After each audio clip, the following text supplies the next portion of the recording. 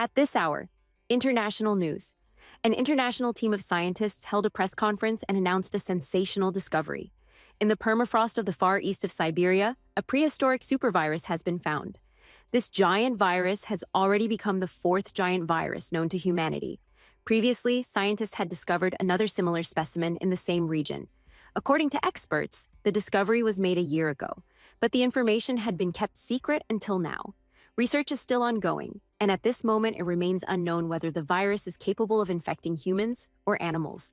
Some specialists note, as long as the permafrost remains frozen, there is no reason for concern. I jumped up, everything matched. The star seed had warned me, in 10 days, a viral outbreak would begin. Without wasting a second, I studied survivalist forums, gathered supplies, and in just 2 days turned an old minibus into an armored shelter, removed the seats, installed a bed, reinforced the doors, and upgraded the engine and body. When the world collapsed, I was ready. Then they appeared, frightened, desperate girls begging for shelter.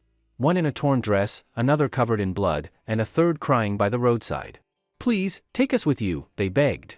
I opened the door. Together, we drove through the dead city, toward a world where a new life was beginning. Guys, if you haven't seen the previous parts, you'll find the links in the description and the pinned comment. Now, let's get to the story. The bullet from the AMR-2 lifted the man in black off the ground. Normally, when a person's head is hit by a sniper bullet, it would explode, but the man in black's head remained intact. However, the bullet still pierced his brain, making the man in black go blank in an instant. The next moment, Jiang Zhuing's long knife and Zero's dagger stabbed into the man's body at the same time. The long knife pierced through his throat, and the dagger went into his back. The man in black's eyes completely lost focus. He seemed to have a final moment of awareness.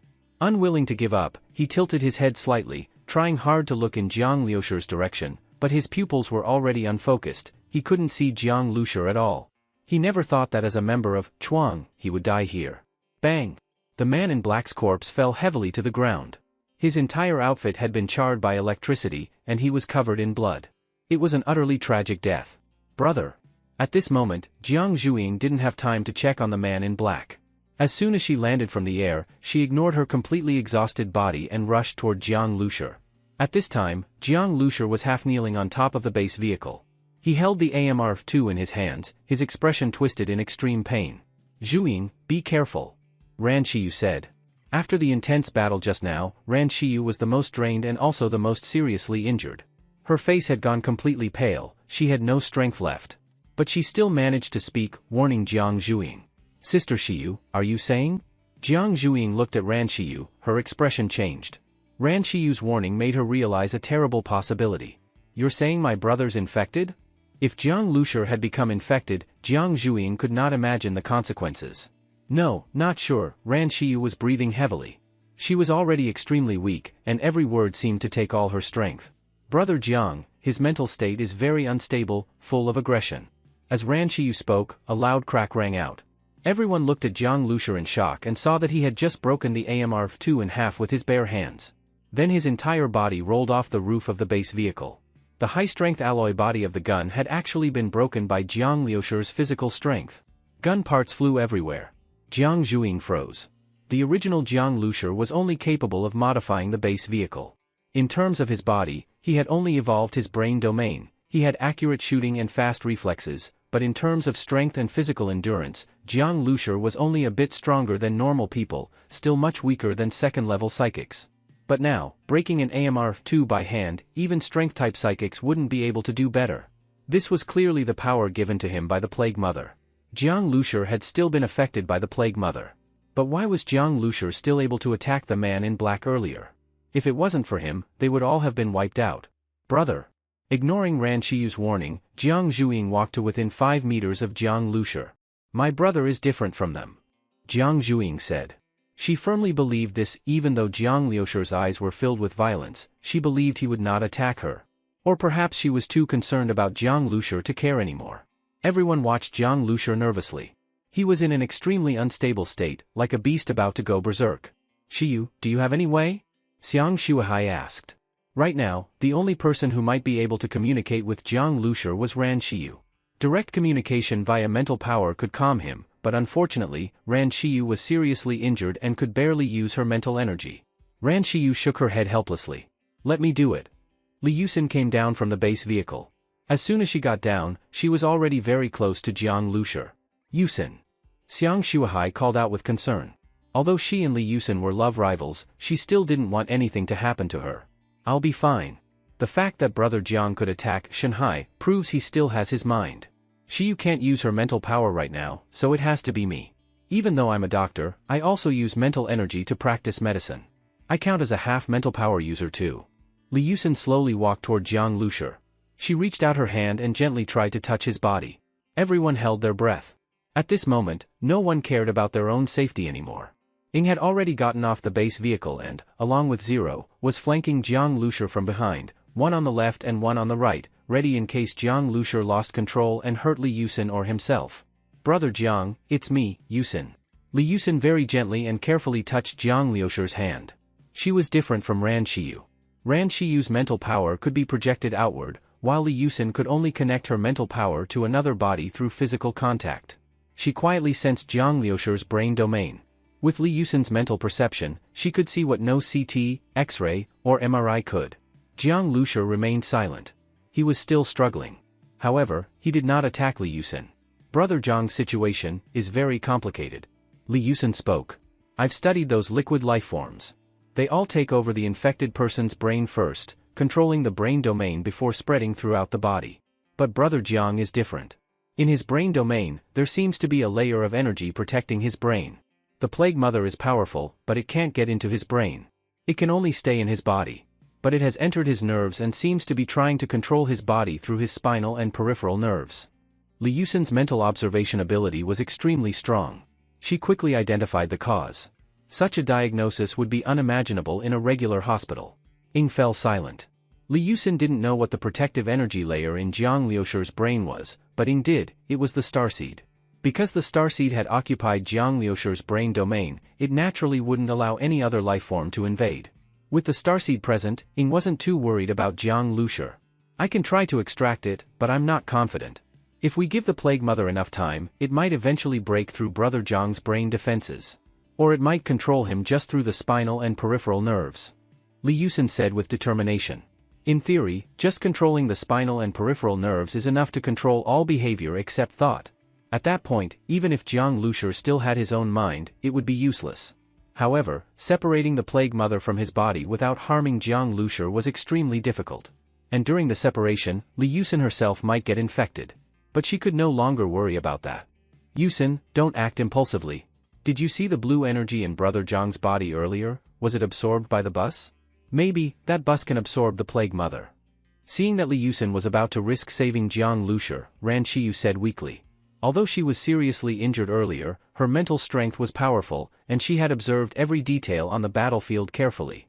Use the bus to absorb it, but how? How do we operate it? Usually, the only ones who could control the base vehicle were Jiang Lushi and Ying. Li Yusin looked at Ying. Ying. Maybe Brother Jiang doesn't need your treatment. Ying shook her head. Huh? Jiang Zhuiying was stunned. Why? Brother Jiang can handle it himself. How do you know? A feeling. Ying said seriously, her tone leaving no room for doubt. A feeling? What use is a feeling? Captain Jiang is strong, but that's the Plague Mother. If something happens to Captain Jiang, then what will we do? Hearing that Ying was relying on just a feeling, Xiang Shuahai was unhappy. At this moment, no one dared to joke about Jiang Liushi's safety, and no one dared to assert what would happen, only Ying was drawing conclusions based on a feeling. But what she didn't expect was that, after a moment of silence, Jiang Zhuiying actually spoke. I believe Ying. Zhuiying, you. Xiang Shuahai was shocked. At this time, Ran Shiyu and Zero also hesitated for a moment but did not object. Even Li Yusin nodded. Ying was very mysterious. Ran Shiyu and the others didn't actually know her background, but since Jiang Lushi and Ying never deliberately hid anything, they had vaguely guessed some things. There was a special connection between Ying and Jiang Lushi. They could communicate mentally without Ran Shiyu's help, and that wasn't ordinary psychic ability. Moreover, among everyone, only Ying and Jiang Lushi could drive the base vehicle. Even if others sat in the driver's seat, they couldn't drive it. Perhaps, always silent, only driving, often 24 hours without rest, Ying was actually the one who understood Jiang Lushi the best. Shiyu, Yusin, maybe Brother Jiang still needs your care. Although he's not in danger, if he can't control his body for a long time, the Plague Mother might still damage his nerves, Ying added. I'll take care of Brother Jiang. What should we do next? Li Yusin asked. She had always been used to Jiang Lushur being the leader. Now that he suddenly couldn't give orders, she felt a bit lost. First, loot the Shanghai base. They collected so many zombie crystals to cultivate infectees, there must be valuable things. Take it all. Leave them nothing. Jiang Zhuing said fiercely. It was all because of those bastards from Shanghai, otherwise, how would her brother have gotten infected? Sorry. If I hadn't said there was a plague in northern Jiangsu, Captain Jiang wouldn't have been implicated. Xiang Shuahai said with guilt. Miss Xiang, don't blame yourself. This has nothing to do with you. My brother had already decided to go to the Shanghai safe zone. Northern Jiangsu and Jinling were on the way. Without you, we would have still run into Shanghai. Besides, Shanghai targeted us first. That guy was determined to get my brother. Even if we hadn't come, they would have come for us. Although Jiang Zhuing was worried about Jiang Lushur, she didn't blame Xiang Shuahai. In fact, if it hadn't been for Xiang Shuahai's wind-type powers allowing her and Zero to float in the final battle, the consequences would have been unimaginable. Xiang Shuahai's presence had actually helped Jiang Lushur, which made Jiang Zhuing develop a good impression of her. Thank you, Zhuing, Xiang Shuahai said softly. Unknowingly, she felt like she had also become part of this team. By the way, Miss Xiang, what are your plans for the future? Jiang Zhuing's eyes turned as she thought of this. Originally, both Team Shuying and Xiang Shuahai had assumed they were just traveling together temporarily. Xiang Shuahai would eventually return to her own team in northern Jiangsu to build a safe zone and fulfill her goal.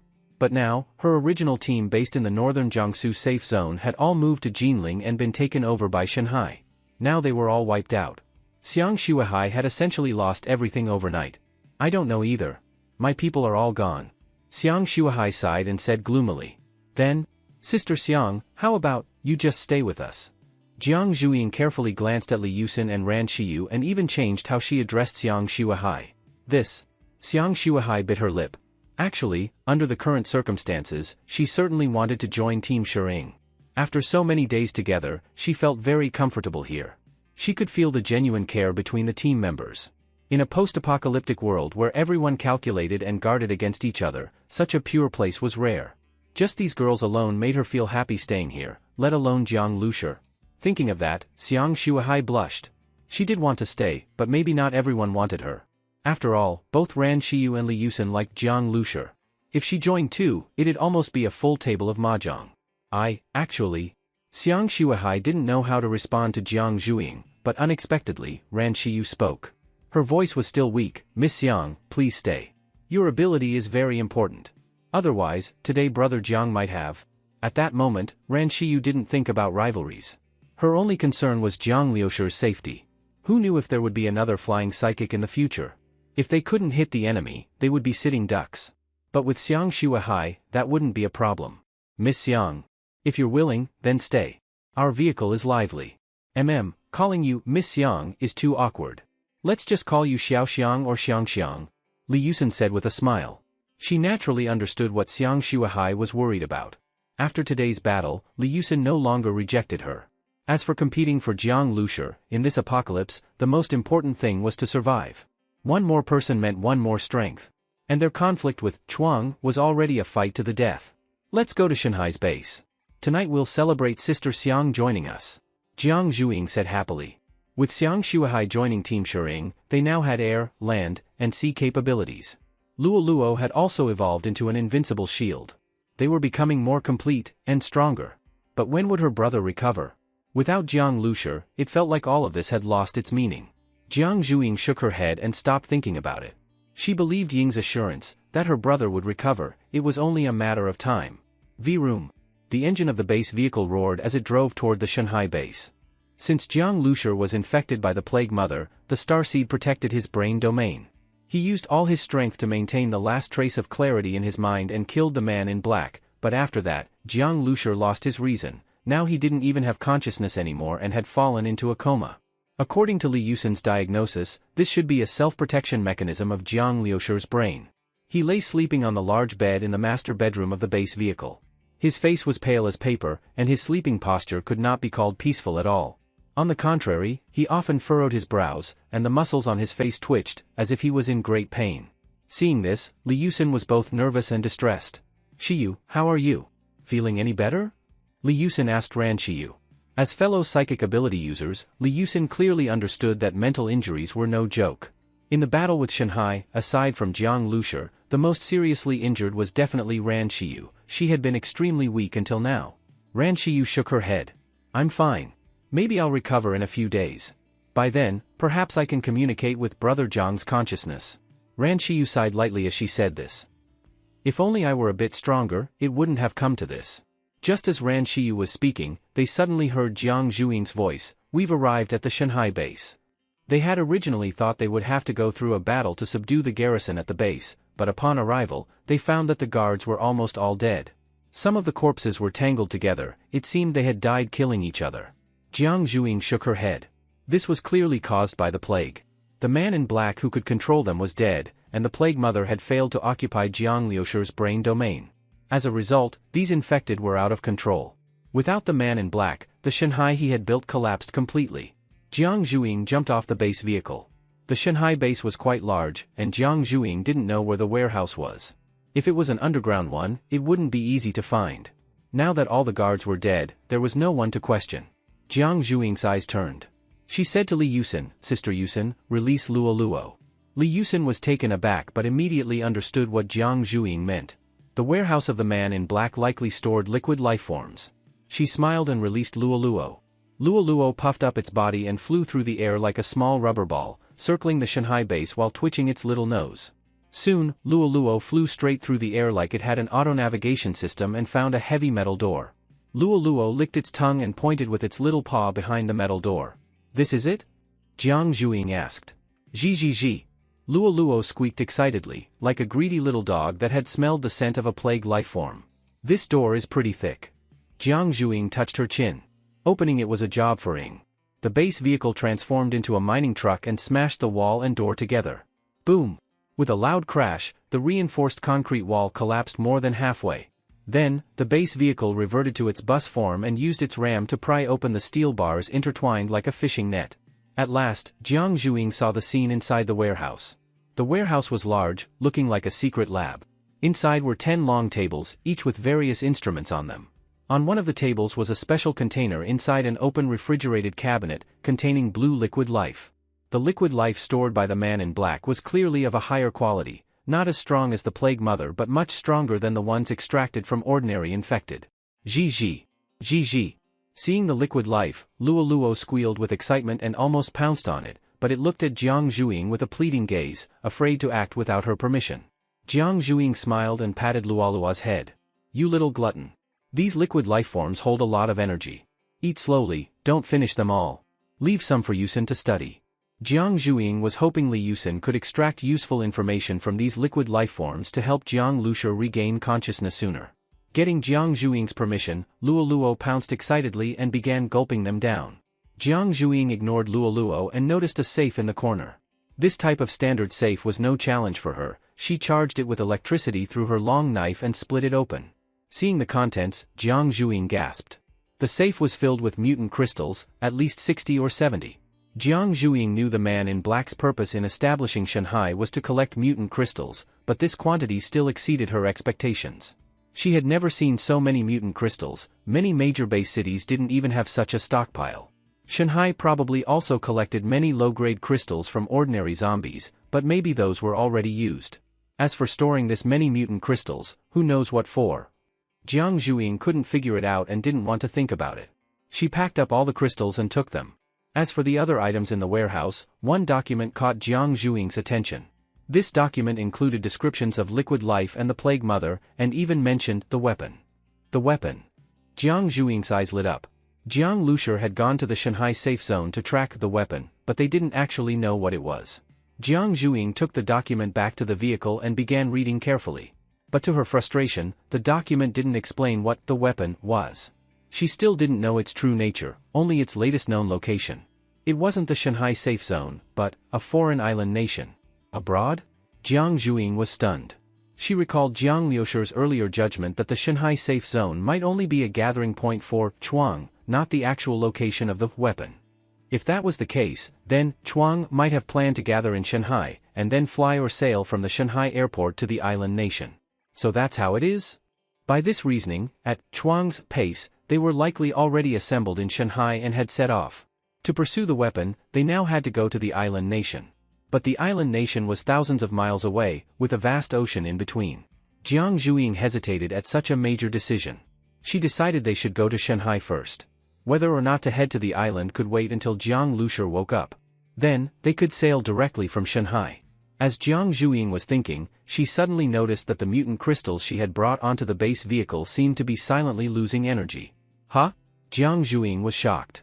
When she picked up one of the mutant crystals, she clearly felt a stream of energy inside it slowly flowing out into the air. But Jiang Zhuiying's perception was limited, and she couldn't trace where the energy was going. Just then, Ran Qiyu opened the master bedroom door. Zhuiying, the energy from those mutant crystals you brought is gathering on brother Jiang. My brother? Jiang Zhuiying was stunned. Jiang Lusher was actually absorbing energy from the mutant crystals? In this post-apocalyptic world, mutant crystals were valuable and considered a hard currency. But she had never heard of anyone being able to directly absorb their energy. Even the military had to rely on scientists to extract the energy to make evolution crystals. Normal psychics could only consume evolution crystals to enhance their abilities. Direct absorption of mutant crystals was impossible. Some high-level crystals could even be poisonous and cause vomiting blood or death. Could it be the Plague Mother? Jiang Zhuiying quickly thought of this. Shanghai collected mutant crystals to cultivate the plague. She had seen infected individuals swallow crystals to increase their power. Now that the Plague Mother was inside Jiang Lusher, it wasn't surprising that it could absorb the energy of mutant crystals. What do we do? Jiang Zhuiying didn't know what to do. If Jiang Lusher himself could absorb the energy, she'd bring all the crystals to him, however many he could absorb. But if it was the Plague Mother absorbing them, that was a huge problem. The Plague Mother was already difficult to deal with. If it got stronger? I don't know either. Ran Qiyu shook her head. No one could predict the outcome. This wasn't something they could experiment with. We can't take the risk. Let's put the mutant crystals away first. As Jiang Zhuiying was speaking, Ying walked over. Wait, Ying said. After carefully sensing for a moment, she added, I don't know if it's good or bad that brother Jiang is absorbing the crystal's energy, but I can feel that he strongly desires this energy. Hearing this, Jiang Zhuiying froze. You're sure it's my brother who desires it, not that damn Plague Mother pretending to be him, craving the crystal's energy? I'm sure. Ying said seriously. Ran Qiyu and Jiang Zhuiying exchanged glances, both looking hesitant. At that moment, Li Yusin also walked out of the bedroom and said, Zhuiying, I can feel that brother Jiang's life force is slowly growing, like a flame, burning stronger and stronger. Hearing even Li Yusin say this, Jiang Zhuiying took a deep breath and said, in that case, let's trust Ying and see what happens when my brother absorbs the mutant crystals. Saying this, Jiang Zhuiying picked up a mutant crystal and, together with Ying, headed toward Jiang Liusher's bedroom. In the bedroom, Jiang Lusher was lying on the large bed, his eyebrows tightly furrowed, as if he were having a nightmare. Jiang Zhuiying looked at the unconscious Jiang Lusher and gently stroked his cheek.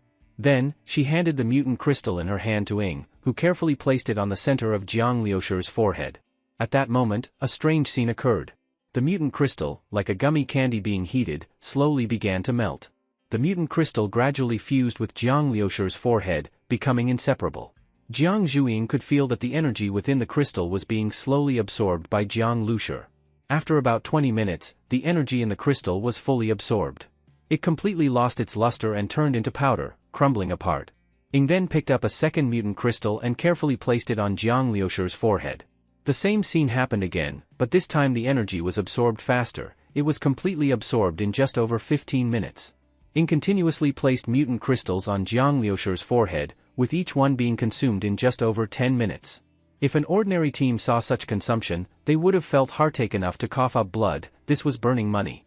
But for Team Shering, nothing was more important than Jiang Lusher waking up, so these mutant crystals were naturally not worth mentioning.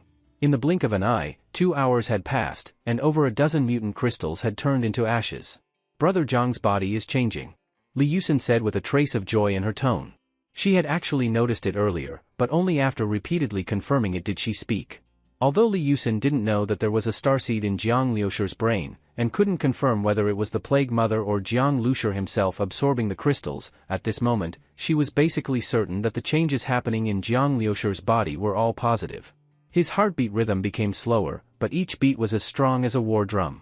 His breathing also became more steady and long, and the vitality of each cell grew stronger. Some cells were undergoing further differentiation, and Li Yusin even saw energy channels forming within Jiang Liusher's body as the crystal energy flowed. These channels appeared blue-purple, weaving together like a network. Could these be the legendary meridians? Li Yusin thought of this. According to legends, meridians were channels for the flow of qi.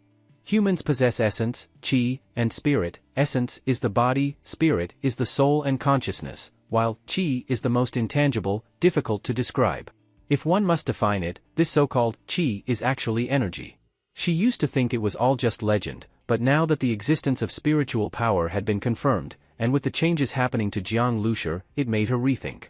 Since the apocalypse, the evolution of Earth's life forms had shown that life was far more complex and profound than she had understood. The changes in Jiang Liusher's body attracted the attention of everyone in the vehicle, including Xiang Shuahai. All the girls silently watched him. They had a vague feeling that Jiang Liusher might be undergoing an evolution. And this evolution was more thorough than that of ordinary ability users.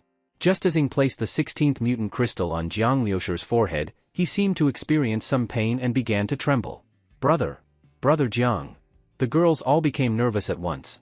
No one knew what would happen next. At this moment, Ying was the only one who remained calm. Her expression was focused as she carefully secured the 16th mutant crystal in place. Meanwhile, Jiang Liusher's tremors became more intense. His muscles began to spasm, and the veins on his forehead bulged like earthworms. A few minutes later, as the 16th crystal was absorbed, Jiang Liusher's skin started turning red, and sweat began to pour from his pores.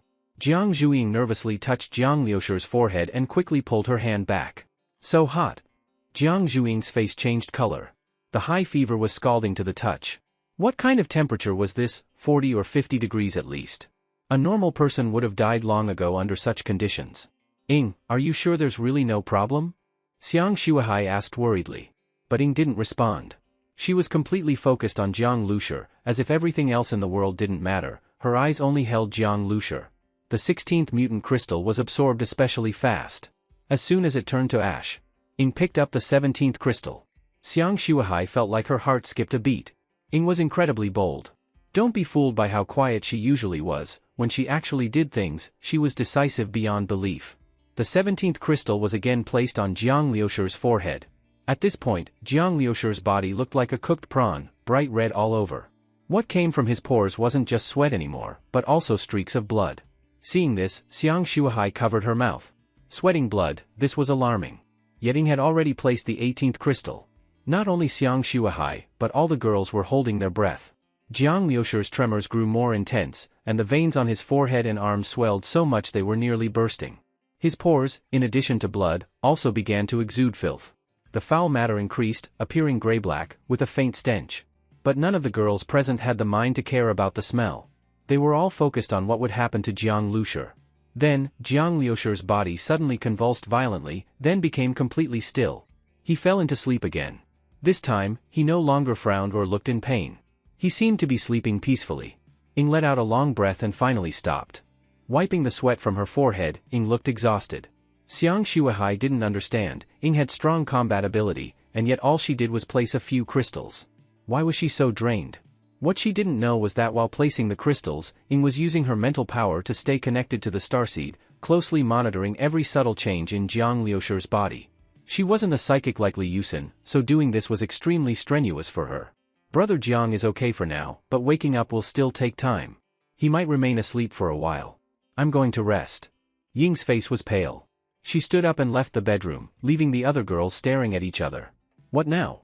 Jiang Liusher was now covered in filth. Due to his high body temperature, some of it had even dried and formed a gray crust on his skin, emitting a faint stench. Could this be the legendary cleansing of marrow? Earlier, they were too worried about Jiang Liusher to care. But now, a few of the more cleanliness-conscious girls started to feel uncomfortable. If Jiang Liusher stayed unconscious for half a month, wouldn't the stench become unbearable? The whole vehicle would smell. Li Yusin picked up a towel to wipe his body, but Jiang Liusher's clothes were soaked through, and full of filth inside and out. A towel was useless. Li Yusin cleared her throat. Shouldn't we give Brother Jiang a bath? Her words made the girls freeze. A bath, for Jiang Liusher? Who would do it? His clothes were likely a total loss. If they were going to bathe him, it would be nothing left on. I think. Zhuiying, maybe you should do it, Li Yusin suggested. Huh? Me? Jiang Zhuiying's big eyes widened even more. He's my brother. Don't you think that's inappropriate? Exactly, because he's your brother, it's more appropriate. It's even less appropriate for the rest of us. Didn't you bathe with him when you were little? Embarrassed, Jiang Zhuing said, we did, but that was back in elementary school. It's not the same anymore. Elementary school? You bathed with your brother in elementary school? Li Yusin giggled teasingly. Her words made Jiang Zhuing blush. She and Jiang Lushi were orphans who grew up depending on each other, so their bond was especially deep. As a child, Jiang Zhuing clung to her brother and even had him bathe her until 2nd grade, until Jiang Lushi firmly put a stop to it. She hadn't thought much of it back then, but now that Ran Qiyu was teasing her, she naturally blushed. Sis Yusin, stop teasing me. You're a doctor, and my brother's nurse. Of course the nurse should bathe him, not me. She then smirked and said, besides, there's another reason you should do it. Hearing this, Li Yusin got a bad feeling, as if Jiang Zhuing was about to flip the script. What nonsense are you talking about? I'm not talking nonsense. It's your best chance to take advantage of my brother. Jiang Zhuing couldn't hold back her laughter. Now it was Li Yusin's turn to blush to her neck. What advantage? You little girl. You're too young to think like this. Everyone already knew Li Yusin liked Jiang Lushi, but now that it was said out loud, she was still embarrassed. She quickly dragged Ran Qiyu into it. Good friends always helped each other. Qiyu, you're the best at taking care of people. You should do it. Everyone also knew Ran Qiyu liked Jiang Lushi. She blushed deeply and said, I'm still weak. I might not have the strength. Among the girls, Ran Qiyu was the most shy. If it were just her and Jiang Lushi, maybe she could do it with eyes closed, but with everyone watching? Just then, Xiang Shuahai said, it's just a bath. Why are you all so hesitant? If no one wants to do it, I'll do it. I've got wind powers, I can dry him off naturally too. Hearing this, Li Yusin and Ran Qiyu froze. Was she not embarrassed at all? And hey, they weren't unwilling, they were just shy. Li Yusin quickly changed her tune. I thought it over. I'm his nurse, it's my duty to take care of him. Bathing a patient is part of my job. I'll do it. No need, I can do it. I've been meticulous since I was little, I'll make sure brother Jiang is sparkling clean, every pore scrubbed. Xiang Shuahai wouldn't back down. Li Yusin was turning red. Good grief, this girl had no shame at all. How could a girl say such things with a straight face? But she couldn't back down either. She poked Ran Qiyu to get her support. Ran Qiyu was already blushing before she even spoke. But with Li Yusin urging her, she forced herself to say, I can do it too. I can use my mental powers to monitor his condition while washing. Then, how about the three of us do it together? Xiang Shuahai blinked. Li Yusin was stunned. What the heck, there's even that option. She thought Xiang Shuahai's earlier words were wild enough, but this topped it all. 3 girls bathing one unconscious man? That scene would be overwhelming. Still, if they all did it together, at least she could keep an eye on Xiang Shuahai and make sure she didn't try anything. So, we start now? Xiang Shuahai said. Li Yusin and Ran Qiyu were both stunned. Why did she talk about bathing like it was as normal as eating? As for Jiang Zhuing, she just smirked. Sis Zhuing, want to join us? Xiang Shuahai blinked. Jiang Zhuing quickly stopped smiling. Though usually bold and brash, she was still a shy girl at heart, she couldn't keep up with Xiang Shuahai. You guys take your time, I'll excuse myself. She quickly ran off with her iPad. In no time, only Jiang Lushi, Xiang Shuahai, Li Yusin, and Ran Qiyu remained in the room. Li Yusin and Ran Qiyu were still unsure how to proceed, when Xiang Shuahai started undressing Jiang Lushi. First the shirt, then the pants, all soaked and beyond saving. In this post-apocalyptic world, clothes weren't in short supply. Stores still had plenty of brand names. From top to bottom, they had everything. If you had the skill to get through zombie swarms, you could take anything you wanted. And for Team Shering, that wasn't a problem. Li Yusin and Ran Qiyu moved their hands, but in the end they completely left the taking off clothes to Xiang Shuahai, letting them do it. They really did not have the nerve.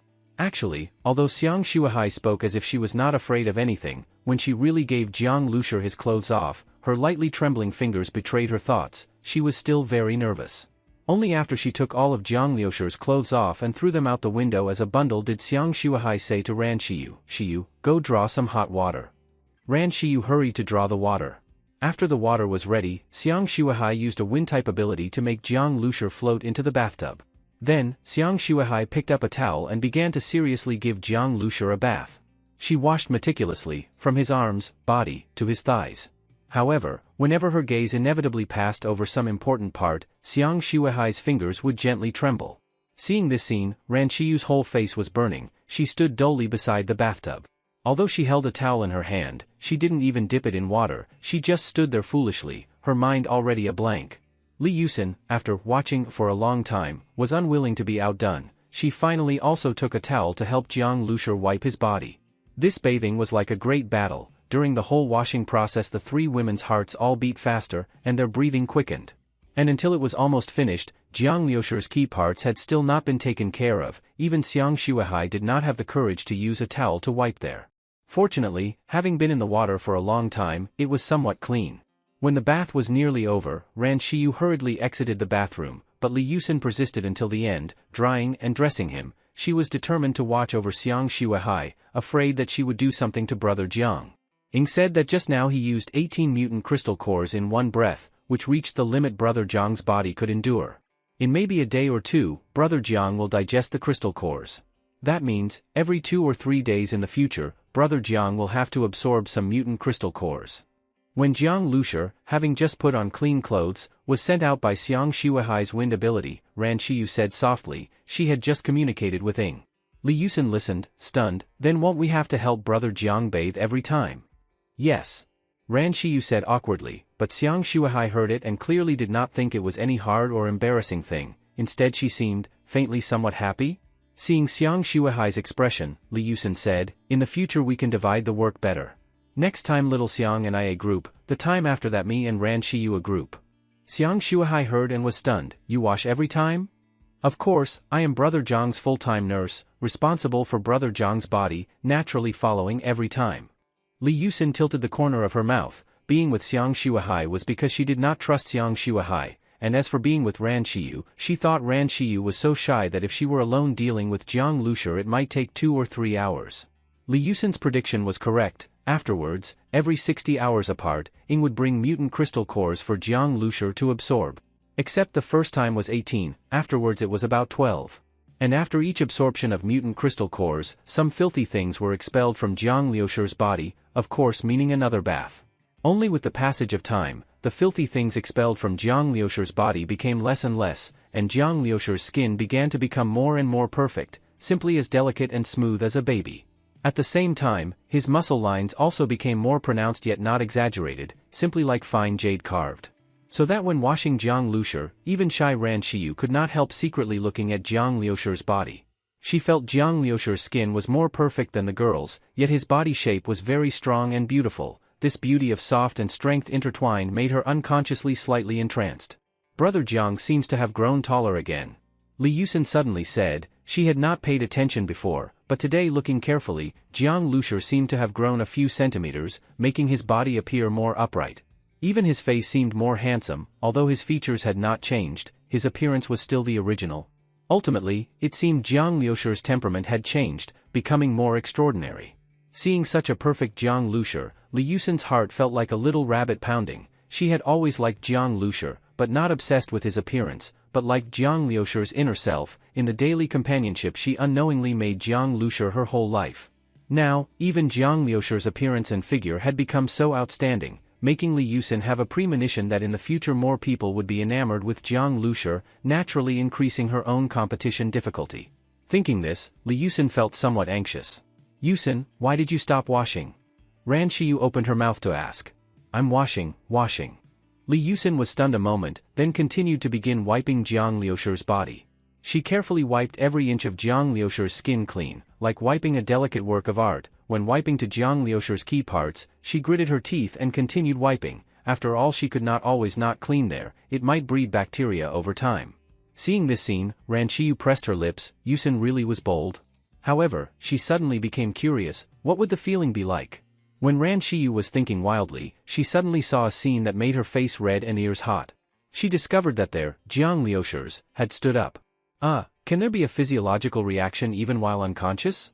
Li Yusin was also startled. Theoretically, a person unconscious for many days is in deep coma. Such a person should not respond to external stimulation, unless he vaguely perceived the outside situation. So, Li Yusin held her breath, looked up at Jiang Lushur. She clearly saw Jiang Liushur's eyelashes tremble a few times, and then, he slowly opened his eyes.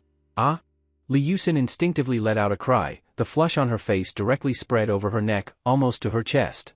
Before she had always been hoping brother Jiang would wake. day and night thinking, but he actually woke at this time.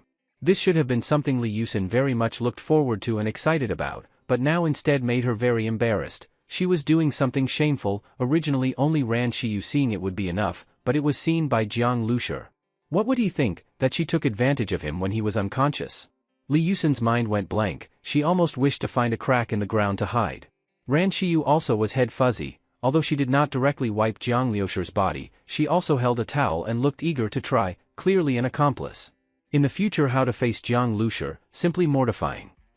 Suddenly opening his eyes, Jiang Lushi seemed unable to endure the strong light stimulation. He just barely saw the surrounding scene.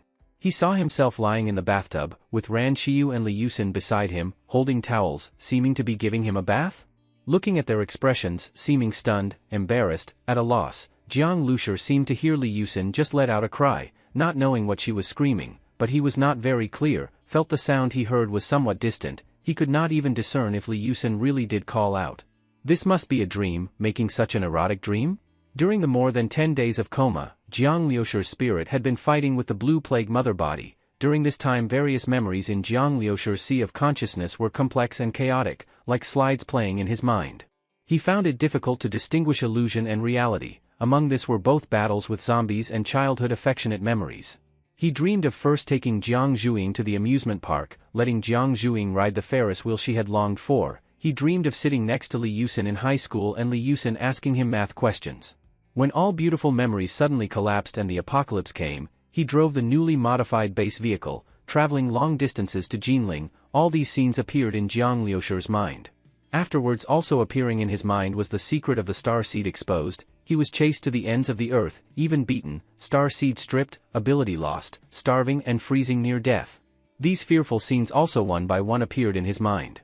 Sometimes Jiang Lushi realized the things he experienced were dreams and then woke, but later proved he had not really woken, only dreamed of waking. Waking was also still a dream. Sometimes Jiang Lushi would even wake up many times in a dream. Such dream within dream made Jiang Lushi even unable to distinguish if he was real. Thus, seeing Ran Shiyu and Li Yusin helping him bathe, Jiang Lushi thought he had once again failed to wake. After all, two women bathing him could not happen in reality. The two were so shy, not even boyfriend and girlfriend with him. How could they do such intimate erotic things? But making such a spring dream made Jiang Lushi somewhat self-mocking. After all, he was also a normal man. Being with so many beauties long term, it was inevitable to let his thoughts run wild. Sometimes in his dreams some girl would appear and some erotic things would happen, and now naturally so. However, precisely because several girls were very close to him, Jiang Lushi himself did not know who he really liked. Although he knew if he wanted to be with some girl, the other would not resist, but to avoid awkwardness with other girls, he endured being a gentleman. Day after day like this, Jiang Lushi felt he was about to be sick from repression. He lightly shook his head and closed his eyes again. Although he woke, he was still very tired, his consciousness not clear, feeling as if his whole body was destroyed countless times, unable to breathe. Seeing Jiang Lushi close his eyes again, Li Yusin was at a loss. Brother Jiang just sleepwalked a bit in his coma and then slept again? Perhaps he had no awareness of what was happening now? With this thought in her heart, Li Yusin quickly wrung out the towel. Now her only thought was to quickly put clothes on Brother Jiang and destroy the scene. Then Brother Jiang might not even know what she did. Brother Jiang?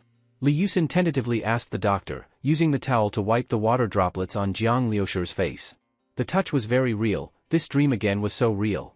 Jiang Lushi thought so. Every time in a dream, he always thought it was real. Through the cracks of his slightly closed eyes, Jiang Lushi saw Li Yusin wiping his body. She was wearing a white women's shirt. Because she was wiping his body she was bending over, and because of this action her collar dropped very low, revealing a fascinating deep valley. Actually Li Yusin's figure was really very good. When in school, Jiang Lushi sometimes involuntarily turned his head to secretly look at Li Yusin in her school uniform, that youthful vibrant look and the faint smile on her face. He had also once thought about what it would be like if he and Li Yusin were together. However, Li Yusin's family background was too good. Her grandparents were academicians, her father in business, her wealth very impressive. He himself was orphaned, the gap was too far. So this thought was even extinguished by Jiang Lushi himself before it could grow, not to mention speaking it. But now, in this erotic beautiful dream, Li Yusin's distance to him was so close, making Jiang Lushi inexplicably feel within reach. He could not help but reach out his hand and gently touch Li Yusin's cheek. After all, it was a dream. Jiang Lushi thought so. However, Li Yusin was stunned. she did not expect Jiang Lushi would suddenly touch her face. She could feel Jiang Liushi's hand, somewhat wet, somewhat warm, extremely real, and an extremely pleasant touch, fascinating her and relieving much of her previous extreme embarrassment. Brother Jiang. Li Yusin held her breath. In the bathroom, in such an ambiguous environment, she and Jiang Lushi made eye contact, and Jiang Lushi was gazing into her eyes, touching her cheek. What would happen next? Li Yusin did not know. She was looking forward yet nervous. At this time, Jiang Liushi's eyes could not help scanning Li Yusin, because in the bathroom Li Yusin's white shirt inevitably got wet, in many places even somewhat transparent, revealing patches of spring light. In high school, Jiang Lushi had also imagined Li Yusin's body. This was probably inevitable for a teenage boy. Thus at this time, his hand could not help moving down, from cheek to neck, then to chest, and then Jiang Liushi's hand gently slid down. After all, it was just a dream. Doing anything in a dream didn't matter, right? Jiang Lushi thought so while carefully feeling that enchanting touch, very soft and very real. Seeing Jiang Lushi touch her, Li Yusin was stunned. Her whole body froze there, like being shocked by electricity, completely unable to move. Everything happened too suddenly. Although she had just touched Jiang Liushi's body, she was bathing him after all, but now Jiang Lushi was purely caressing her. Not only Li Yusin, Ran Qiyu was also stunned. How did Brother Jiang suddenly? At this moment, Jiang Lushi sat up from the bathtub. He pinched the first button on Li Yusin's shirt. After hesitating for a long while, he carefully unbuttoned it. Even knowing it was a dream, Jiang Lushi still felt a bit uneasy inside, feeling as if he was doing something very sinful. What am I worrying about? It's just a dream. Things in a dream disappear once you wake up. Being so restrained even in a dream, I'm really living too tiredly. Thinking this, Jiang Lushi unbuttoned Li Yusin's shirt one button at a time. Then he naturally saw that striking patch of snowy white. He gently reached out and touched it. After that, one of his hands moved downward again and pressed on Li Yusin's firm, round hips. Li Yusin's breathing became rapid, her heart pounding hard. Was Brother Jiang sleepwalking? She had never experienced anything like this. The waves of numbness coming from her body made her almost unable to stand. Honestly speaking, being touched like this by Jiang Lushi did not disgust her at all. If it were out of mutual feelings, she would even feel happy. It was just that everything came too suddenly, and she was completely unprepared. And Ran Qiyu was still right there. Brother Jiang, you. Ran Qiyu really could not hold back anymore. She was standing right beside them. Even if Jiang Lushi wanted to do something to Li Yusin, he could not do it in front of her like this. Moreover, she felt a little sad inside. She had barely participated in bathing Jiang Lushi, and now she was watching him touch Li Yusin, the two full of affection, which made her feel sour inside. But Ran Qiyu never expected that as soon as she spoke, Jiang Lushi stood up and gently wrapped an arm around her waist. Just like that, he held Li Yusin with one hand and her with the other, embracing both left and right. Ran Qiyu was completely stunned. Brother Jiang was actually making a move on both of them at the same time? In a daze, she felt herself being lifted at the waist and placed onto the bed. Soon after, Li Yusin was also placed beside her. The shower room was connected to Jiang Liushi's master bedroom, so doing all this was very convenient. Seeing the two girls lying on the bed, so pleasing to the eye, Jiang Lushi unknowingly felt his mouth go dry. Was what he was doing not very good? Even if it was a dream, sleeping together under the same blanket was a bit too much. To put it bluntly, it was simply beastly. Jiang Lushi hesitated a little, but then thought again, this was all in a dream. Many people, even kind ones, dream of killing others. Who would pursue legal responsibility for killing in a dream? Since it was a dream, morality and law clearly did not exist. As long as he continued to be a gentleman after waking up, that would be fine. Thinking this way, Jiang Lushi felt it made more and more sense. He gently took off Ran Qiyu's clothes. Ran Qiyu's mind went completely blank, letting Jiang Lushi do as he wished. Brother Jiang, can you not do this? Ran Qiyu's voice was as thin as a thread. She was a shy girl. Even though she and Li Yusin were good sisters, they could not do this kind of thing together. However, Jiang Lushi did not answer her. Very soon, both Ran Qiyu's and Li Yusin's clothes were taken off by Jiang Lushi. The proportions of both girls' bodies were very perfect. Li Yusin was fuller, while Ran Qiyu was more slender, with long, thin legs. Jiang Lushi lay between the two girls, holding one in each arm. His hands went under their bodies and then up from their armpits, gently caressing Ran Qiyu and Li Yusin. At this moment, Jiang Lushi felt incomparably happy, almost intoxicated in this gentle paradise. He himself was inexperienced. Although he had imagined it countless times, he never expected that when it truly happened, it would be so satisfying. especially embracing two such perfect girls at the same time. Compared to this, those men in ancient stories with wives and concubines were simply weak. Even having one wife and one concubine could not compare to Li Yusin and Ran Xiyu. Jiang Lushi could not help turning over onto Li Yusin, while his other hand was still touching Ran Xiyu. He slowly took off Li Yusin's cotton shorts. At this point, Li Yusin's last defense was removed. But just at this moment, Ran Xiyu, who was lying to the side, suddenly broke free from Jiang Liushi's hand and ran to the bathroom as if escaping. Bang! Ran Xiyu locked the door directly. She leaned her back against the bathroom door, breathing heavily. She had never imagined Jiang Lushi would do this. It was too intense, she simply could not accept it. Seeing Ran Xiyu run away, Jiang Lushi was stunned for a moment. Was he really that scary? With Ran Xiyu gone, Jiang Lushi felt a bit regretful, but at this time he naturally could not force his way into the bathroom, and he was also having trouble restraining himself. Xiyu, Li Yusin's mouth was blocked by Jiang Lushi, unable to speak.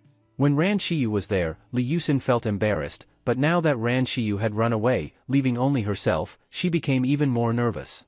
Although Jiang Lushi really wanted to, he was not in a hurry. It was like getting the most delicious food in the world and being unwilling to eat it all at once. He held Li Yusin, kissed her, and touched her. This process lasted a long time, until Li Yusin forgot her earlier nervousness. She melted like a piece of soft candy. Thinking carefully, being with brother Jiang was exactly what she had hoped for. In the apocalypse, marriage and such were not that important anymore. She did not dare to hope for much, just having it was enough. Thinking this, Li Yusin let go of her already weak resistance. She even clumsily stuck out her tongue, responding to Jiang Lushi. Just like this, Jiang Lushi slowly entered Li Yusin's body. Pain followed immediately. Li Yusin bit her teeth tightly, silently tasting this moment where pain and happiness intertwined. At this moment, she truly became one with Jiang Lushi. When waves of pleasure came, Jiang Lushi finally reached the peak.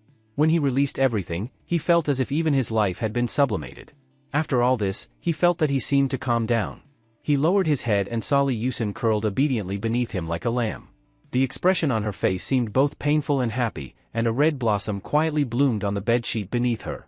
Seeing this bright color, Jiang Liushi's spirit jolted. He froze completely. He had experienced a long period of confusion. In reality it lasted only a dozen days, but in the dream it felt like half a lifetime. In this endless half-dream, half-wake state, Jiang Lushi felt an extremely strong sense of reality for the first time. This impact of reality completely woke Jiang Lushi, who had been immersed in the struggle within the plague mother body's consciousness. People sometimes cannot tell whether they are awake in a dream, but rarely cannot tell whether they are dreaming in reality. This left Jiang Lushi completely stunned. Just now, it felt as if he had awakened from a dream again, but everything in front of him was exactly the same as what he had thought was a dream. Everything had really happened. He had turned Li Yusin from a girl into a woman? And thinking of Ran Xiyu again, she was still in the bathroom? Jiang Lushi instantly felt like dying. While taking advantage of Li Yusin, he had also laid hands on Ran Xiyu. Yusin. Jiang Lushi rolled off Li Yusin, his entire face red. Had he really done something so shameless just now? Brother Jiang. Li Yusin smiled shyly. She had no idea about the complicated emotional experiences in Jiang Liushi's inner world. She thought Jiang Lushi had been a bit reckless just now because of hormones, and now that some of that had been released, he had finally regained his senses, which was why he looked so flustered. This version of Jiang Lushi was the Jiang Lushi Li Yusin was familiar with, and she liked him even more. Brother Jiang, why are you so nervous? When you were holding both me and Xiyu just now, you didn't look nervous at all. I was scared back then. I didn't expect you to be so greedy, actually wanting to eat both me and Xiyu at the same time. Having already crossed that line with Jiang Lushi, Li Yusin relaxed a lot. Jiang Liushi's words got stuck in his throat, unable to come out. How could he explain this? Could he say that he thought he was dreaming just now? That would be worse than not explaining at all. Besides, even if he thought it was a dream, he was very clear-headed at the time. His choices were actually his own wishes. He only thought everything was fake and could all be redone, which was why he was so unrestrained. So this was his true nature. Realizing this, Jiang Lushi lost his momentum. Since it was his nature, what was there to explain? He discovered that deep down, he was not a true gentleman at all. Even though he appeared calm and restrained on the surface, thinking carefully, wasn't he subconsciously unwilling to let any girl around him grow distant, and that was why he carefully kept a certain distance with each of them? After all, in the environment of this base vehicle, once he established a relationship with one girl, his relationship with the others would inevitably become delicate. Only his younger sister could be an exception. Do you still want Shiyu? Li Yusin blinked and suddenly asked. Jiang Lushi froze immediately. How was he supposed to answer that? Li Yusin gently pinched the soft flesh at Jiang Liushi's waist and said angrily, I didn't expect you to be so fickle, brother Jiang. If you really want Shiyu, you'd better treat her well. You can't force yourself on her like that. Shiyu is thin-skinned, she can't take you treating her that way. Before the apocalypse, Li Yusin had never imagined she would say something like this. But now everything was different. So many girls were on one vehicle, and there was only Jiang Lushi. She had no special advantage over the other girls. Even she felt it was unrealistic to want to monopolize Jiang Lushi. The vehicle was only so big. Could she really demand that Jiang Lushi distance himself from all the other girls?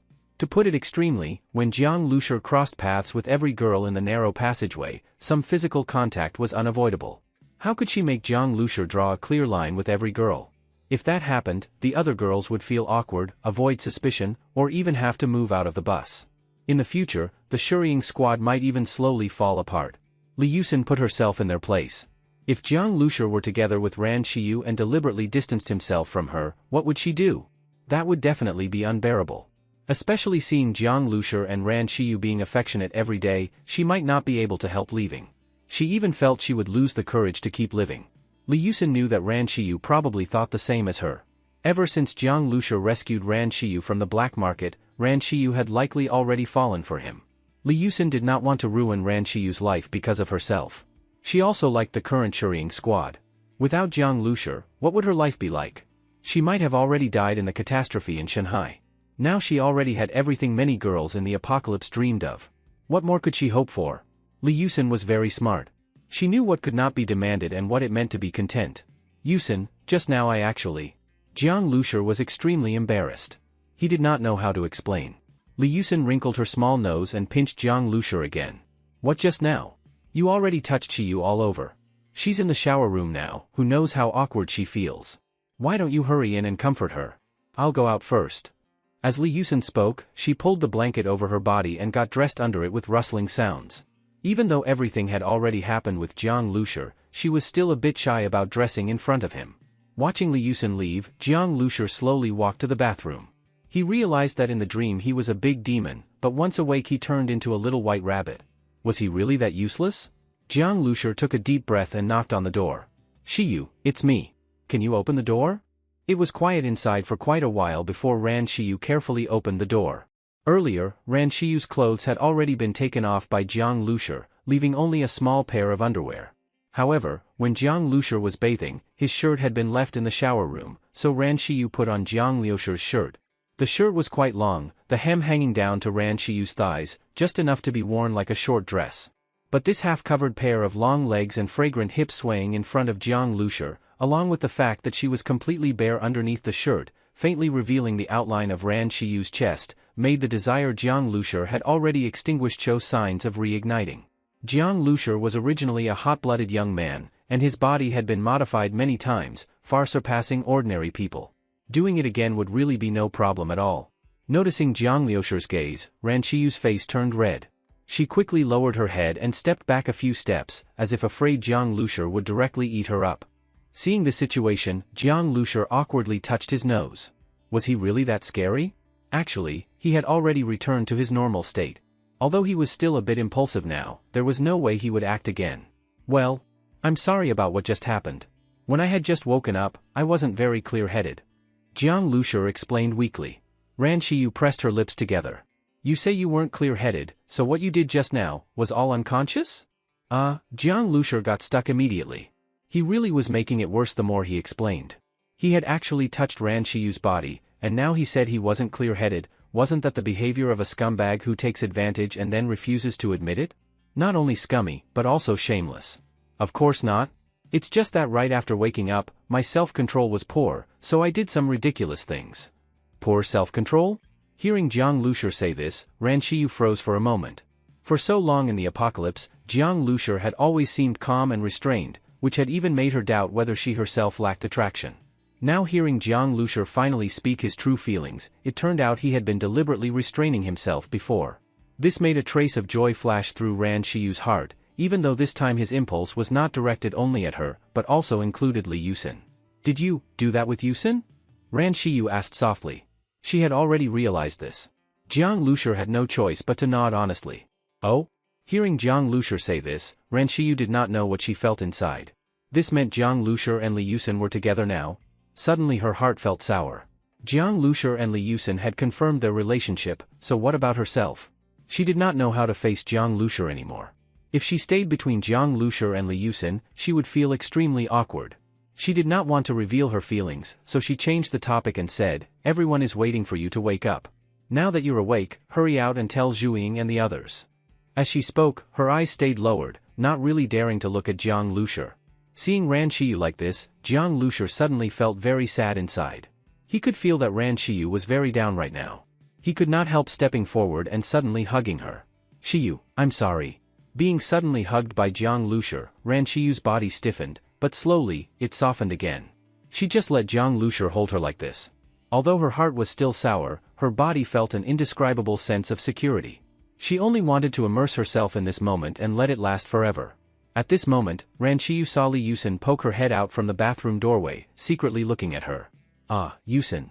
Ran Shiyu panicked inside and instinctively wanted to break free from Jiang Lushur. She felt like a thief with a guilty conscience, but Jiang Lushur held her very tightly, and she could not break away at all.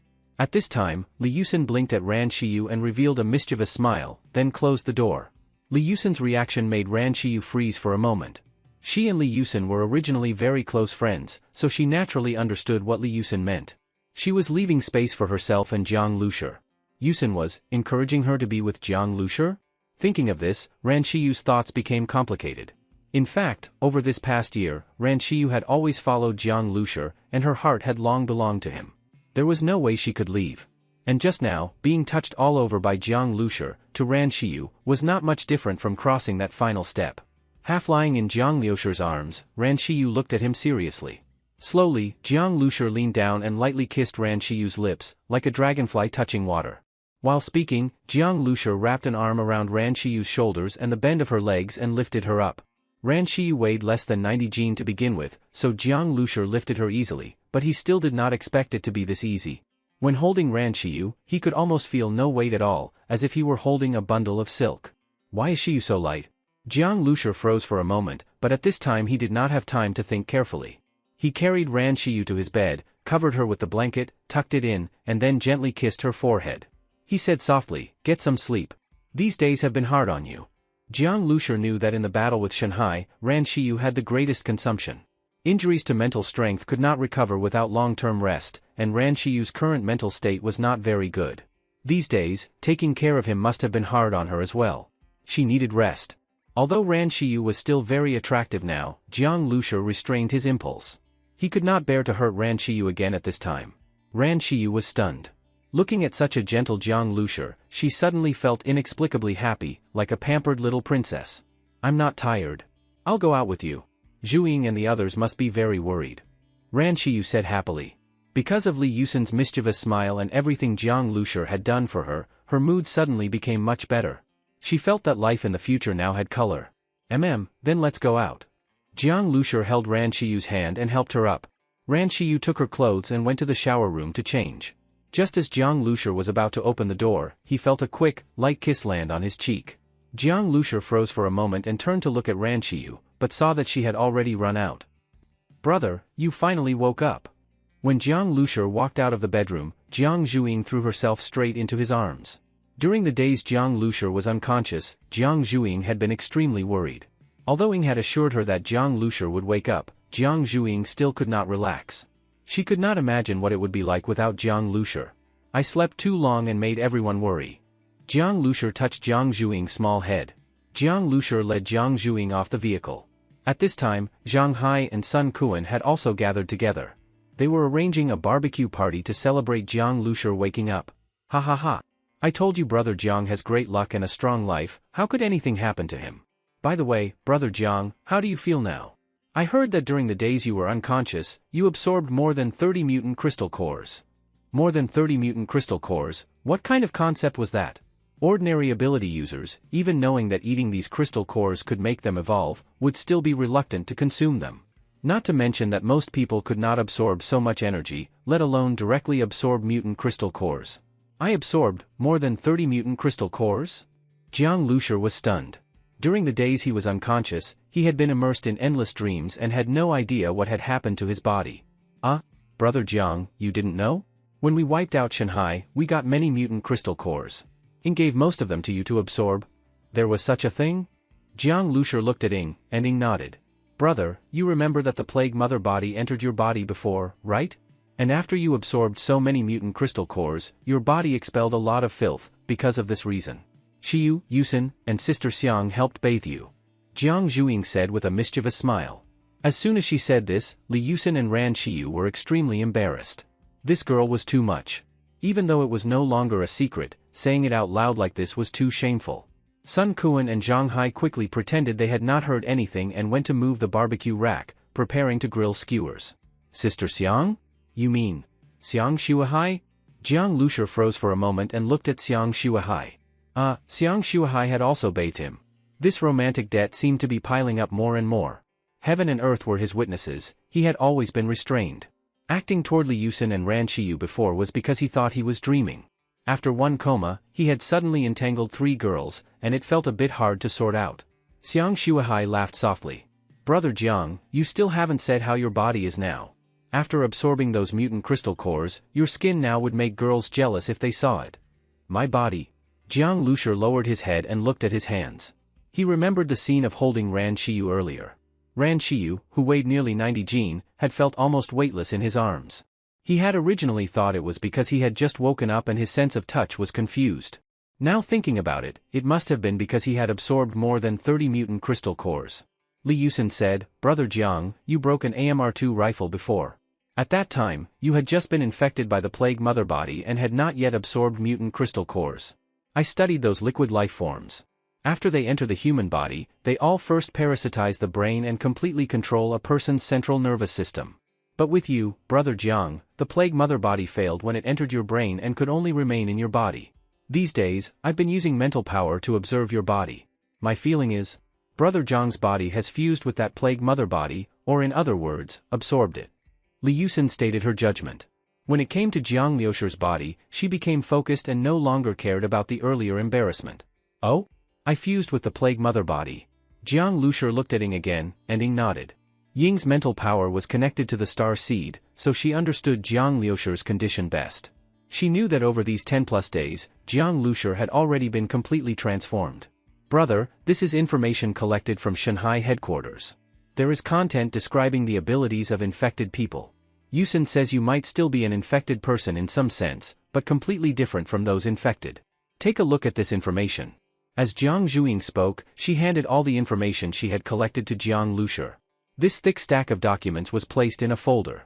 Inside were not only materials about infected people, but also information about creation, and even a brief introduction to a scientific expedition from more than half a century ago. Seeing this, Jiang Lushur took a deep breath. This information was extremely valuable. The data Jiang Zhuing obtained contained a lot of useful information, but at this moment, Jiang Lushur didn't have time to look at it in detail. He turned to the section about the infected and began reading. This liquid life form came from that archaeological expedition. According to Chuang's speculation, it originated from the vast universe beyond Earth and was completely different from Earth's life forms. This life form has no cellular structure, and its life solvent is also different from that of Earth.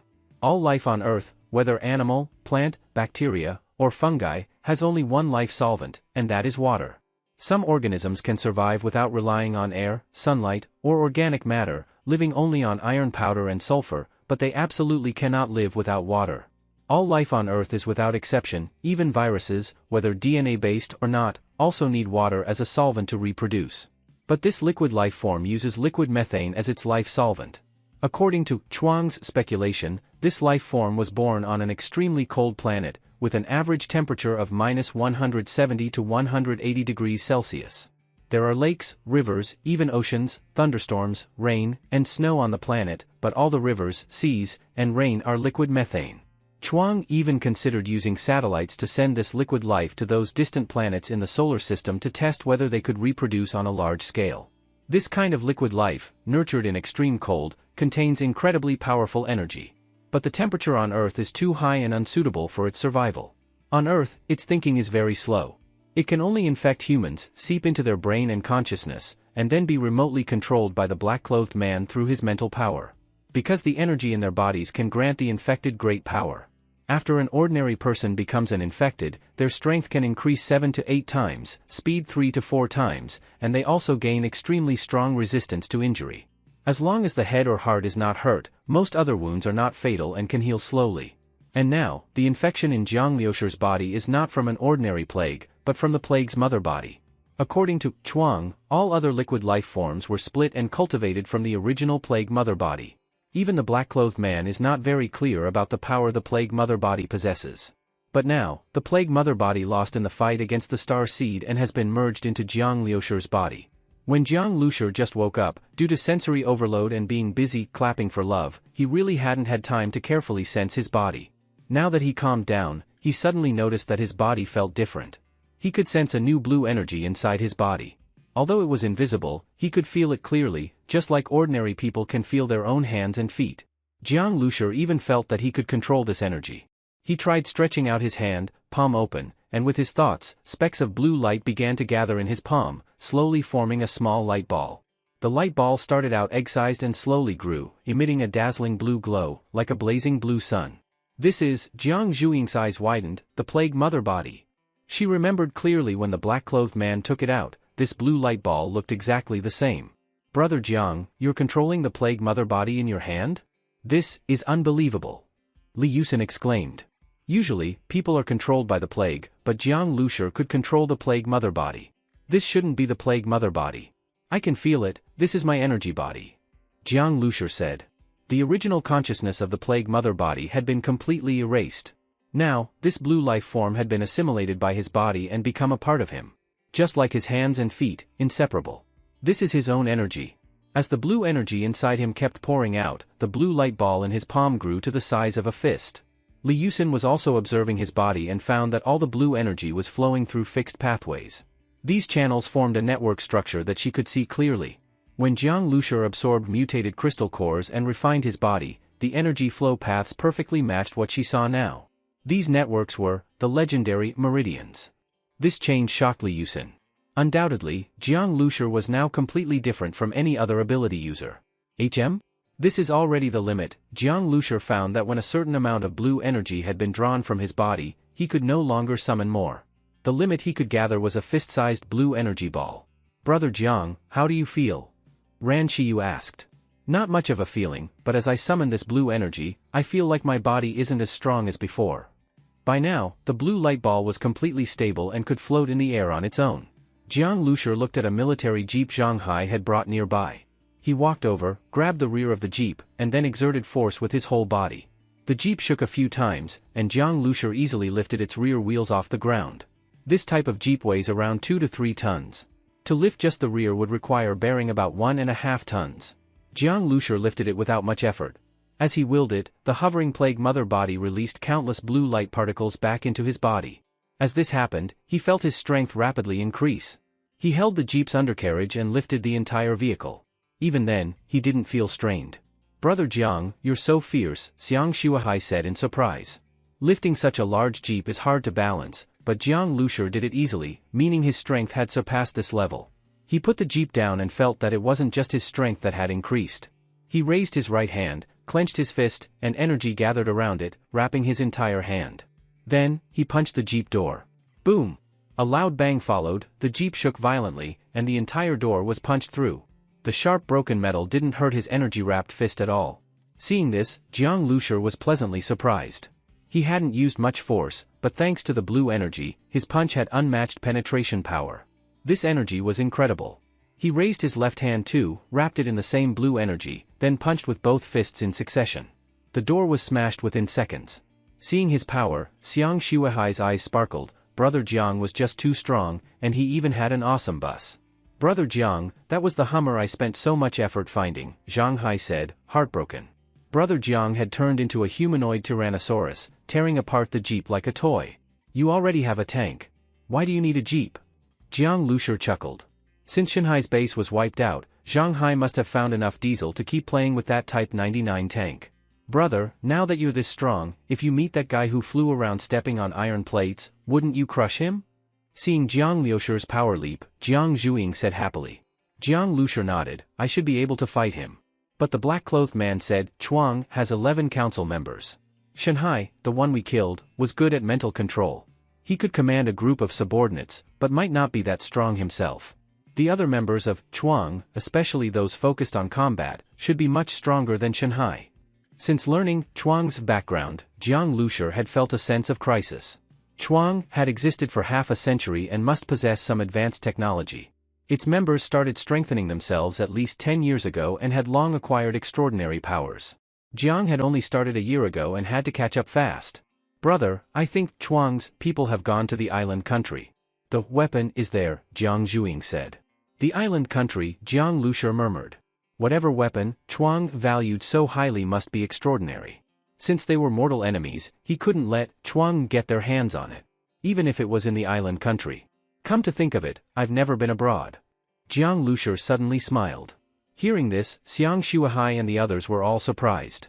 Brother Jiang, you mean? Brother, we're going to the island country. Jiang Zhuing said. She had never gone abroad before the apocalypse. Even now, in the apocalypse, the idea of crossing the sea still felt like an adventure. Of course, the dangers along the way went without saying. Yes. Jiang Lushi nodded. He had made up his mind. No one knew what the island country looked like after the apocalypse. In fact, before the apocalypse, Jiang Lushi had no interest in going to the island country. Now, it was just for the weapon. But now that he had made his decision, he was a little curious about the post-apocalyptic world abroad.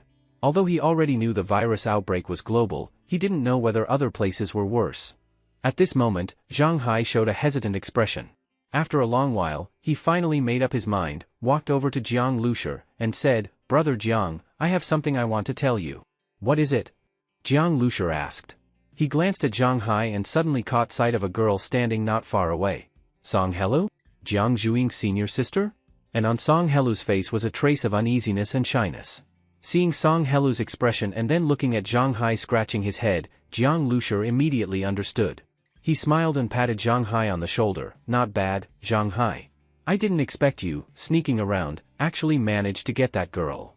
No, I'm still chasing her. Zhang Hai quickly waved his hand. Well, congratulations in advance. This counts as an old tree blooming again. Jiang Lushi said. Zhang Hai said gloomily, Brother Jiang, I'm only in my early 30s. Jiang Lushi understood that Zhang Hai came to tell him this specifically because he didn't know what to do and wanted his opinion. Bring Song Helu along? But going to the island country was already full of danger, and taking an ordinary person along would be a burden. Such a request, Zhang Hai couldn't bring himself to say. Besides, Song Helu still had her father and a group of survivors here. She wouldn't be willing to leave with Jiang Liushi's group. How about this then, you and Sun Kuan stay here? Jiang Lushi thought for a while and said. Their Type 99 tank couldn't be transported to the island country anyway. But just leaving it here would be a waste. Stay here, Zhang Hai was stunned. He hadn't thought about that. Jiang Lushi smiled and said, It's not like we won't come back after going to the island country. You don't have to make that face. Yeah, just stay here and take good care of my senior sister. Jiang Zhuing suddenly popped out from behind Jiang Lushi, blinked, and said with a meaningful tone. She knew Zhang Hai's character. With him taking care of Song Helu, Jiang Zhuing was happy for both of them. Well, Zhang Hai, being a straightforward guy, no longer hesitated now that Jiang Lushi had spoken. Especially after seeing the terrifying strength Jiang Lushi displayed just now, Zhang Hai was full of confidence in their trip to the island country. Even if he went, the help he could offer would be limited. Then I'll stay and build a strong rear base for Brother Jiang. Zhang Hai said. All right. Jiang Lushi nodded. If there was a base-like place where his close friends and family could live, and the base vehicle acted as a fortress. Not just for himself. The girls on his vehicle, as well as Zhang Hai and Sun Kuan, all had people close to them. Jiang Lushi couldn't take everyone, and they could live in the base instead. But Jiang Lushi didn't want to build a city-scale base. This base was only meant for close people. At this moment, Jiang Lushi noticed another person. Only this person looked so miserable that Jiang Lushi had to think for a moment before recognizing who it was. Luo Jiafeng? The once imposing Commander Luo was now filthy like a beggar, completely unrecognizable. I'll leave this person to you. Jiang Lushi said. No problem. Zhang Hai readily agreed. As for what Zhang Hai planned to do with Luo Jiafeng, Jiang Lushi couldn't be bothered to ask. Just like that, Zhang Hai and Sun Kuan stayed behind with the Type 99 tank, while Jiang Liushi's group took the bus and headed to Shanghai. After the apocalypse, Jiang Lushur had been to Shanghai once.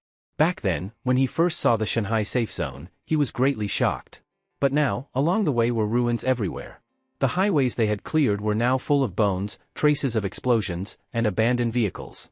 During the mass evacuation, who knew how many people had died on this road? However, this time Jiang Lushur and his group wouldn't go to the Shanghai safe zone. According to the information, Chuang had a headquarters in Edo City in the island country, so Jiang Lushur planned to go directly to Edo. The bus arrived at a dock in Shanghai. The place was filled with cargo ships and stacked containers, but not a single person. Leaving the Yangtze River estuary would take them into the East China Sea. As soon as Jiang Lushur saw the wide river, he immediately thought of the giant sea monster he had seen in Jinling. But now the base vehicle had some combat capabilities on water too, and Jiang Lushur felt confident. By the way, do we have someone who knows how to sail? Xiang Shuahai suddenly asked. In fact, she had wanted to ask this for a while, but seeing how Jiang Lushur had rushed all the way here, she felt he must have considered it. But now that they were about to set off, she still hadn't seen Jiang Lushur find any old captain, so she couldn't help but ask.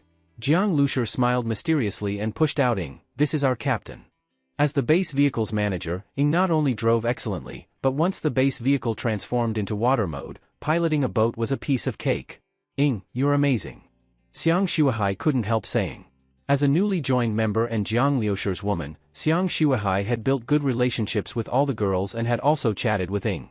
But the cold and aloof Ing only gave off a sense of mystery. No one knew her background. Xiang Shuahai didn't mind. Since Jiang Lushur trusted Ing, she trusted her too. As for the mysteries around Jiang Lushur, she wouldn't pry. At this moment, the base vehicle rumbled and began moving toward the water. Seeing this, Xiang Shuahai widened her eyes. "Ah, the vehicle. It's okay, Sister Xiang." Jiang Zhuiying giggled, covering her mouth. As the front part of the base vehicle entered the water, it began to transform from the front, quickly changing into a streamlined boat, and with a boom, it landed in the water, splashing countless waves. This, Xiang Shuahai looked at the missile boat in surprise, and a trace of memory flashed through her eyes. Back in northern Jiangsu, she had seen this missile boat. After that, the boat disappeared, and Jiang Liushur's base vehicle appeared. At the time, all of this was Jiang Liushur's business, and she hadn't asked much. Only now did she realize that the bus could transform into the missile boat. She already knew Jiang Liushur's ability was vehicle modification. What a miraculous power. As the base vehicle transformed into the water missile boat mode, at the abandoned dock, it became the first ship to set sail after the apocalypse. At this moment, Jiang Zhuiying, along with Ran Xiyu and Li Yusin, felt both excited and a little afraid. Now, the water was an unfamiliar and dangerous realm for humans. But sitting in the base vehicle, with Jiang Lushur looking so calm, they also felt at ease. Soon, the base vehicle let out a roaring engine sound, cutting a long white line across the water's surface as it sped toward the vast ocean. Before the apocalypse, many cruise ships and cargo vessels traveled back and forth between Shanghai and the island country. Under normal conditions, it took 2 to 3 days to reach the island. But now, in the apocalypse, the situation at sea was very complex. After going out to sea, even Jiang Lushur was extremely cautious, and Ran Xiyu kept using her psychic powers to monitor the surroundings. Fortunately, her psychic powers were unaffected by water, and she could clearly sense underwater conditions. With Ran Xiyu's warnings and the base vehicle's flexibility and speed, they avoided many dangers along the way. There were even indescribably huge creatures in the sea. Ran Xiyu didn't dare probe them with her powers for fear of provoking them. And so, the base vehicle sped swiftly and silently across the water, gradually approaching the island country. The island nation's territory consisted of 4 major islands and thousands of smaller ones, with a population of over 100 million. The group was heading to Edo City, the largest city in the country, the political and economic center, with nearly 40 million people, one of the most populated cities in the world. 40 million people. Before the apocalypse, it symbolized prosperity. But after the apocalypse, it meant 2 words: zombies. Zombies in terrifying numbers. For Chuang to set up its headquarters in Edo City, it had to have great strength to survive there. The missile boat had been sailing on the sea for 4 days when Jiang Zhuiying suddenly shouted excitedly, "I see land." Immediately, everyone ran onto the deck. In the distance, a coastal city appeared on the horizon, but to be exact, it was only a ruined city. As the missile boat approached, broken glass, darkened bloodstains, and collapsed buildings were everywhere. Just like Huaxia, the island country had not escaped the apocalyptic catastrophe at all. The missile boat kept going into shallow waters. Jiang Lushur wasn't afraid of running aground. When the bottom of the boat touched the seabed mud, Ing had already transformed the base vehicle into a mining truck.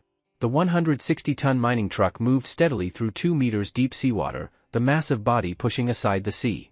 When they finally reached the shore, the mining truck transformed into a bus and drove straight onto the beach. Seeing this, Xiang Shuahai couldn't help but sigh. Jiang Liusher's vehicle was simply unbeatable, amphibious on both land and water. In the apocalypse, having such a mobile living space was simply too comfortable. "What city is this?" Jiang Liusher asked. Jiang Zhuing shook her head. Although they had prepared detailed maps of the island country before coming, without GPS positioning, maps were useless. The bus drove into the city's residential area. There were road signs on both sides of the road. These signs were mostly in Chinese characters, so even Jiang Liusher, who didn't know the island language, could understand most of them. "This is Wakayama Prefecture," Ran Shiyu said. She had seen the word Wakayama on the signs, still written in simple kanji.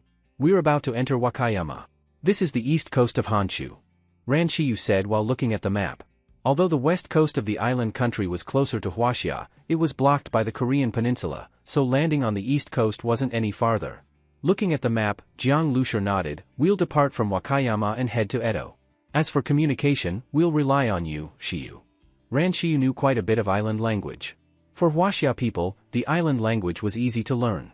As long as you memorized the 50 phonetic sounds, you could read it. As for the meanings, because of shared kanji, it was easier to grasp than English. People with some language talent could master basic conversations through self-study and electives. Ran Shiyu's island language was at a higher level, she could communicate fluently. Jiang Liusher wasn't surprised. Ran Shiyu was originally a princess of the Ran family's business empire, a top student who studied for an MBA in America at age 20 and helped manage the family business. Learning island language in her spare time was normal. After all, the Ranka Group had business dealings with the island country. Ranka was a manufacturing company, and the island country's machine tools were world-famous. Many of Ranka's imported tools came from there. "Brother, don't forget me. My island language isn't bad either," Jiang Zhuing said cheerfully. Jiang Liusher rolled his eyes. He had been surprised to learn she knew some island language. In his memory, Jiang Zhuing never studied seriously, always cramming for exams. How could she know island language? Later he found out Jiang Zhuing learned it to watch anime, especially untranslated, raw, series. She took an island language elective at Jinling University and taught herself basic island language. Jiang Liusher was speechless about this motivation. This girl didn't follow any logic.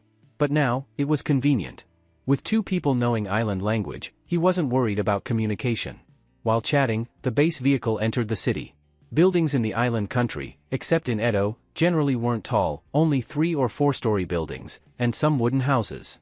This was due to local building customs. They didn't like their houses being blocked from sunlight by tall buildings. After entering the city, Jiang Liusher felt the streets were relatively narrow. It was a bit cramped for the large base vehicle. From time to time, the roads were blocked by abandoned vehicles, so the base vehicle had to use its ramming horn to push them aside. The main roads hadn't been cleared. That meant that even if survivor teams existed in Wakayama, their strength wasn't high, otherwise, the roads would have been cleaned up long ago. "Brother Jiang, there's something ahead." At that moment, Ing suddenly said. Jiang Liusher looked up and saw a school-like building at the end of the street. The road sign also said, "School Route," in 3 characters. "It's a middle school," Ran Shiyu said. Jiang Liusher nodded. The situation Ing mentioned was actually a zombie horde of about several dozen, rushing toward the school and soon surrounding it. Ran Shiyu activated her psychic vision and quickly detected the school situation. There are survivors in the school building, 6 people in total. If I'm not wrong, this school is their base. They went out for food and accidentally attracted the zombie horde. Among them is a slightly intelligent mutant zombie, which led the horde into the school. The survivors have been forced to the top floor. As Ran Shiyu spoke, the bus had reached the school, and Jiang Liusher could see the zombies. Most of them were office workers. The men were in suits, and the women in blouses and uniforms. After all this time, the uniforms were tattered, exposing messy underwear. The zombies howled mindlessly, already rushing to the top floor. The 6 people were out of options, they could only fight. But from the looks of it, they stood no chance. But just then, Jiang Liusher was surprised to see the 6 survivors throwing down a rope from the rooftop, securing one end and climbing down from the top. They climbed down on the building side where there were few zombies. They had this prepared. Although the survivor team didn't look strong, they had prepared for emergencies and planned to escape from the rooftop. They were 3 boys and 3 girls, all wearing island middle school uniforms. The boys wore little suits, the girls sailor skirts. Though the apocalypse had lasted so long, their clothes were still fairly clean. One girl was particularly agile. She helped others avoid falling from the rope and wielded a long blade, cutting down zombies as she led. She looked about 16 or 17 and was strong for a level 1 ability user. She fought while protecting her classmates, choosing to stay behind to cover them. At that moment, the mutant zombie on the rooftop saw its prey escaping. Its eyes glowed fiercely as it jumped down from the top floor. The girl's heart tightened, a chill on her back. From the earlier fight, she knew she was no match for the mutant zombie. If it reached them, all 6 might be slaughtered. "You guys go first, I'll hold it off," she shouted anxiously. In her hand was a blood-covered island katana. After countless fights this past year, the blade was already dulled. Facing a mutant zombie, she had no chance. "But Natsumi, you," another girl said worriedly. But seeing the mutant zombie leaping down, fear overtook concern, and the 5 fled in panic. Clang! After a brief clash, Natsumi's katana was snapped by the mutant zombie. She was flung away by great force, her right arm fractured. She was no match at all. At that moment, beside Jiang Lushi, Jiang Zhuing had already leaped out. She couldn't stand seeing girls her age being eaten by zombies. Jiang Zhuing moved like a blue sprite through the air, lightning fast. Before she landed, blue electric currents swept across dozens of meters, turning the area into a lightning field.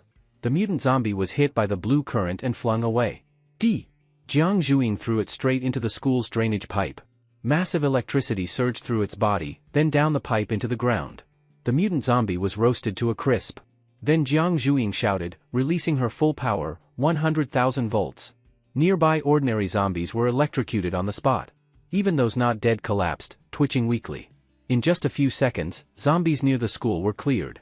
Only those inside remained, but without the mutant zombie's command and not noticing the people outside, they wandered aimlessly inside. Seeing Jiang Zhuing in action, the survivors were stunned.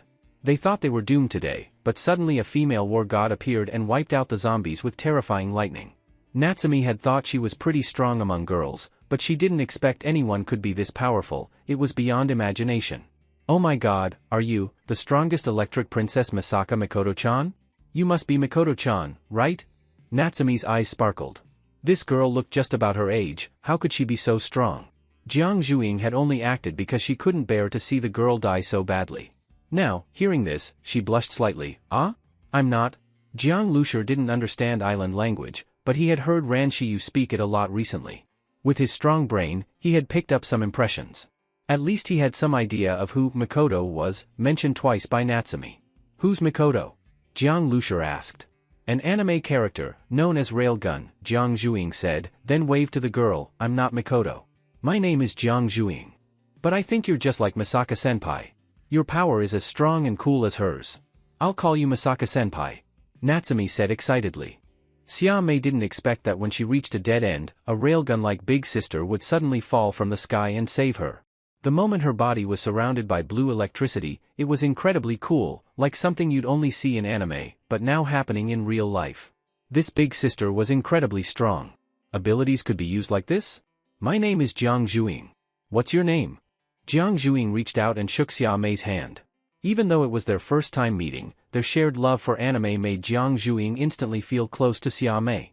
"My name is Xia Mei, Tianin Xia Mei." Xia Mei happily introduced herself.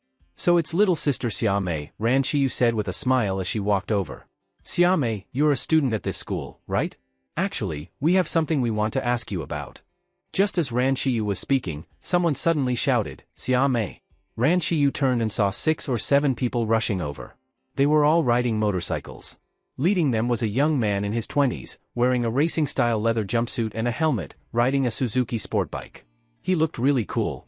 "Xia Mei, are you okay?" The young man got off the bike, grabbed Xia Mei's shoulder, and looked her over with concern. "I'm fine, brother." Xia Mei took a step back. She called the young man her brother, but clearly wasn't happy to see him. "Xia Mei, I told you to stay with me and not take risks outside. If you were with your brother, how could you end up in such danger? If I came a bit later today, who knows what would have happened?" As the young man spoke, he took off his helmet, revealing a bluish-green tattoo on his neck. The tattoo extended further down, no telling how big it was. Hearing the tattooed man's words, Xia Mei snorted. "You talk like you came just in time to save me. Even if you were late, nothing would have happened."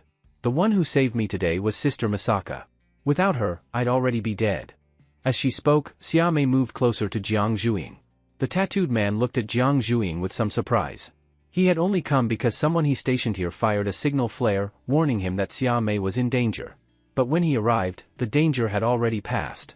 Judging by the flare's color, the one attacking Xiaomei was a powerful mutated zombie. But it was killed by this girl who looked so delicate. Clearly, she was no ordinary girl. What's more, the girl was extremely pretty, making the tattooed man glance at her a few more times. She was a top-tier beauty. Thank you for saving my sister. The tattooed man bowed. It was nothing, I just helped out while passing by, Jiang Zhuying replied politely. She still didn't fully understand the relationship between these siblings, they kind of seemed like enemies. Hearing Jiang Zhuying speak, the tattooed man looked up curiously. You're Chinese.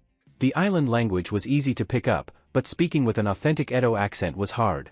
Jiang Zhuying's island language clearly wasn't fluent, even Ran Shiyu could tell the difference right away. For native islanders, especially those who've met many foreigners, it's easy to tell where someone comes from just by how they speak. Yes, Chinese. Jiang Zhuying nodded. After hearing this, the tattooed man frowned slightly. He looked at Jiang Zhuying, then at Jiang Lushi and Ran Shiyu, but didn't say anything more. This attitude made Jiang Zhuying uncomfortable. So what if we're Chinese? Then the tattooed man suddenly grabbed Xiaomei's wrist. Xiaomei, you must come back with me today. I won't. Xiaomei shook her head. But the tattooed man insisted, you don't have a choice. I can even take in your useless classmates and let them earn some income. As he spoke, he glanced at Xiaomei's classmates with disgust. The classmates clearly feared him, looking timid and not daring to show dissatisfaction. You want me to join the Yakuza? Get full-body tattoos like you? Join your sword kill society to loot and kill? Don't think I don't know what you people do. I won't go with you. Xiaomei was clearly a stubborn girl and completely rejected the tattooed man's offer. You think you can survive in Wakayama on your own? You'll be killed by zombies, and you can't protect your classmates either. Your base is gone. Where else can you go? As he spoke, the tattooed man looked sharply at Xiaomei's 5 classmates. I'll allow you to join Swordkill Society as regular citizens. The 5 classmates froze, then were overjoyed. Swordkill Society had long established a safe zone.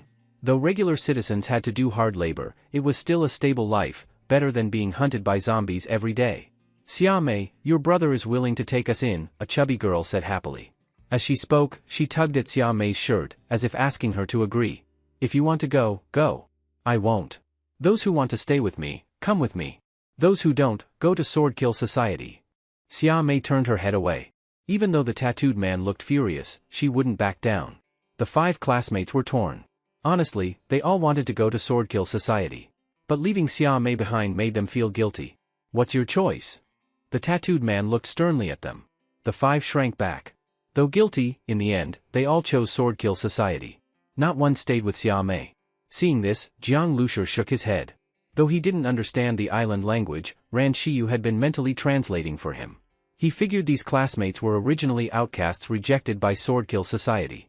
Xiaomei had helped them. But now, fearing death, they were going back, even though they probably knew they'd live without dignity, like dogs.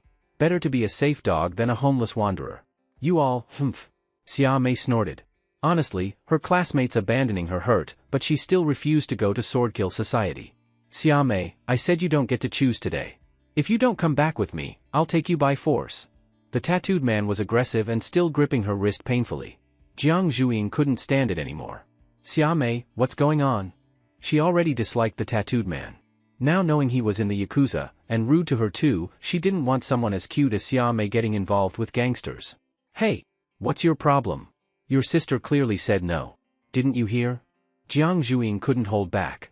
This is my family's business. Stay out of it, the tattooed man growled, stepping closer and glaring at her. Jiang Zhuying bristled. She had saved Xiaomei, and now this guy was getting aggressive with her? What a heartless jerk. You're from Longting, aren't you? When I see people from Longting, I only think of one word, kill. But today you saved my sister, so I'll let you go for her sake. Don't make me mad. I can't promise I'll hold back my killing intent. What? Jiang Zhuying acted like she misheard. You're going to let me go? That's hilarious. Hearing this, the tattooed man frowned and grabbed his sword. Looks like you want to try me? What are you doing? Sister Misaka is my savior. You want to hurt her? Xiaomei was furious. Before the apocalypse, you went to jail for drug dealing and made mom die of anger. Then Dad died just after the apocalypse began. Now you want to drive me to death too? You murderer, Rob, I've stopped recognizing you as my brother long ago. Hearing this, the tattooed man's face twitched, and he slowly let go of his sword. He hadn't expected that he caused his mother's death. Jiang Zhuing was stunned. So this guy was a gangster even before the apocalypse, and now he's joined some criminal group called Swordkill Society. So you're pure scum. People like you are pollution on this earth. Jiang Zhuing said coldly. She hated those who used power after the apocalypse to exploit girls. What did you say? The tattooed man glared at her with murderous eyes. Sister Masaka, stop provoking him. He really might do anything, Xiaomei said nervously. The tattooed man squinted. I'll let you off this once. Don't think Xiaomei can't survive without you. At most, you saved her classmates. As for Xiaomei, she could have lasted until I got here. He turned back to Xiaomei. You don't want to come with me? You want to go with these Chinese to Longting? I won't allow it. I won't let you join Longting, or be in any team with a Chinese man. As he said that, he glanced at Jiang Lushi. Hearing the tattooed man's words, Xiaomei was furious. What stupid thing are you saying? I never planned to join Sister Masaka's team at all. Even if I joined, she might not accept me. Xiaomei looked angrily at the tattooed man. Her brother not only did all kinds of evil, but had almost a perverted need to control her. Before, a male classmate had pursued her. Although she had no interest, that classmate didn't give up. In the end, that classmate was beaten up by people her brother sent. Many of his ribs were broken. Since then, that classmate didn't even dare to raise his head when he saw her. That classmate was after all an islander. If he had been Chinese, the outcome would have been even worse. Xiaomei definitely didn't want to involve Jiang Lushi. Her brother was like a pervert, and the most dangerous thing was he controlled a large part of the Swordkill Society's power. In this world without law, he did whatever he wanted. Now, Xiaomei just hoped Jiang Liushi's group would leave quickly and not get involved with her brother anymore. But she didn't expect that at this moment Jiang Zhuing suddenly walked over and grabbed Xiaomei's arm. Little sister Xiaomei, it seems like you have nowhere to go. You can stay with us for now. My brother's car is very comfortable, the bed is soft, and you can even take a bath. Jiang Zhuing said with a smile, even winking at Jiang Lushi. Jiang Lushi, who had been listening to Ran Shiyu's translations the whole time, was speechless in his heart. This girl only saved Xiaomei casually, and didn't intend for Xiaomei to follow them. But seeing Xiaomei's brother being so prideful, she couldn't stand it and deliberately wanted to anger him. Sure enough, when Jiang Zhuing said this, the tattooed man's face became completely dark. What Jiang Zhuing said about beds and baths was like a challenge to his nerves. It seems you really want to die. I should have known you Longting people are a bunch of reckless trash. The tattooed man said this, then suddenly looked at Jiang Lushi. Boy, you sure are lucky to have so many beauties around you. Normally, even if you didn't offend me, I wouldn't want you alive. You saved Xiaomei, so I originally planned to let you go. But I didn't expect your sister to repeatedly use Xiaomei to provoke me. Although the provocation had nothing to do with you, I still think you are too dangerous. Xiaomei is too pure and easy to deceive. I don't want to see her involved with a playboy. The tattooed man spoke and drew his long blade. With one hand he lightly stroked the blade and suddenly showed an evil smile. Tell me, what would happen if I castrated you? Brother, what are you doing? Hearing the tattooed man's words, Xiaomei was very shocked. She was so anxious tears came down. But she couldn't stop the tattooed man at all. The tattooed man's long blade had already been swung. This cut was aimed straight at Jiang Liushi's vital spot. In a flash, the blade moved so fast its path couldn't be seen, only a cold gleam cutting through empty air. The tattooed man's proudest thing was his speed. His extreme speed could make many high-level element ability users lose their heads before they could react. Xiaomei cried out. Her brother was much stronger than her. She simply didn't have time to stop him. But at this moment, smack! A crisp sound. The tattooed man's body suddenly trembled. He felt a great force come through. He only felt the sword in his hand suddenly became like iron and could not move. The recoil from stopping so suddenly at extreme speed made even the muscles in his thumb go numb. When he looked closely, his eyes were full of disbelief. His sword was actually being held by Jiang Lushi. Jiang Lushi had his right hand firmly holding the blade, catching the blade with his bare hand. How was this possible? The tattooed man was shocked. How could a bare hand hold a sword blade out of thin air, especially such a fast blade that, with the strength he put into it, could cut a tree as thick as a waist in two? Time seemed to freeze. Jiang Lushi stood steady without moving a step. He just calmly held the tattooed man's blade. No matter how hard the tattooed man tried, he couldn't pull the blade free. The tattooed man saw that Jiang Liushi's palm was shining with blue light, even somewhat dazzling. What was this blue light? The tattooed man did not understand. At this moment, ding! A crisp sound. The tattooed man felt the weight in his hand suddenly become light. His long blade was directly broken in half by Jiang Liusher's bare hands. Jiang Liusher played with the half blade in his hand casually. You said what is Longting? But at this moment, the tattooed man couldn't hear Jiang Liusher's words. He stared at his broken sword in disbelief, his eyes red with blood. My sword! For island warriors, a katana meant extraordinary things, almost like a second life. In ancient times, many island warriors would spend their whole life savings making a blade and use it their entire life. The tattooed man saw his beloved blade broken and felt rage. But before he could attack, Jiang Liusher's fist was already there. Boom! Jiang Liusher punched into the tattooed man's chest. The tattooed man's body flew back like a broken sack and hit the wall hard. Crash! A brick wall made of stone was knocked down by the tattooed man's body, dust falling everywhere. Whoosh! The broken sword in Jiang Liusher's hand flew out like lightning and shot between the tattooed man's legs. Ah! The tattooed man screamed in unbearable pain. There was blood between his legs. He bent over on the ground like a shrimp. At this moment he realized he was ruined. He had been disabled by his own sword, his own privates were gone. Big brother, are you okay? The fight happened in a flash. Jiang Liusher's strength and speed were too strong. The few underlings the tattooed man brought hardly had time to react. Now seeing their leader castrated, they didn't know what to do. They didn't dare rush forward to avenge him. Jiang Liusher was too terrifying. If they rushed in, they might end up like him. Jiang Liusher looked at his own hand and clenched his fist. Since the apocalypse began, he had experienced many battles. But most of his fights were done with guns and base vehicles, rarely close combat.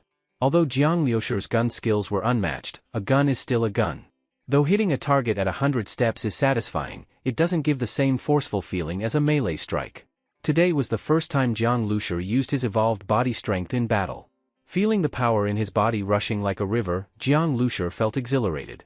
This kind of fighting indeed made one's blood boil. Because of your kind sister, I didn't want to kill you. But I also can't let you do whatever to me just because of your sister. What you want to do to me, I do to you. That's fair. I heard you like.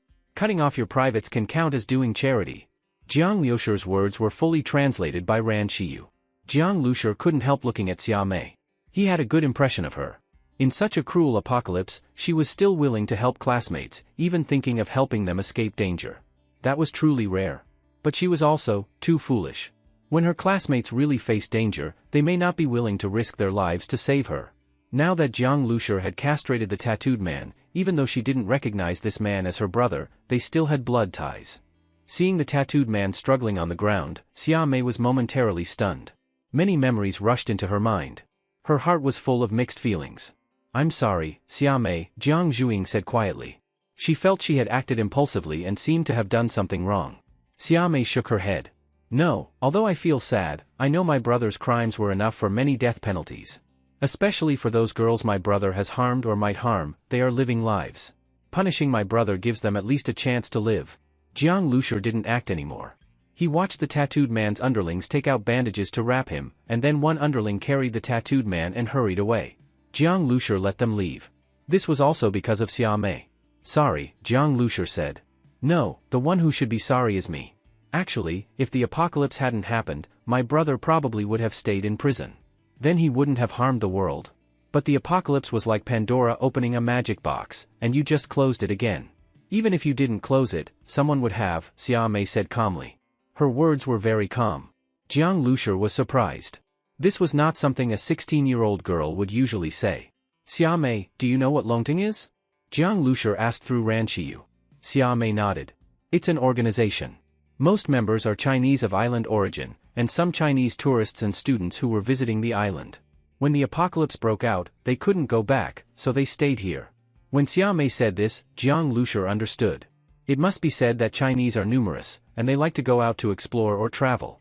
Especially in Asian countries around China, like the island and Siam.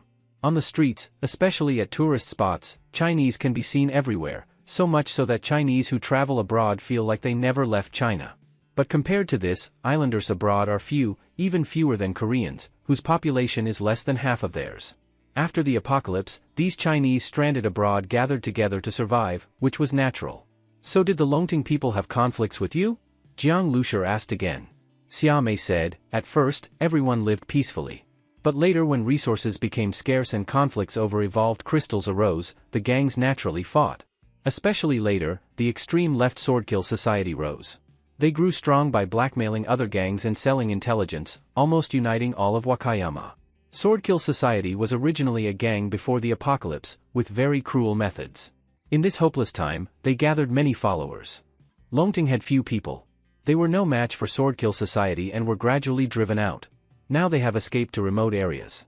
If it's someone extreme like my brother, when facing Longting people, he spares no one. I see. Jiang Lushur nodded. After the apocalypse, relations between people were full of deceit, suspicion, blood, and killing. In such a situation, even friends or teammates might stab each other in the back. With strangers, it was even worse. Thus, expecting different races, different countries, even those with historical hatred, to get along was like a fool's dream. With survival and interests at stake, war was unavoidable. You said Longting people escaped to remote areas. They must be living terribly now, right? They should be. They escaped to Qiuming town, Xiaomei sighed. She was a kind girl. Whenever she saw someone suffer, she would feel sad. Qiuming town doesn't even have supermarkets. Only some convenience stores. To collect food, people have to hunt mutated beasts, gather from the jungle, or plant food themselves. Yes. Jiang Lushur nodded. Jungle gathering in the apocalypse was like risking one's life. In the jungle there were countless mutated beasts. As for planting crops, that was just an extra burden. People who knew how to farm in normal times were already few. Without supermarkets, seeds and fertilizer were hard to find. Before the apocalypse, farmers used seeds from seed breeding stations with high yield and disease resistance. Random seeds produced very little food.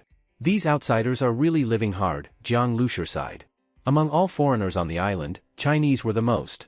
Even before the apocalypse, Chinese living on the island had a hard life. For various reasons, finding work was harder than for islanders. Now it was even worse. If there's a chance, maybe we should take care of them a bit, Jiang Lushur said to himself, then asked Xiaomei, you just said Swordkill Society still gathers intelligence? Yes. Xiaomei nodded. They have a lot of intelligence information and sell it to other teams for profit. This ability to gather intelligence is rare. Collecting intelligence in the apocalypse was not easy. Swordkill Society being able to do this meant someone there must have an ability related to it. I don't know if they know anything about Chuang-related intelligence. Jiang Lushur did not hold much hope. But they were going to Edo and would pass through central Wakayama, where Swordkill Society was located. It wasn't out of the way, so they could stop by. Let's continue our journey, Jiang Lushur said. Jiang Zhuing looked at Xiaomei. Little sister Xiaomei, why don't you come with us? I can teach you many combat skills. You must not have learned much so far. If you learn from me, you'll improve a lot. Jiang Zhuing liked this kind little girl and sincerely wanted to take Xiaomei with them. Xiaomei was stunned. Although her brother said it before, she never truly thought about following Jiang Liushur's team.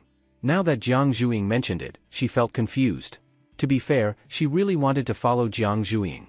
What Jiang Zhuing said sounded appealing. However, no matter what, her brother was still seriously injured now. Though her brother was bad in many ways and killed many people, he still cared about her. She didn't know what would happen to him and wanted to stay to see. If her brother knew she went off with Jiang Lushur, he might die of anger. She shook her head. I'll stay. Sister Masaka, I can't go with you. Xiaomei reluctantly looked at Jiang Zhuing. Many times, fate was hard to explain. If it wasn't because of her brother, she really wanted to travel the world with Jiang Zhuing. Alright.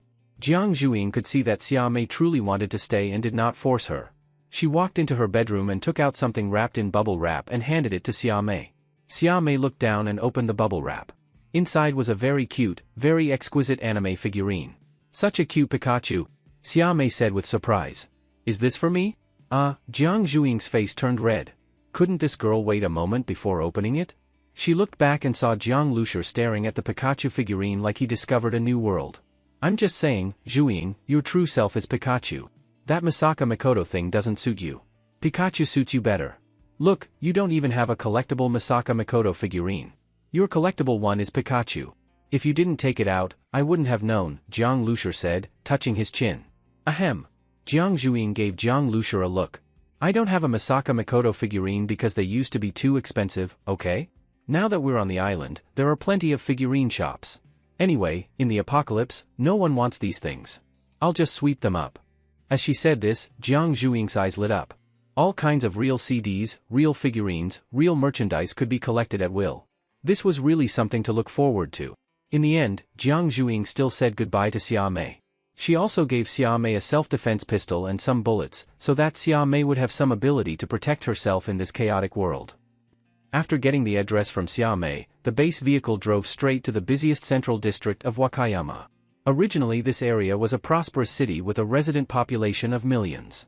Various duty-free stores were always crowded, and tourists from many countries came here every year. But now it had become ruins. Those brand bags and skincare products that many women loved were already covered in a thick layer of dust and left unattended. When the base vehicle drove into this street area, Jiang Lusher clearly felt the streets were much wider, and the abandoned vehicles on the road had been cleared. The street is so clean, proving that the ability users here are relatively strong, only thus could they clear out the city main roads. When the base vehicle fully entered the urban area, Jiang Lusher saw a city wall 4 or 5 meters high, stretching endlessly. Safe zone. In the apocalypse, the place that can let ordinary people live safely is only the safe zone. This safe zone is not large in scale, far inferior compared to the former Shanghai safe zone, but the Shanghai safe zone was established by the army, while this was only established by a gang. The island nation's gangs were originally much larger in scale than those of Huaxia. Huaxia gangs only existed before the founding of the country because the government's control over the country was relatively weak, which gave birth to super-large gangs like Qing Gang and Hong Gang. The old head of the gang in Old Shanghai could even meet the national leader and was respectfully called the Emperor of Shanghai. But entering the 21st century, these had long become history. Within all of Huaxia, gangs that can be remembered by name are almost extinct. But the island nation is different. In the island nation, local governments hold more capital than the central government, and the private sector holds more capital than the state. Capital determines power, so it is easier to promote the birth of strong gangs. The largest gang in the world is the Yamaguchi-gumi of the island nation. At the beginning of the apocalypse it already had a history of more than 100 years. The so-called second largest gang in the world, the Warrior Nation Mafia, has an income that is only a fraction of the Yamaguchi-gumi and can't compare at all. The island nation's gang can have such prominence because the island nation is the world's only country where gangs are legal. People doing gang affairs can openly and aboveboard set up headquarters, and even privately raise funds for some local political figures to run for office. Mainly in the island nation, the law stipulates freedom of association, and gang society is also an association. You can't arrest people just because gang society might commit crimes. As a result, people who do gang society can, like engineers, lawyers, doctors, boldly fill in gang society Yakuza in the occupation column on their household registry. As for the work the gang society does, of course it is not something that can be shown in the light. On the surface they say they abide by laws and regulations and do legitimate business, but in the end they cannot get away from collecting protection fees, gambling, pornography, drug trafficking, smuggling, and so on. But occasionally they also play the part of police, maintaining the security of their own territory. Of course, sometimes these criminal behaviors are suppressed by the government, and many gangs also try to rehabilitate their image, but that is only when forced. When the government perished at the end of the world, these gangs naturally returned to their true nature and even became unrestrained. The current island nation gang society is a gang society that has completely lost control. Before the end of the world, the island nation was probably the most polite and highest quality country in this world, but long-term strict and rigid life represses character. Once it rebounds it is more intense. After a year of apocalypse fermentation, it easily stimulates the ugly side of human nature. Ordinary people living in a safe zone formed by gang society, although they do not have to worry about becoming food for zombies, life is probably also absolutely not easy. When Jiang Lusher entered the safe zone, there was not even an inspection. At the entrance of the safe zone there were only a few posing members of the island nation gang, and passage was smooth and without obstruction. The safe zone of the sword-killing commune never forbids anyone from entering, but if you want to live inside, then you must purchase housing in the safe zone. Because the safe zone enforces a curfew, no one can still be outdoors at night. And the residence writes that the tattooed man promised to classmate Xia Mei were only finding a shack for the three of them in the slums. Even so, it made the three grateful. At this moment on the base vehicle, Jiang Lusher was studying the island nation language with Ran Qiyu. As early as when Jiang Lusher first evolved, he chose brain domain evolution. Now Jiang Lusher's learning ability has far surpassed before. Learning the entry-level simple island nation language only takes about a week to be able to communicate simply. Brother Jiang, look, Ran Qiyu suddenly pointed outside the window. Jiang Lusher turned his head to look. At this time, Jiang Lushur had already seen quite a few residents of the safe zone. Some people were sallow and thin, wearing ragged clothes, some were dressed finely with flushed faces. The contrast between them was sharp. These people had gathered in the area at the entrance of the safe zone because there was a large market here. The entrance to the safe zone is the market, very much the style of a gang. Jiang Lushur glanced and saw that those wearing fine clothes in the market were mostly trading mutated crystal cores and mutant beast meat. Large pieces of mutant beast meat were placed in the most conspicuous position in the center of the market. Mutated pigs and mutated cattle, just like domestic pigs and beef cattle in the past, were hung on iron hooks. These livestock were eviscerated and some were still smeared with blood, water dripping drop by drop into a blood basin. In front of every stall were ability users or butcher-looking men holding large butcher knives, cutting big pieces of meat. Next to the mutant beast meat, there was a grain and vegetable market, sacks of rice, flour, dried vegetables, and even a small amount of fresh fish, all kinds of things available. Those who patronized these markets were almost all ability users, and those malnourished poor people could only look and swallow their saliva. These people probably hadn't eaten a full meal in a year. They came to the market mostly just to set up stalls to sell some agricultural products. After so long in the apocalypse, many regions had already restored simple agricultural production. Although the yield was not high, for those poor people who worked day and night in the safe zone, it was already enough to barely fill their stomachs. There were also some poor people who were not there to sell things, but were being sold as merchandise. Jiang Lushur saw on the east side of the market a large-scale slave market. Various male and female slaves were tagged for sale. Generally male slaves were priced very low, and those beautiful female slaves were mostly priced starting at 100 pounds of mutant beast meat. Looking at those female slaves who were barely clothed and being selected like goods, Jiang Lushur felt many emotions. He remembered the scene in the old society of inserting grass and selling people, weighing on the scale, 100 pounds of mutant beast meat for one woman, truly 1 pound of meat for 1 pound of person. Jiang Lushur shook his head. The selling of female slaves also existed in Huaxia. This kind of thing was really very common in the apocalypse. Sometimes, some female slaves were sold into slavery voluntarily for various reasons. In front of these female slaves was a big fat man, robust and well-fed. He was shirtless, with greenish tattoos all over his front and back, looking to weigh about over 200 jin. In the island nation, gang tattoos are very common. They become a kind of culture, and even the tattoo patterns can show a person's gang status. This fat man was holding a leather whip and introducing to passing customers 12 carefully selected female slaves. These female slaves were all around 20 years old in their prime, all just captured, without any violation, and could be bought back and properly trained. There was even one little girl who looked only about 15 or 16, very immature. Brother Jiang, among them there are people from Longting. Ran Shiyu heard the fat man's introduction and her expression was somewhat complicated. Among these 12 female slaves there were island nation people, Europeans and Americans, and Huaxia people. There was only one European American girl, but 6 Huaxia girls, even more than the island nation girls. And these Huaxia girls, without exception, came from the Longting organization. Some of them even had abilities, but the abilities they had nothing to do with combat ability. Although Longting had already retreated to Qiuming town, when the squad was outside if encountered they could still have small-scale battles. Thus there were prisoners. Even without battles, it was possible that pretty girls were kidnapped and sold as slaves. In this apocalypse there were no human rights. Without strength, if you fell into others' hands, if they say you are a slave then you are a slave. Brother Jiang, Ran Shiyu said unwillingly, seeing compatriots being treated as merchandise for sale in a foreign land made her of course uncomfortable. Moreover, before joining the Shadowstone squad, Ran Shiyu was also a female slave, locked in a cage by Sister Red and nearly bought by Bai Zhanchan. If that had happened, she would truly have lived a life worse than death.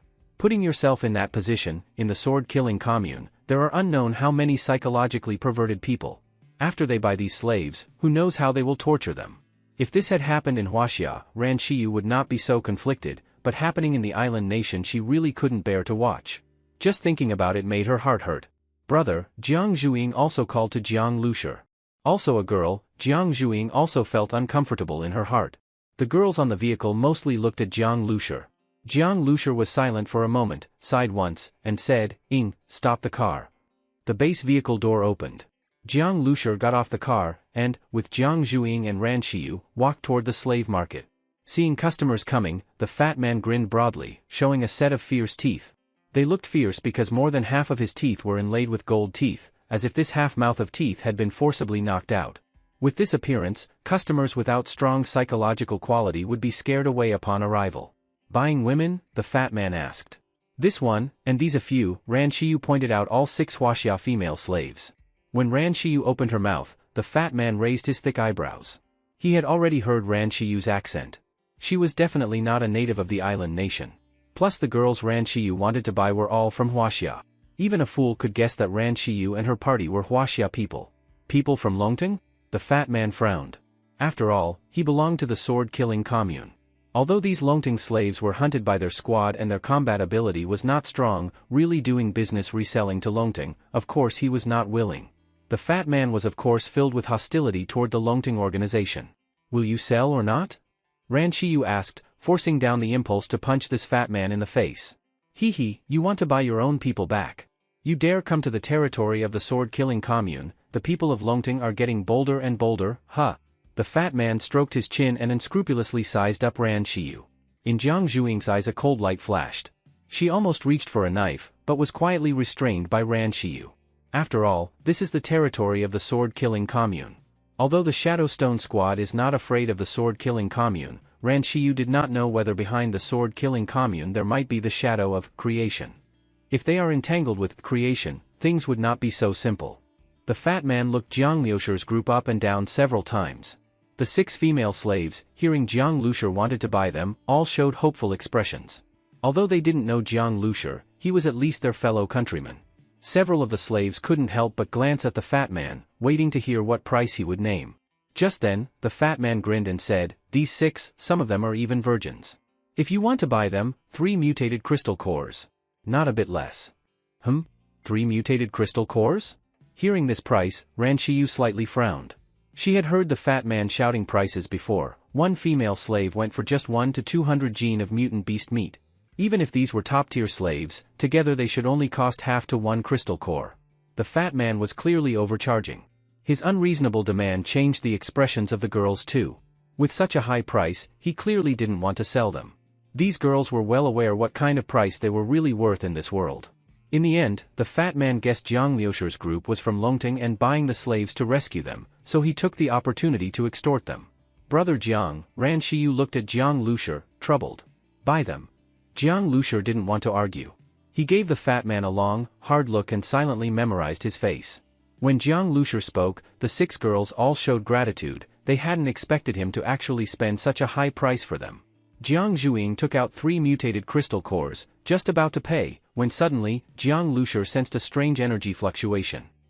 This fluctuation came from a starseed. Jiang Liusher's movement froze. Seeing his reaction, the fat man coldly asked, "What? Don't want to buy any more?" Jiang Liusher didn't reply. Ever since he absorbed the blue plague mother body, something strange had changed in his brain domain. He calmed his mind and traced the source of this energy that could make the starseed mutate. He carefully confirmed the direction and looked over. There was a group of ragged slaves there, and the energy came from a filthy, skinny woman with a sallow face. She looked like she hadn't eaten in days, curled up in a corner, her eyes dull and lifeless. Huh? Jiang Liusher found it unbelievable and looked at her a few more times. At that moment, because of the translation link, Ran Shiyu was connected to Jiang Liusher via spiritual force. Jiang Liusher asked through the link, "Shiyu, do you see anything special about the girl in the corner?" Ran Shiyu didn't even turn her head, just scanned with her spiritual sense as directed by Jiang Liusher, locating the girl. She looked totally ordinary, dirty and thin, her shriveled body like a dried flower. Just someone suffering through the apocalypse who had lost hope in life. Since it was someone Jiang Liusher noticed, Ran Shiyu used her spiritual field to scan more carefully. She found that the girl's spiritual light was very dim, something normally seen in people near death. And this girl truly looked terminally ill. It wouldn't be surprising if she died soon. "Brother Jiang, did you discover something? I think she's just normal, nothing stands out." "Is that so?" Jiang Liusher murmured. He looked at the girl again and confirmed it. The energy causing the starseed to fluctuate was coming continuously from her. Can you feel it?" Jiang Liusher's voice echoed in Shadow's mind. "Not sure, but it's strange. Looking at that girl gives me a really comfortable feeling." Jiang Liusher nodded. Shadow's words only strengthened his suspicion. This girl's looks and body were nothing like a Beauty's. No normal person would feel comfortable looking at her. "Hey, how much mutant meat for that girl? I'll buy her." Jiang Liusher pointed at the weak girl in the corner. As he pointed, the girl finally reacted. She lifted her head and glanced weakly at Jiang Lushur, then lowered it again. You want her? The fat man looked at Jiang Lushur in surprise, then grinned wickedly. Didn't expect you had that kind of taste. You want to mess with something like that? Honestly, the fat man didn't like selling island women to Longting members. If Jiang Lushur had picked a delicate island girl, he wouldn't have sold. But someone like this, who no one wanted and could die any moment, he was happy to get rid of her. 30 kilograms of mutant beast meat. The fat man casually named a price, and Jiang Lushur immediately agreed. He had a feeling this girl held some kind of secret. With 7 people bought, the base vehicle couldn't hold them all.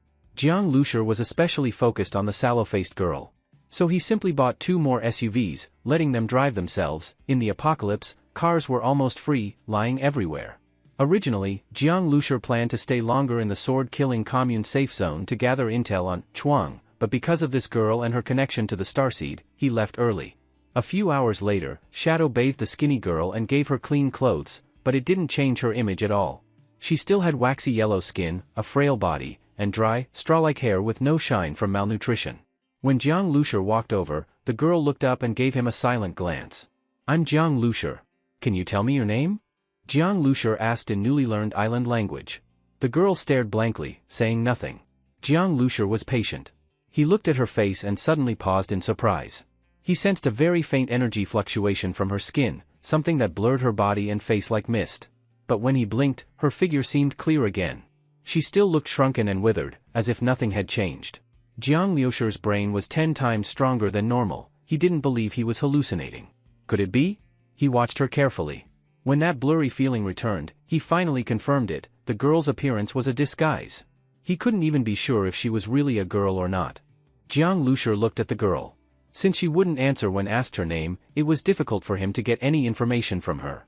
If I ask your name and you won't tell me, then I'll just call you Yellow Daylily from now on. Jiang Lushur said unhappily. Ran Shiyu, translating beside him, covered her mouth and laughed, but still translated as Jiang Lushur said. However, even she didn't know how to translate Yellow Daylily into island language, so she just said it in Huaxia. Hearing that name, the girl's brow finally moved. She made a very dry sound. Yellow Daylily, what is that? Huh? Jiang Lushur was surprised. The girl finally spoke. He had almost thought she was deaf and mute. It's a plant with pretty yellow flowers, also called forget-worry grass. Jiang Lushur answered a bit awkwardly. Yellow daylily is indeed also called forget-worry grass. While Ran Shiyu didn't know the island term for yellow daylily, she could explain the meaning of forget-worry grass in island language. She was already quite good with languages. When she explained, the girl appeared dazed for a moment. Forget-worry grass, that name sounds pretty nice. Jiang Lushur had a sweat drop. He had only been joking, but the girl actually liked it. People often say yellow daylilies have gone cold. Maybe she was really on the verge of going cold? Just as Jiang Lushur was thinking this, Ran Shiyu suddenly said, Brother Jiang, someone is approaching us. Oh? Jiang Lushur turned his head and saw a convoy rumbling toward them at the end of the road. The lead vehicle had a flag, and Jiang Lushur, with his sharp eyes, saw a 5-clawed golden dragon on it. Jiang Lushur immediately thought of one organization, Longting. His guess was quickly confirmed. When the convoy was about 100 meters away, people got off and someone shouted in Huaxia language from a distance, Friends ahead, are you from Huaxia? We're from Longting. Can we have a word? The speaker was a man in his 30s, very average looking, about 1.7 meters tall, but full of lean muscle. His skin was dark, and he moved like a leopard, full of explosive power. He was wearing a faded military uniform, probably a soldier before the apocalypse. Jiang Lushur nodded. After getting his permission, the man brought 2 others and walked up to Jiang Lushur's vehicle. Jiang Lushur noticed they weren't carrying weapons. In the apocalypse, people are very wary of each other. Meeting strangers without weapons is risky. This man clearly did it to earn trust. His openness gave Jiang Lushur a bit of goodwill. He jumped down from the bus and sized the man up. Jiang Cheng. What's your name, little brother? The man in uniform held out his hand. Jiang Lushur glanced at it, covered in calluses. Not from farming, but from holding guns and weapons. Jiang Lushur. Jiang as in river. Huh. If you hadn't said, I'd have thought you were family. Brother, I heard about the girls you bought, 3 mutated crystal cores, and you didn't even blink. That's way above the going price for slaves. I don't know if you bought them because you're from Huaxia, or if you truly wanted to own them. But I came to ask if you'd let them come back with me to Longting. As Jiang Cheng spoke, he opened his palm. Inside were 3 mutated crystal cores. Jiang Lushur glanced at them. The energy in them wasn't very strong, and one of them even had a bit of blood on it. Seeing Jiang Lushur's look, Jiang Cheng smiled awkwardly. Not very good quality, I know. Sorry about that. Our group usually has no stock. This time, we really put an effort to gather these just to save people. I was actually going to send some brothers in disguise to buy them, but you beat us to it. I know these 3 aren't as good as the ones you spent, so I added 200 kilograms of mutant beast meat. That's all we've got. As he spoke, he waved a hand and an SUV drove over, probably loaded with the meat. No need. You guys have it hard too. Jiang Lushur figured Longting was having a rough time. Under the pressure of the sword-killing commune, any mutated crystal cores they got were probably used to trade for evolution crystals to strengthen their fighters.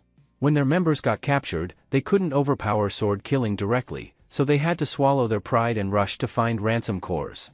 That they could even do this showed that Longting's leadership had a sense of responsibility.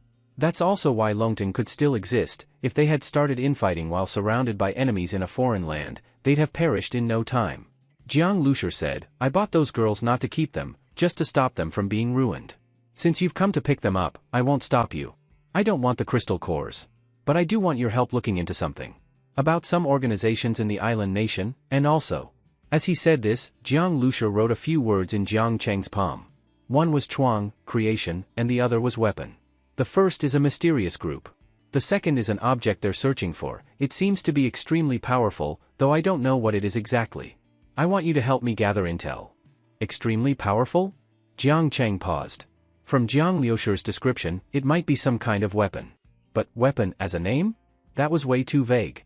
Still, just asking about it was worth 3 crystal cores. That alone showed it was something serious. Brother Jiang, I'll do my best. Whether I succeed, I can't say. Our Longting group here in Gu isn't strong, but I can contact the one in Edo for help. Oh? Longting has branches? Jiang Lushur was surprised.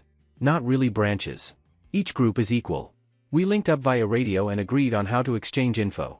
Now there are 4 Longting teams. It's survival, we have no choice but to unite. Yeah. Jiang Lushur nodded. There's no right or wrong in this kind of struggle, only winners and losers. If resources shrink further, it might become a fight to the death.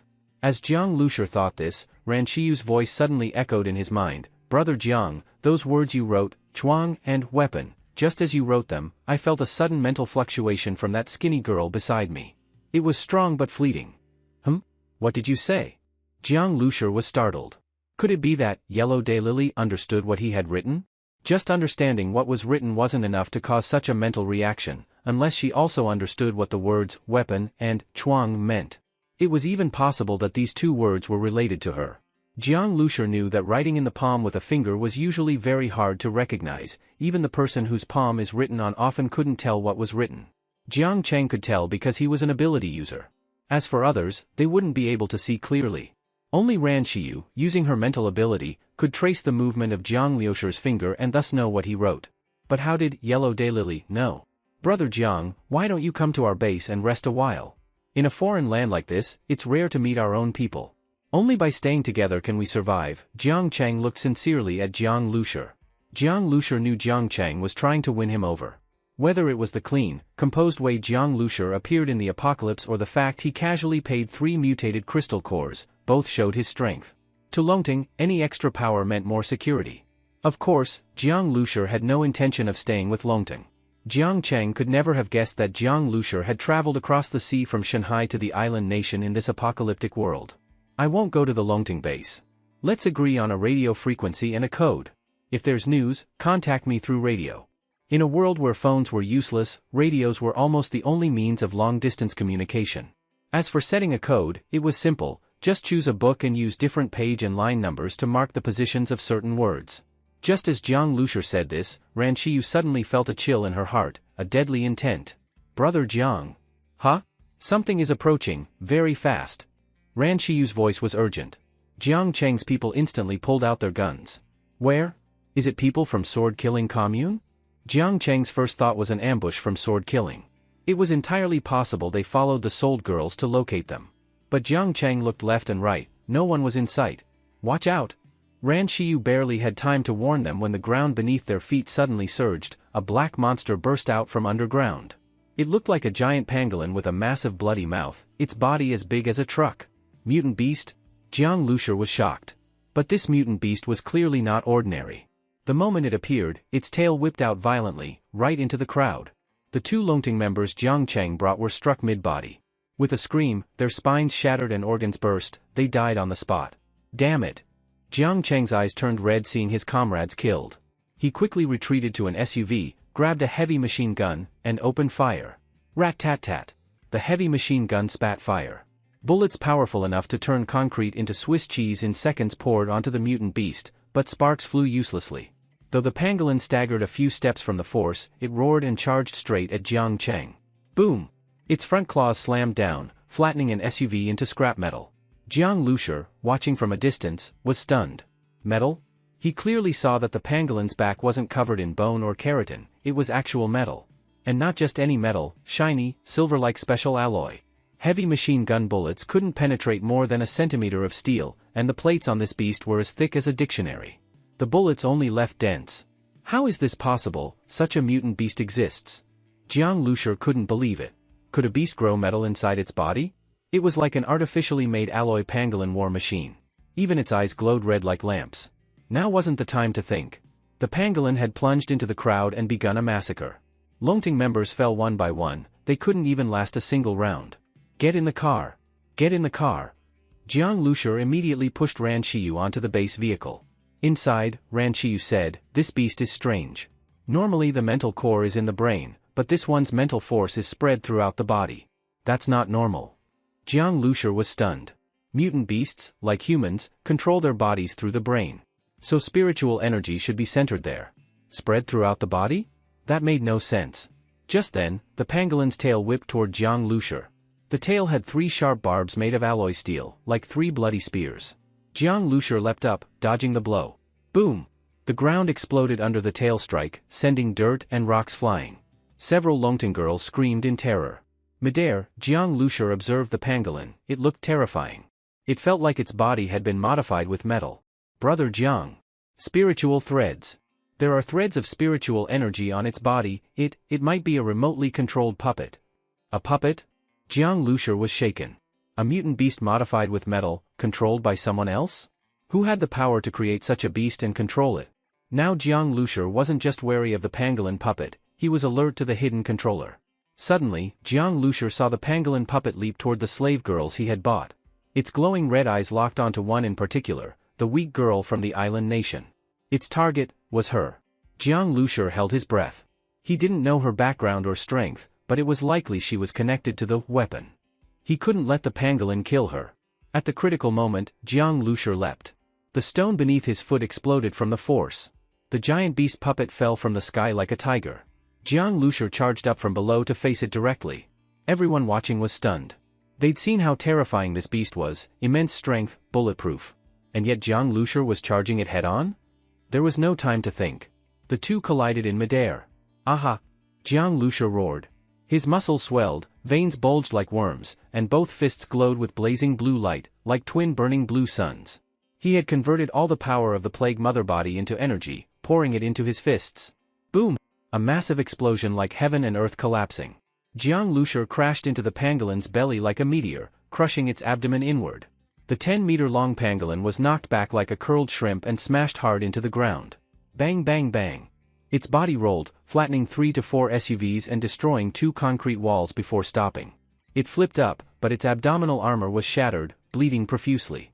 The pangolin glared at Jiang Lushur with blood-red eyes. Time seemed to freeze. Everyone held their breath, staring in disbelief at the man and beast facing off. Many had their mouths open, unable to close them. Jiang Cheng even forgot to hold his gun. He had assumed Jiang Lushur was strong, he paid 3 crystal cores, after all, but he never imagined he was this strong. Was this still human power? It was like the force of a mutated giant beast compressed into a human body, it shattered everything Jiang Cheng knew. Jiang Lushur looked at his fists. The blue light faded, and pain throbbed in his hands. Blood seeped out. But inside, he felt exhilarated. This feeling of using his powerful body to fight, nothing could compare to it. After landing a solid hit, blue energy surged through Jiang Lushur's whole body. He felt his blood boiling. Naturally, he didn't want to give the giant pangolin any chance. He stepped on the ground, leapt into the air, and threw a punch at the giant pangolin's huge head. Whoosh, whoosh, whoosh. The energy stirred up a storm like wind. At that moment, the pangolin was buried in the concrete wall and could hardly move. Jiang Liusher's punch, fast as lightning, smashed straight toward the beast's forehead. But just then, buzz! A high-pitched buzzing sound rang out, shaking everyone's eardrums. A transparent energy shield appeared in front of the pangolin's head out of nowhere. Jiang Liusher's fist slammed directly into it. The shield trembled violently, as if about to shatter, but the blue energy around Jiang Liusher's fist also dimmed. Crack, crack, crack. At the same moment, the pangolin's armor started to rupture. Blood gushed out everywhere. Clearly, blocking Jiang Liusher's punch with the shield caused it immense pain. Even so, Jiang Liusher was shocked. What was that energy shield?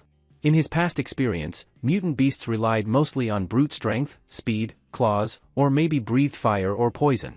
But this kind of shield protection, this was the first time Jiang Liusher had ever seen it. Boom! The shield finally couldn't take it and exploded. The blast wave of the shattered energy rippled in all directions. Taking advantage of the distraction, the pangolin broke free from the wall and immediately started digging into the ground. Its front claws tore through earth and stone like tofu. In seconds, it had tunneled underground. Dirt flew up behind it, blocking the tunnel it had dug. It was trying to escape underground. But just then, the base vehicle roared. From its front cannon, a black flash burst forth, an air cannon powered by black hole energy. At that instant, the atmosphere seemed to tear apart. Black light, wrapped in a spiral air cone, shot straight into the earth. Boom, boom, boom. The entire ground lifted like in a major earthquake. The pangolin, just burrowed underground, was blasted out by the base vehicle. Almost simultaneously, Jiang Liusher stepped forward and leapt to the beast's front. He smashed a punch into the pangolin's jaw. Crack! The punch went straight through its jaw. The blue energy burst inside and pierced into the pangolin's brain, smashing it into pulp. Thud! The beast fell to the ground heavily, its body twitching. Jiang Liusher landed beside it and took a deep breath. This was his first full-force battle since evolving, working in perfect sync with Shadow and the base vehicle. The spiritual connection is severed. If I'm not wrong, the person controlling this pangolin was very far away. Ran Shiyu's voice sounded in Jiang Liusher's mind. Oh? How can you tell? Jiang Liusher asked. I was on guard for a surprise attack by the controller.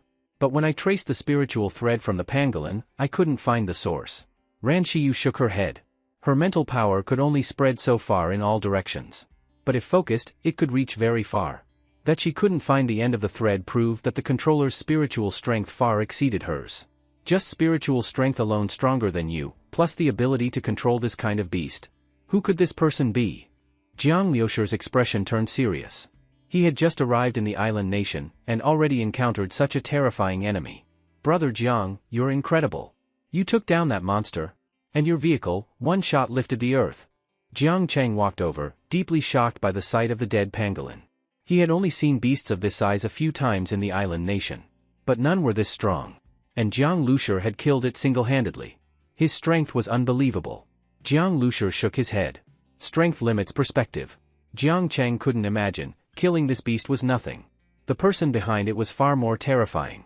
Jiang Cheng, I need to take care of something.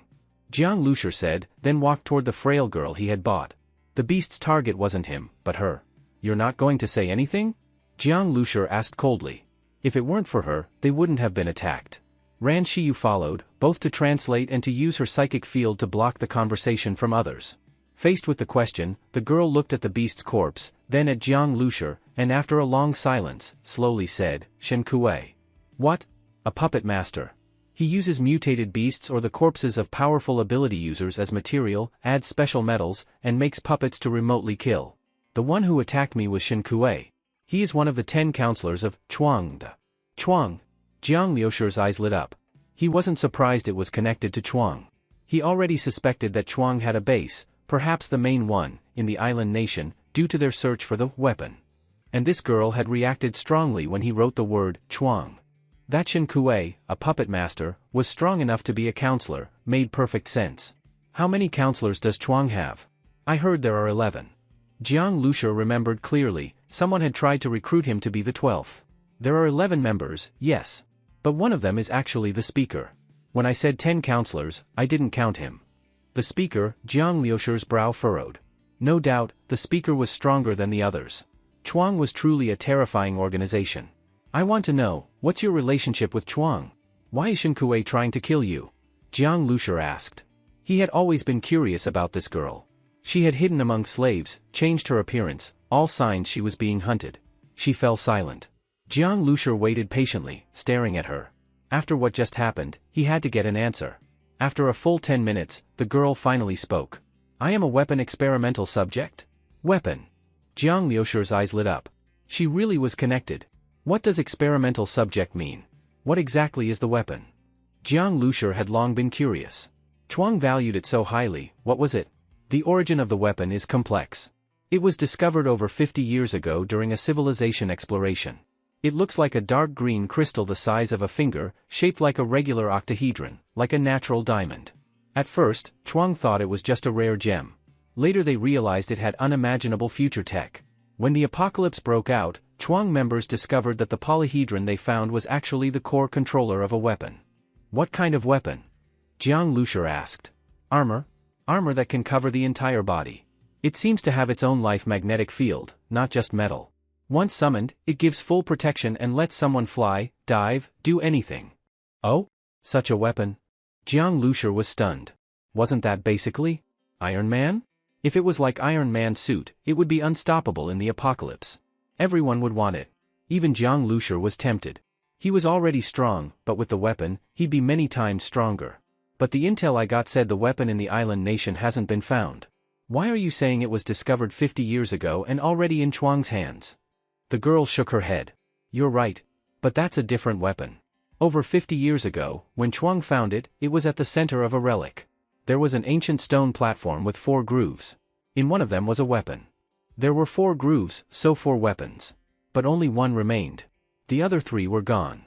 Judging from the shapes, 3 were octahedral like Chuang's. But the 4th, in the center, was a sphere the size of a fist. That one was probably the most valuable, what Chuang wants most. After the apocalypse, Chuang somehow got more info about that relic. They concluded it was left behind by a mysterious civilization that had vanished. The weapon was the last remnant of their technology. The weapon can fuse with intelligent beings' mental power and be activated. Once summoned, it becomes a battle suit. The 3 octahedrons are battle armor for individuals. The central spherical weapon, it's something far greater. Likely a space battleship, the ultimate ship of that lost civilization. When the girl said this, Jiang Lushur suddenly shuddered. Spherical weapon? A mysterious civilization's ultimate battleship. Could it be? Jiang Lushur suddenly thought of the starseed. The starseed was spherical. After fusing with his mental power, it stayed in his brain, never separating. Its job was to build the base vehicle. And the base vehicle was just the first form. As it evolved, it became amphibious.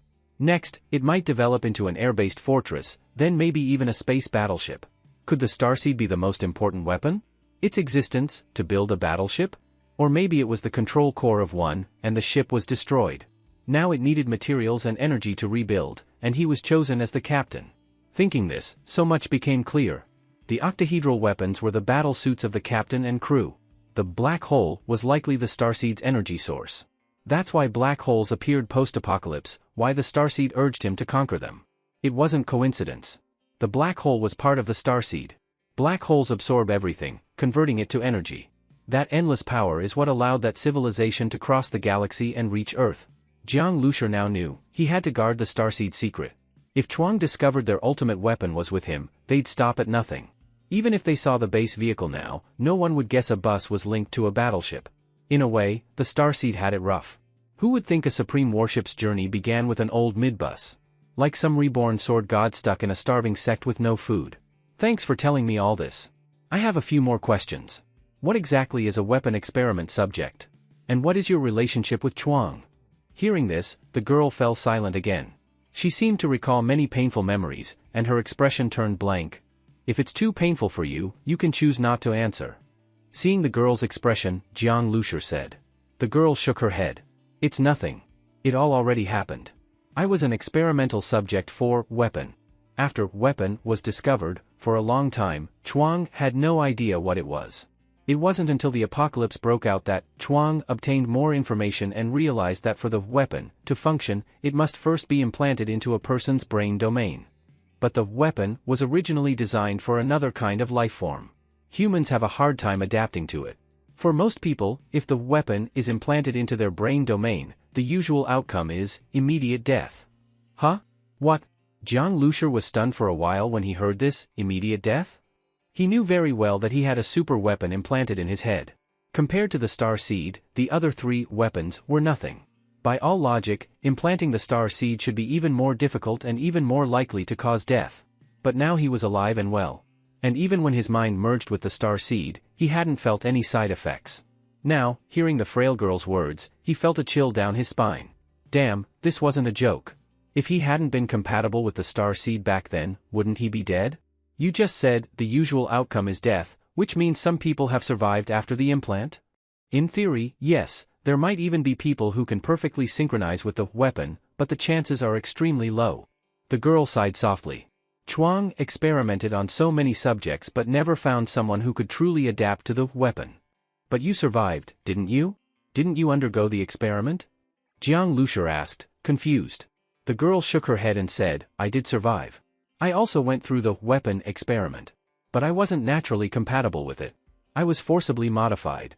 Before me, there were many experimental subjects who all died because of the implant. But Chuang didn't come out of it empty-handed. By monitoring the brainwave data when those subjects had the weapon implanted, they figured out what kind of mental fluctuations are needed to merge with the weapon. Chuang couldn't change the weapon, but they could modify the subject's mental fluctuations to make them suitable. Once they analyzed the final data, they selected the last batch of experimental subjects, making our mental fluctuations fully compatible with the weapon. There were 7 people in this group. I'm the only one who survived. I merged with the weapon, but since the data was forcibly modified and not perfect, my body, restraints, and bloodline all mutated under the powerful energy shock. I didn't used to look like this. The girl sighed as she spoke. Jiang Lushur was momentarily stunned. He had thought the girl was using some kind of disguise, but now he realized it wasn't. Her strange appearance was the result of her body failing to withstand the weapon fusion and suffering aftereffects. Looking at the girl, so skinny and small, completely flat-chested, with a pale face, she looked like a starving beggar on the brink of death. Actually, for me, just surviving was good enough. I don't care what I look like. The 7 of us, right after merging with the weapon and testing our vital signs, were forcibly separated from it. At that time, I went into a state of suspended animation. Even Chuang didn't realize I was still alive. I took the opportunity to escape. It wasn't until they noticed the body had disappeared that they began to hunt me down. They won't allow a test subject to live. So that's what happened.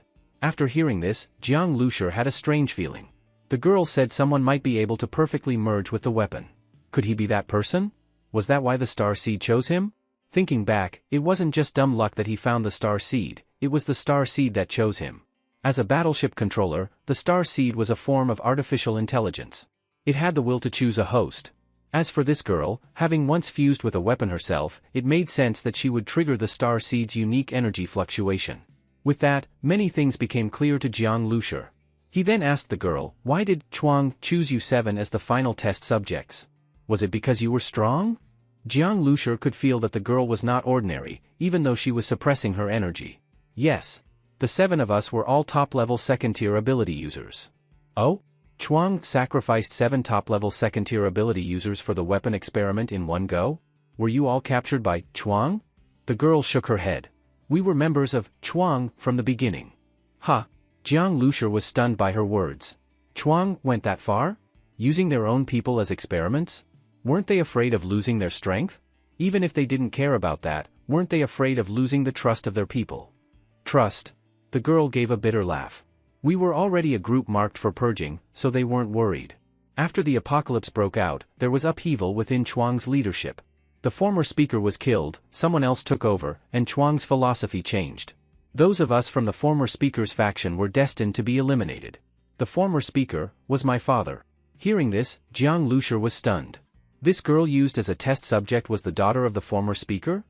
That was something he hadn't expected at all. No wonder she had such strong emotional reactions when talking about Chuang and her past.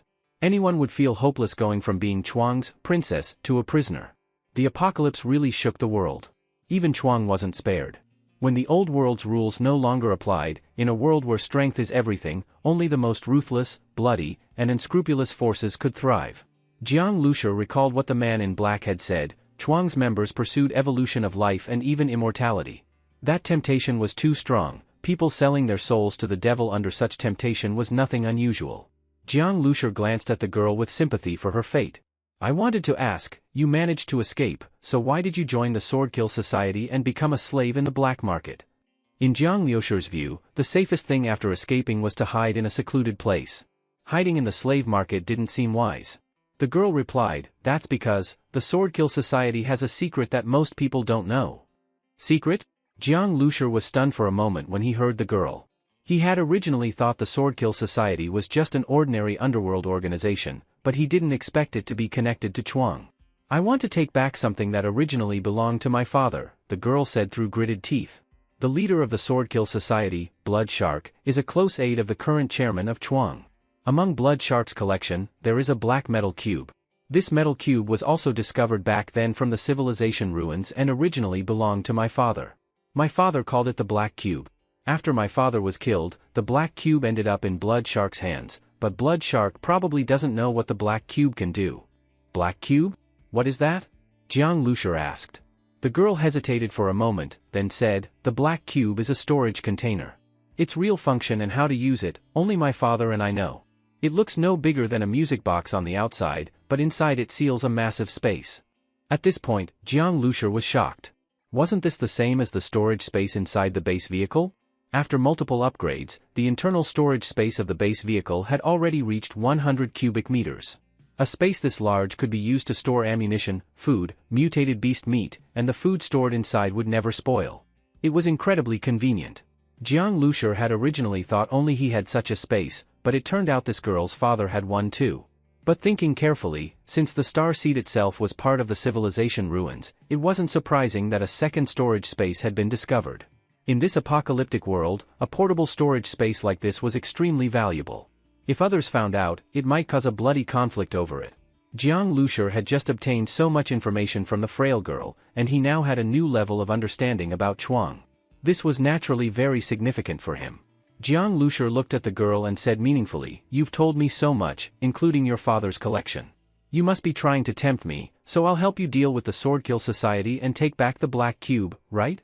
The girl took a deep breath, nodded, and said without hiding anything, yes. Why did you explain the Black Cube's function so clearly? Don't tell me you think that after I know what it does, I'll still give it back to you. Although Jiang Lushur said that, he actually wasn't very interested in the Black Cube's storage space. The 100 cubic meters in the base vehicle could already hold hundreds of tons of food, meat, and ammunition. That was more than enough for him. He only said this to show a normal person's reaction after learning about the Black Cube. The girl said, if I didn't tell you, you wouldn't be interested at all. I couldn't deceive you and quietly take back the Black Cube either. Honestly, I never expected you to return it. The Black Cube can be yours, and everything inside can be yours too. I only want to retrieve my father's notes and belongings from it. Oh? What's inside the Black Cube? Jiang Lushur asked casually, not really paying much attention. But he didn't expect the girl's next words to make his heart race. The girl said, the internal space of the Black Cube is tens of meters wide. It stores a large amount of wealth my father collected, including food, fresh water, clothing, and other supplies he prepared for the apocalypse. Moreover, when my father obtained the Black Cube, it already contained something, a kind of metal never seen on Earth. It's 10 times heavier than steel, incredibly hard, far tougher than diamond. My father guessed that this metal might have been used by the civilization ruins to build interstellar warships, or maybe it came from damaged warships and was remelted and stored inside the Black Cube. What? Metal for building interstellar warships? Jiang Lushur's breathing tightened. This news was a huge shock to him. It had already been mostly confirmed that the Star Seed was the control center of a warship, and its mission was to rebuild that warship. Because of that, every time the Star Seed upgraded the base vehicle, it required all kinds of metals. During the second upgrade, in addition to metal, it even needed black hole energy as the core power source. But Jiang Lushur knew the metals he collected on Earth were all limited in quality. They might be enough to build a base vehicle, an amphibious warship, or even a space station, but building a legendary interstellar warship that could travel through wormholes and roam space, that seemed impossible. But now, he had learned that the original warship metal used by the civilization ruins was in the Swordkill Society. How could Jiang Lushur not get excited? What metal could be more suitable than the original one used in the warship? If the Star Seed could absorb this metal, it might immediately trigger its third evolution. No one knew what the Star Seed could evolve into then. Jiang Lushur was filled with anticipation. You're interested in that metal? The girl was a bit surprised. When she first mentioned the black cube, Jiang Lushur had seemed interested, but not nearly as much as now.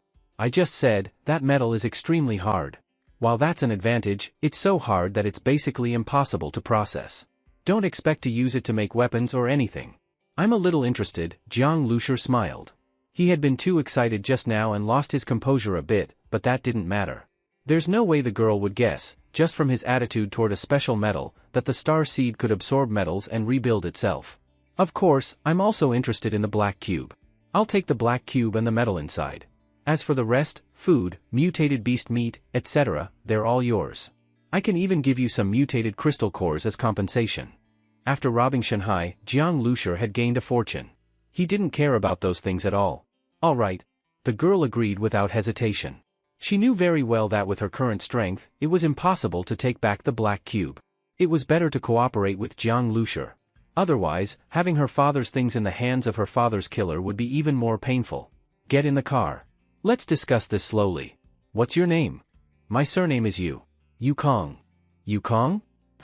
Alright, Shiyu, you'll be responsible for protecting you. I suspect someone tracked her down using some kind of mental method. Ran Shiyu nodded. I'll give it a try.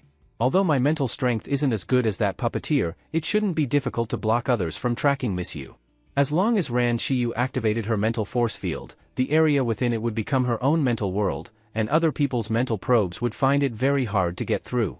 Brother Jiang, your mutant beast is being butchered by the brothers. I saw your bus can't really hold all this bloody stuff. I happen to have 2 small trucks. If you need them, I'll give them to you. When Jiang Lushur walked over to Jiang Cheng, he saw that the giant pangolin had already had its massive tail cut off. The head and limbs were also being chopped up. A beast the size of a house wasn't easy to transport, and butchering it was a physically demanding job. Jiang Lushur saw a man nearly 2 meters tall, covered in solid muscles. He seemed to have awakened a strength-related ability. He was using a large steel saw to cut through the pangolin scales, and many others were helping out. Some people were also collecting the bodies. Just now, the pangolin's attack killed 6 people, 4 men and 2 women.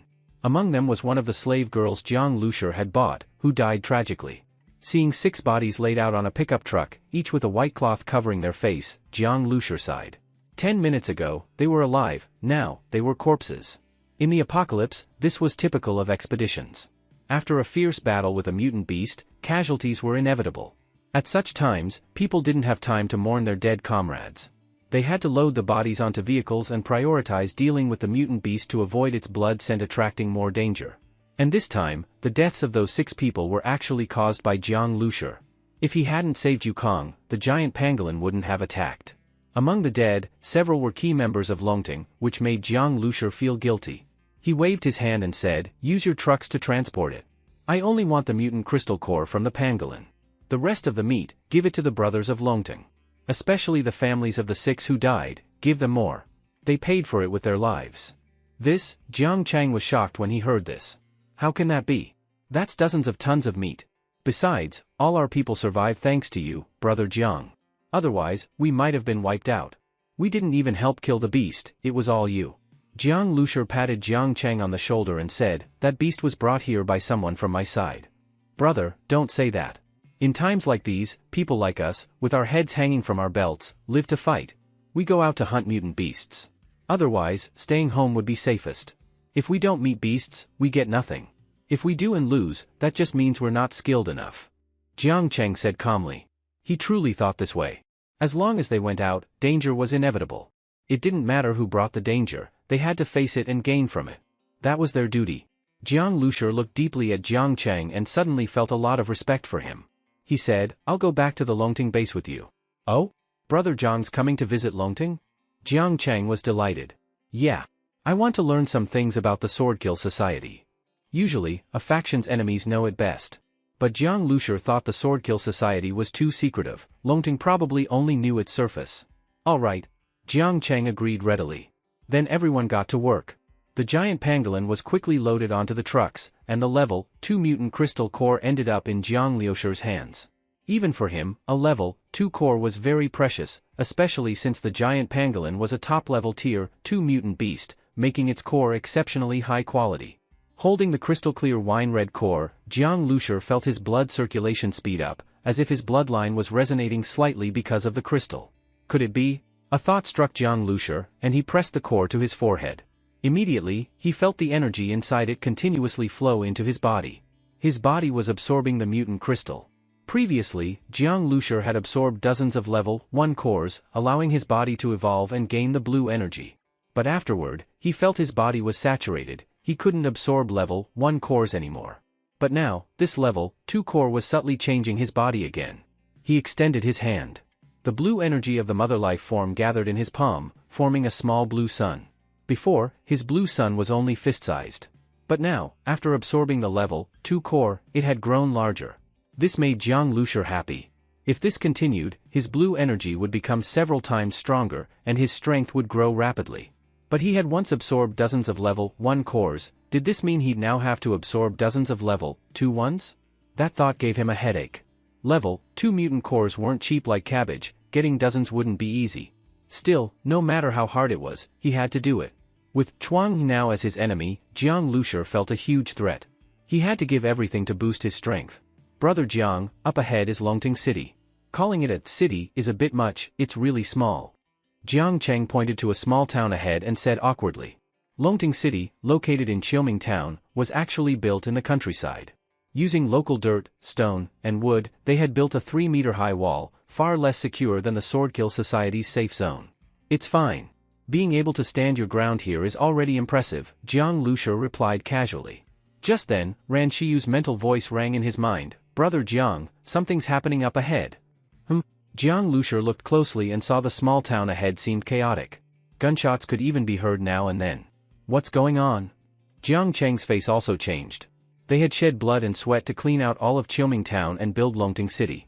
In the past month or two, things had been peaceful. He hadn't expected a fight just as he brought Jiang Lushi back. Without Jiang Cheng needing to give orders, the squad members had already floored the gas. The long convoy sped toward Longting City. As the convoy got closer to Longting City, Jiang Lushi could already clearly see what was happening there. Longting City was surrounded. More than 20 black SUVs were parked at the gate of Longting City. These SUVs had been modified, with weapons mounted on the roofs. Some even had anti-aircraft machine guns installed. Someone fired an RPG rocket directly at the city wall. Boom!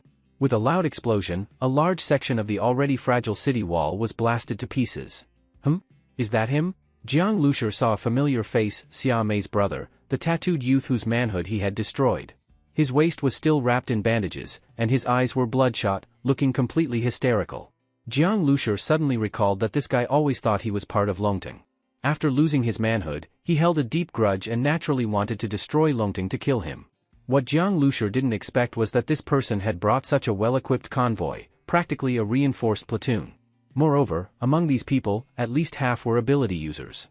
That number was just outrageous. This guy has that much power? Jiang Lushi was shocked. This was at least the scale of 7 or 8 ability user teams combined.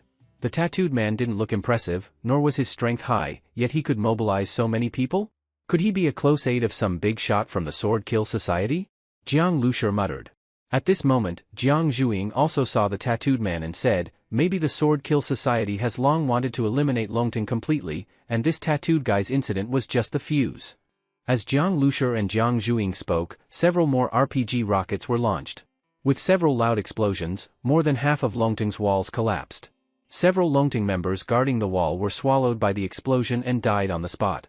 Swordkill Society people, we've already given up the city center and moved to Qiuming Town. Do you really want to wipe us out? A red-clad ability user shouted from the still-standing section of the wall, but in response, another rocket was fired at him. Boom! A violent explosion rang out, cracking a large part of the wall. The red-clad ability user was strong enough to pull himself away from the wall just before the RPG hit, narrowly avoiding a fatal blow. Although Longting was far weaker than the Swordkill Society, if pushed too far, they could still bite back and cause damage. Originally, Longting occupied a remote area, and with limited interests at stake, the Swordkill Society wouldn't go all out to wipe them out. But now, things had changed. All forces, fall back and lure the enemy into the residential area for street fighting. Evacuate all civilians, let the ordinary people retreat from the back door. All ability users, hold the front. The red-clad ability user shouted. His voice was deep and powerful. Even in the midst of loud explosions, it carried dozens of meters and was clearly heard by everyone. Captain Yuan Fei. There's already a mounted anti-aircraft gun at the back door. Many people died when we opened it earlier, a girl in military uniform shouted. Her voice was crisp, and her sweet face was smudged with dust from the explosions. Nonsense, it's just a machine gun. Destroy it. The red-clad ability user, Yuan Fei, looked serious. He knew that no matter what, Longting would suffer heavy losses today. And at this critical moment, Jiang Cheng had taken many people to rescue those female slaves, greatly weakening Longting's combat power. He even suspected that the enemy had waited for this opportunity to launch their attack. At this point, all he could do was buy time and organize a retreat. That was the only way to preserve as much of Longting's fighting force as possible. Captain Yuan Fei. Look at that, the military uniformed girl suddenly said. Yuan Fei paused and followed her gaze into the distance. When he saw it, he was overjoyed. Jiang Cheng, that kid is finally back. With Jiang Cheng's team joining the battle, it was like getting help in the nick of time. With him flanking from behind, they might even turn the tide. After all, the Sword Kill Society hadn't sent all their forces, just 7 or 8 ability user teams. Captain Jiang.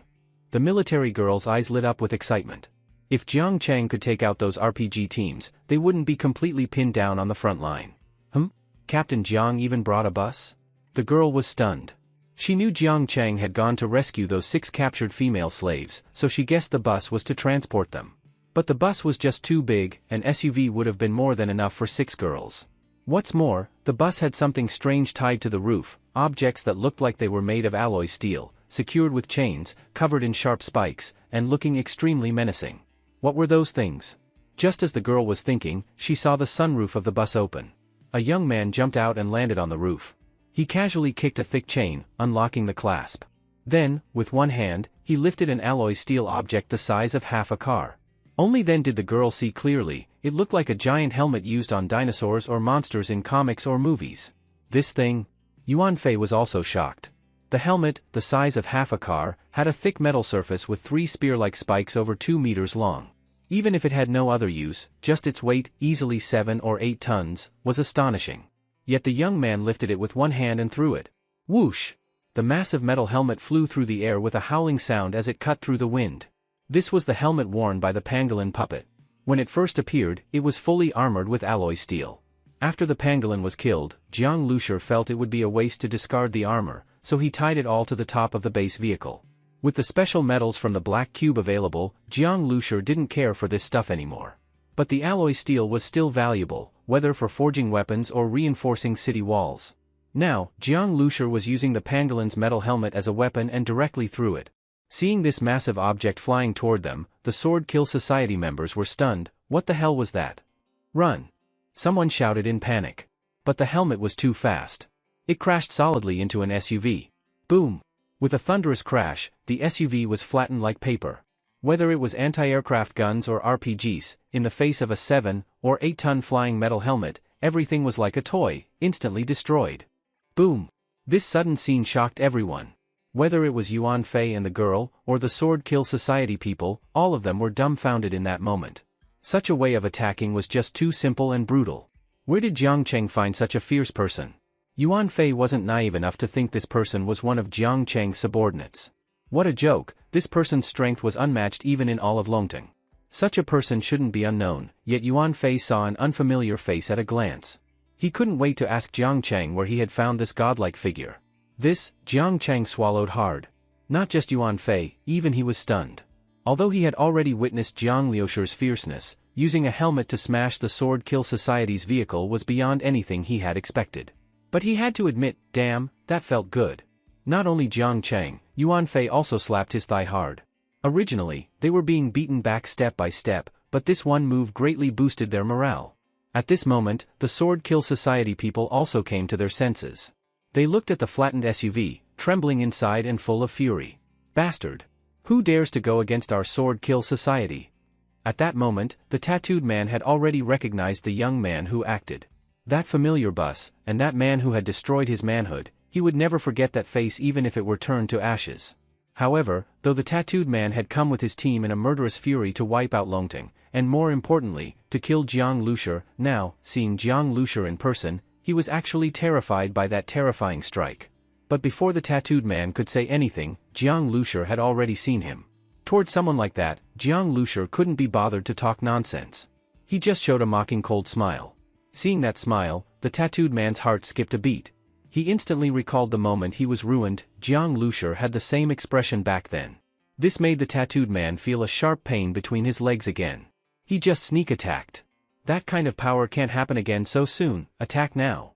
Just as the tattooed man roared, his voice suddenly changed, like a duck getting strangled. He and the Sword Kill Society people were horrified to see that the young man had lifted another alloy steel part from the bus roof, this one even bigger than the helmet. It was the pangolin's back armor, heavier than the helmet that had just been thrown. But even so, Jiang Lushur still lifted it with one hand like a brick. In an instant, all the Sword Kill Society members were scared out of their wits. What the hell, there's more. And does this guy's strength have no limits? Whoosh! Jiang Lushur gathered massive strength and threw the huge back armor violently. At such speed and size, even though the Sword Kill Society people screamed and hit the gas pedals in panic, they still couldn't dodge in time. Boom! Another SUV was struck and instantly turned into a pile of scrap metal. Everyone inside was smashed into a pulp, completely dead. Attack him directly. Fire! Fire! But as they scrambled to aim their rockets and machine guns at the bus roof, they were horrified to find that Jiang Lushur had already turned into a blur and was charging toward them. What? At that moment, Jiang Lushur flung out an iron chain from his hand.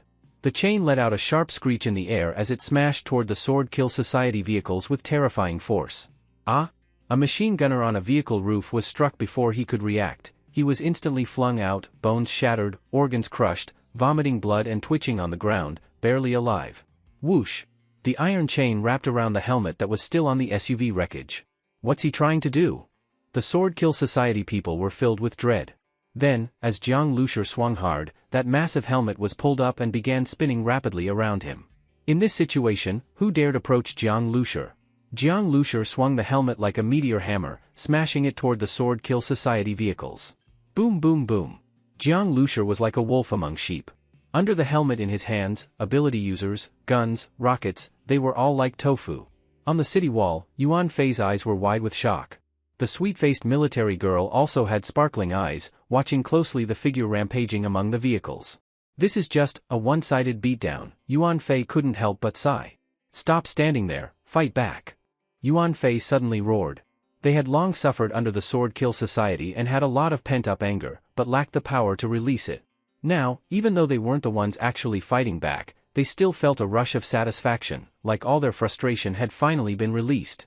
With Jiang Lushur in front and the Longting people attacking from behind, the Sword Kill Society felt like their heads were about to explode. They had been pressing hard just moments ago, but now they were running in panic, and the enemy was just one person. Keep your distance, get away from him. But just then, a flash of lightning burst out on the other side of the battlefield. Ah! An SUV that had pulled back to fire at Jiang Lushur was struck by the lightning. The people inside instantly scorched. A young, energetic girl surrounded by electricity appeared on the battlefield. Brother, I'm here to help. Jiang Zhuing smiled. In an instant, a huge electric net spread out, and bolts of lightning kept raining down under Jiang Zhuing's control. Lightning and the terrifying helmet attacks, Sword Kill Society lost all ability to resist. They screamed and ran in chaos. But at that moment, Ran Shiyu's voice suddenly rang in Jiang Liushur's ear. Brother Jiang, be careful. Her tone was very serious, even a little anxious. She had suddenly sensed several strong psychic energies rapidly approaching. Jiang Liushur's heart skipped. At a time like this, anyone arriving was definitely not an ally, most likely reinforcements from Sword Kill Society. But these reinforcements came a bit too fast. Jiang Lushur finally stopped and looked into the distance, following Ran Shiyu's guidance. Seeing this killing god finally stop, the remaining Sword Kill Society survivors had no fight left. Along with Jiang Zhuing and Longting's people, they were quickly surrounded. Looking at the chaos around him, Yuan Fei's eyelids twitched uncontrollably. Watching from the side had already been terrifying, now, imagining himself in it. Better not think about it, too damn brutal. Captain Jiang Cheng excitedly ran over, intending to introduce Jiang Lushur to Yuan Fei and the others. The military girl followed beside Yuan Fei, looking at Jiang Lushur with curiosity and awe. Up close, Jiang Lushur didn't look like a terrifying warrior at all. He was tall and lean, wearing a trench coat, stylish, with a handsome face and deep eyes. He clearly looked like a handsome and cultured guy, completely different from the brutal god of war just now. But as Jiang Cheng opened his mouth, Jiang Lushur cut him off. Stay alert. Someone's coming, Jiang Lushur said. From Ran Shiyu's sensing, Jiang Lushur wasn't underestimating the enemy. They're probably puppet beasts like that armored monster from before, Jiang Lushur said. Hearing this, Jiang Cheng's heart jumped. Puppet beasts? The military girl asked in confusion. Jiang Cheng quickly explained what had happened earlier to Yuan Fei and the girl. After listening, the military girl covered her mouth in shock. Looking at the huge helmet and back armor, her face turned pale. Just then, among the surrounded Sword Kill Society members, someone shouted, "You've made enemies of the Sword Kill Society, prepare to die." Jiang Lushur looked over. It was the tattooed man. He hadn't died in the fight earlier but had no chance to escape. He was now a captive. He knew well that in life-and-death battles like this, even if he had survived by chance, he would still be killed. He wouldn't spare his enemy either. Since death was certain, he just let loose, full of hatred, eyes red. But when Jiang Lushur looked over, he trembled uncontrollably. That unstoppable killing aura from Jiang Lushur earlier was too terrifying. The tattooed man's body kept shaking, but he still forced himself to speak, "The society will avenge us." "Oh really? Then you won't have to wait long, someone's already coming to avenge you," Jiang Lushur smiled faintly. The tattooed man froze. He had only been cursing in resentment, but, was someone really coming? Jiang Lushur didn't care about him. He was now brimming with energy, recovering rapidly, ready to fight again. He had already faced this puppet master once. After killing the pangolin sent by the opponent, Jiang Lushur knew the puppet master wouldn't let it go. This time, the puppet master probably wasn't even here to rescue the Sword Kill Society people. They were nothing to him. His real target was Yi Kong and the Shering squad that killed the pangolin. Half a minute after Ran Shiyu gave the warning, several small black dots appeared in the sky to the northwest of Qiuming town. What are those things? Jiang Lushur was stunned. At first, he thought they were some kind of house-sized giant beasts. He didn't expect flying creatures. If it weren't for the absence of any engine sounds, he would have thought airplanes were approaching. The small black dots kept getting bigger. Faintly, it could be seen that they were black giant beasts with 2 wings. Scree, scree. Sharp screeching sounds rang out continuously, like the high-pitched static from a school broadcast system gone wrong, extremely loud and unbearably piercing. "Are those bats?" Ran Shiyu spoke. By now, Jiang Lushur had also seen clearly. It was hard for him to associate those giant things in the sky with bats. Their wingspan was at least 10 meters. 10 meters might not sound like much, but if one of those beasts landed, just spreading a wing could easily cover a small car. Compared to their enormous wings, their bodies were slightly smaller, but still the size of an adult tiger. Judging from their sharp teeth, they could probably bite through steel. This was truly what it meant to add wings to a tiger. Jiang Lushur couldn't help but think of a now-extinct ancient aerial overlord, the Quetzalcoatlus. It was the largest flying creature ever discovered by humans, said to have a wingspan over 10 meters. Although Quetzalcoatlus likely had a longer neck and stood as tall as a giraffe, in terms of body mass, it might not have even outweighed these burly giant bats. It was hard to imagine how such massive creatures could even fly. What are those things? Jiang Cheng was completely shocked. Were there such giant beasts in the island nation? Today he had already seen that giant pangolin, and now these flying bat beasts, everything unfolding before him was beyond his comprehension. He suddenly felt how weak he truly was. Compared to this vast world, he was utterly insignificant. If even Jiang Cheng felt this way, let alone the people of Longting City. When had they ever seen such a sight? These flying monsters, an adult lion would likely be snatched into the sky and torn apart. Surprisingly, the tattooed man was overjoyed upon seeing these beasts. Shinpu beasts? They're really Shinpu beasts. Are these the Shinpu beasts? I actually got to see them. The tattooed man was practically babbling. This made Jiang Lushur pause. He hadn't expected the tattooed man to recognize the flying beasts in the sky. He knew that Shinpu, divine wind, was a concept revered in the island nation, almost a kind of spiritual belief. Back when the once invincible Mongols swept across Eurasia, their invasion of the island nation was thwarted by a typhoon, sparing the island from destruction. That typhoon was later called Kamikaze, divine wind. During World War II, when the nation faced defeat, they formed the Kamikaze suicide squads with the same name. Now, this tattooed man was calling the bats Shinpu beasts and clearly worshipping them, which proved that these bats were seen as totems by the Sword Kill Society, and possibly by some underworld factions in the island nation today. This showed just how influential Genesis was in the island nation. Though Genesis was a global organization, it hadn't infiltrated Huaxia well. After all, Huaxia's social structure made infiltration difficult.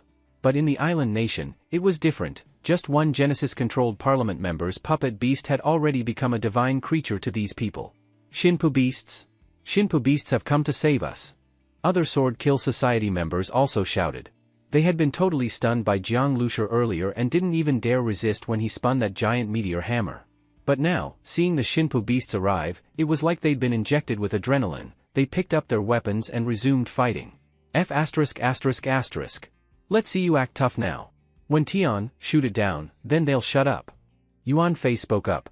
He was referring to the military girl next to him. Her name, Wen Tian, sounded sweet, but her actions were anything but. Upon hearing the order, she didn't hesitate. She pulled out a large sniper rifle from her back. It was a Barrett. As an anti-material sniper rifle used by the US military and tested in the Gulf War, it had immense power and high accuracy. The Barrett was even more famous than the AMR-2. Now, in the hands of a slender young woman, it created an intense visual contrast. Before the apocalypse, even bulky Special Forces soldiers could only fire this large-caliber rifle in a prone position. Holding it while standing would make the muzzle blast feel like an air cannon and leave your shoulder sore for days. But now, when Tian was aiming it at the bat while standing, the round she loaded was an armor-piercing discarding sabot capable of penetrating 35mm of steel from 500 meters away, incredibly lethal. When Tian loaded, aimed, and fired in a single instant. Bang! A loud gunshot rang out, clear even on the chaotic battlefield. The round flew in a straight line through the air and struck the bat right in the head. One shot to the head. Before Wen Tian could celebrate, her face froze. She saw that the bat only tilted its head slightly and continued flying toward Longting City. What happened? Did she miss? Wen Tian was shocked. Her ability was related to shooting. She didn't believe she had missed. If it were a heavily armored ground mutant beast, she wouldn't be surprised. But this was a flying creature. Bats had fur-covered bodies, basically light armor. Her sniper rifle was loaded with a round that could pierce a finger-thick steel plate. Mutant beasts were still flesh and blood. How could one block an armor-piercing round without thick flesh or scales? Wen Tian couldn't believe it. Just then, Yuan Fei suddenly tackled her to the ground. "Watch out!" Yuan Fei shouted. At the same time, where they had just stood, the ground trembled violently. Then, when Tian saw something horrifying, the stone slab under their feet had turned into stone powder from the vibrations, scattering in the wind. What kind of attack was that? Ultrasound. Yuan Fei guessed. Ultrasound, when powerful enough, can shatter objects, what's known as ultrasonic fragmentation. In medicine, it's used to break up kidney stones inside the body. But that takes time. What just happened, pulverizing a stone slab in a second, was almost unimaginable. Sonic attack. More precisely, a focused sonic beam. Those bats can cooperate and combine the ultrasonic waves they emit into a concentrated beam to avoid dispersion and achieve a powerful lethal effect. At that moment, Ran Shiyu's voice sounded in the ears of all members of the Shering squad. When ordinary people speak, sound waves disperse in all directions, and their intensity weakens very quickly, proportional to the square of the distance. That's because nearly all wave dispersion is spherical, and the surface area of a sphere increases with the square of its radius. That's why gravity, electromagnetism, and other forces follow the inverse square law in their basic formulas. But once sound waves stop dispersing and become a beam, the weakening becomes much less. That's why, if you roll up a book and speak through it directly to another person's ear, even a very faint voice can be heard clearly on the other end.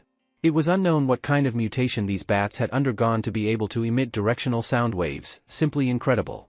The strength of this sonic wave, if taken by a flesh and blood body, would turn you into mush. "Zhuying, get on the base vehicle," Jiang Lushi said seriously. The base vehicle's excellent defense could block out ultrasonic waves. Jiang Zhuying gritted her teeth and didn't argue. She flashed up into the base vehicle. "Brother, be careful." Right now, Jiang Lushi was the strongest among the Shering squad. Jiang Zhuying could only trust her brother. If she stayed by force, she would only distract him. Just as Jiang Zhuying got in, the sense of danger came again. Without thinking, Jiang Lushi leapt forward. Crack, crack, crack. The ground where he had just been standing shattered into dust, even worse than what Yuan Fei had experienced earlier. The ultrasonic waves from the bats were completely inaudible and invisible, an attack with no sound or form. Moreover, the sonic attack was extremely fast, faster than a superpowered user could react. Combined with its area of effect, even if you saw the sonic wave, dodging would still be hard. Not to mention, you couldn't even see it. This was truly a silent death. Before realizing the Reaper had arrived, you were already dead. Jiang Lushi was only able to dodge due to his superpowered danger instinct. To reach this level of awareness and dodge ultrasonic waves, a top-tier level 2 ability user was the bare minimum. Crack! With just a brief pause, the ground beneath Jiang Lushur shattered again, and he dodged once more. As he jumped, Jiang Lushur suddenly felt a chill on his back. Without thinking, he twisted his body midair, using the thick chain in his hand for leverage, shifting sideways in defiance of physics. Boom! In the direction Jiang Lushur had just leapt toward, a stone wall violently trembled. As if centuries of erosion had been compressed into a single moment, it crumbled into dust and collapsed. Seeing this, cold sweat ran down Jiang Lushur's forehead. These bats actually knew how to coordinate attacks to block off his escape routes. One bat feinted to force him to dodge, while another targeted his likely escape path. If he had rushed in head-on, he would have been crushed. This intelligence was beyond that of animals. Most likely, the puppet master was controlling them remotely. The Genesis Council member was indeed terrifying. Although Jiang Lushur's danger instinct was accurate, it consumed a lot of energy. He couldn't keep up with these bats' coordinated, invisible attacks. One mistake, and he was doomed. Jiang Lushur suddenly shook the iron chain in his hand, disconnecting it from the pangolin's giant helmet. Then, he used the thick chain as a whip and smashed it toward the bats in the sky. Whoosh! The chain tore through the air with a sharp howl, but the bats had already anticipated Jiang Lushur's action and lifted higher. The chain swept just beneath them, not long enough. Jiang Lushur frowned. His biggest problem now was not being able to fly. With his current means, he couldn't attack the 4 bats at all. "Brother Jiang, I'll help you," Xiang Shuahai shouted, about to rush out of the base vehicle. Only with her wind power could Jiang Lushur possibly fly. "Don't come out." Jiang Lushur flatly rejected. He knew Xiang Shuahai wanted to lift him to attack the bats. But relying on her wind to fly wasn't feasible. It couldn't counter the bats' overwhelming sonic attacks. Xiang Shuahai could sense danger for herself, but not for Jiang Lushur. She couldn't control his flight safely. Once in the air, Jiang Lushur would have no leverage. This was why he hadn't leapt after the bats earlier, even though his chain fell short. "But brother Jiang." Xiang Shuahai looked at Jiang Lushur anxiously. "I joined the team to make up for our lack of aerial power. If I don't act now, what am I even here for?" She was worried. In truth, she also knew she couldn't fight 4 bats alone. Jiang Lushur didn't respond. He had no energy left to argue. Another sonic attack came. Seeing that pinpoint sonic attacks were ineffective against Jiang Lushur, the 4 bats began wide-range ultrasonic sweeps. Their energy seemed endless. Boom! Behind Jiang Lushur, an SUV exploded without warning. It was a Longting vehicle that Jiang Cheng had just taken out. The steel frame was nearly deformed by the shock, and dozens of windows shattered to dust. The people inside were instantly turned to mush, no chance of survival. Liang Zi. Seeing this, Jiang Cheng's eyes turned red. He was the strongest in the team, barely able to sense danger, but his brothers had no such ability. They were sitting ducks. The same went for the people in Longting City. No one would survive. "Shinpu beasts! Ha ha ha! Shinpu beasts!" The tattooed man screamed hysterically. The Shinpu beasts, seen as a totem by Sword Kill Society, he had only heard legends and seen pictures. This was his first time truly experiencing their power. The man who ruled the society was truly invincible. "Careful! Everyone out of the vehicles! Spread out after getting out!" Jiang Cheng shouted. All Longting members obeyed immediately, abandoning their cars. Staying together inside was suicide. But even scattered, they couldn't escape the sweeping ultrasonic beams. Several people were hit on the spot, instantly turned to pulp. "You motherf***** heirs, die!" A Longting member grabbed an RPG taken from Sword Kill Society and fired it at the bats. If the Barrett couldn't do it, surely a rocket could. But the rocket's trajectory was too obvious. Mid-flight, it was struck by a sonic wave and exploded in the air. Then, the sonic beam swept again, hitting the RPG wielder. His organs exploded, and he died without a sound. Damn it! Jiang Cheng clenched his teeth till they cracked, but there was nothing he could do. He could only watch the bats slaughter them. This wasn't even a fair fight, it was pure massacre. Of course, the bats focused most of their attacks on Jiang Lushur. Boom! At that moment, the base vehicle let out a roar. The air cannon fired. A terrifying blast of energy erupted from the barrel, mixed with black energy streams sweeping the sky. This was Shadow's attack. Since fusing with black hole energy, the air cannon's power had massively increased. Even after hundreds of meters, its lethality remained terrifying. One bat tried to dodge but wasn't fast enough, its wing got grazed. Blood and flesh exploded. A huge hole opened beneath its 10-meter wingspan. The bat struggled in midair, as if it were about to fall, but its 3 companions quickly grabbed it, keeping it airborne. Nice shot, Shadow. Jiang Zhuing cheered. Ever since Jiang Lushur began fighting outside the vehicle, Shadow had been in charge of piloting, and she never disappointed. She always struck at the most critical moments. But after being praised, Shadow's face showed no joy, only deep concern. She noticed that although the bat's wing was injured, the skin around the hole was twitching, trying to close the wound. Moreover, the 3 uninjured bats had taken their companion to the rear of the base vehicle, the air cannon's blind spot. Shadow realized that if she turned the vehicle to aim, the bats would immediately dodge into another blind spot. The injured bat would soon recover, and her previous shot would have been in vain. Besides, the air cannon couldn't fire at will, it required rare black hole energy. Right now, 1 bat was wounded, this was a chance. But the other 3 could still launch deadly ultrasonic attacks, they weren't sitting ducks. Suddenly, Jiang Lushur dashed forward and crossed 100 meters in a few strides, leaping onto the city wall. Huh? Seeing him appear like lightning, Yuan Fei and Wen Tian were shocked. It was that monster of a man. They remembered him swinging a metal helmet weighing several tons like a flail, smashing through Sword Kill Society's SUVs, unforgettable, visually stunning violence. Now, seeing him appear, they felt like a wild beast had descended upon them. Give me the gun. Jiang Lushur held out his hand toward Wen Tian. Wen Tian was stunned. Her Barrett? To shoot the bats? But this gun can't hurt those big bats. Jiang Lushur frowned. Hurry up. Standing near me, you'll get turned into mush. Okay. But, my gun doesn't have a scope. Wen Tian agreed but felt speechless. She had awakened a shooting-related power and didn't need a scope, she used iron sights. They were faster, but no one else could use them effectively. Why so much talking? Jiang Lushur was annoyed. Seeing the bats recovering, this woman was still babbling. You. Wen Tian was speechless. This man's tone was too unpleasant. If it were anyone else, she'd have slapped them, but Jiang Lushur was no ordinary man. She had no choice but to comply. She handed over the Barrett, plus 2 magazines, one with armor-piercing incendiary tracer rounds, the other with sabot rounds. Jiang Lushur didn't even consider the incendiary rounds. In terms of penetration, sabot rounds were stronger.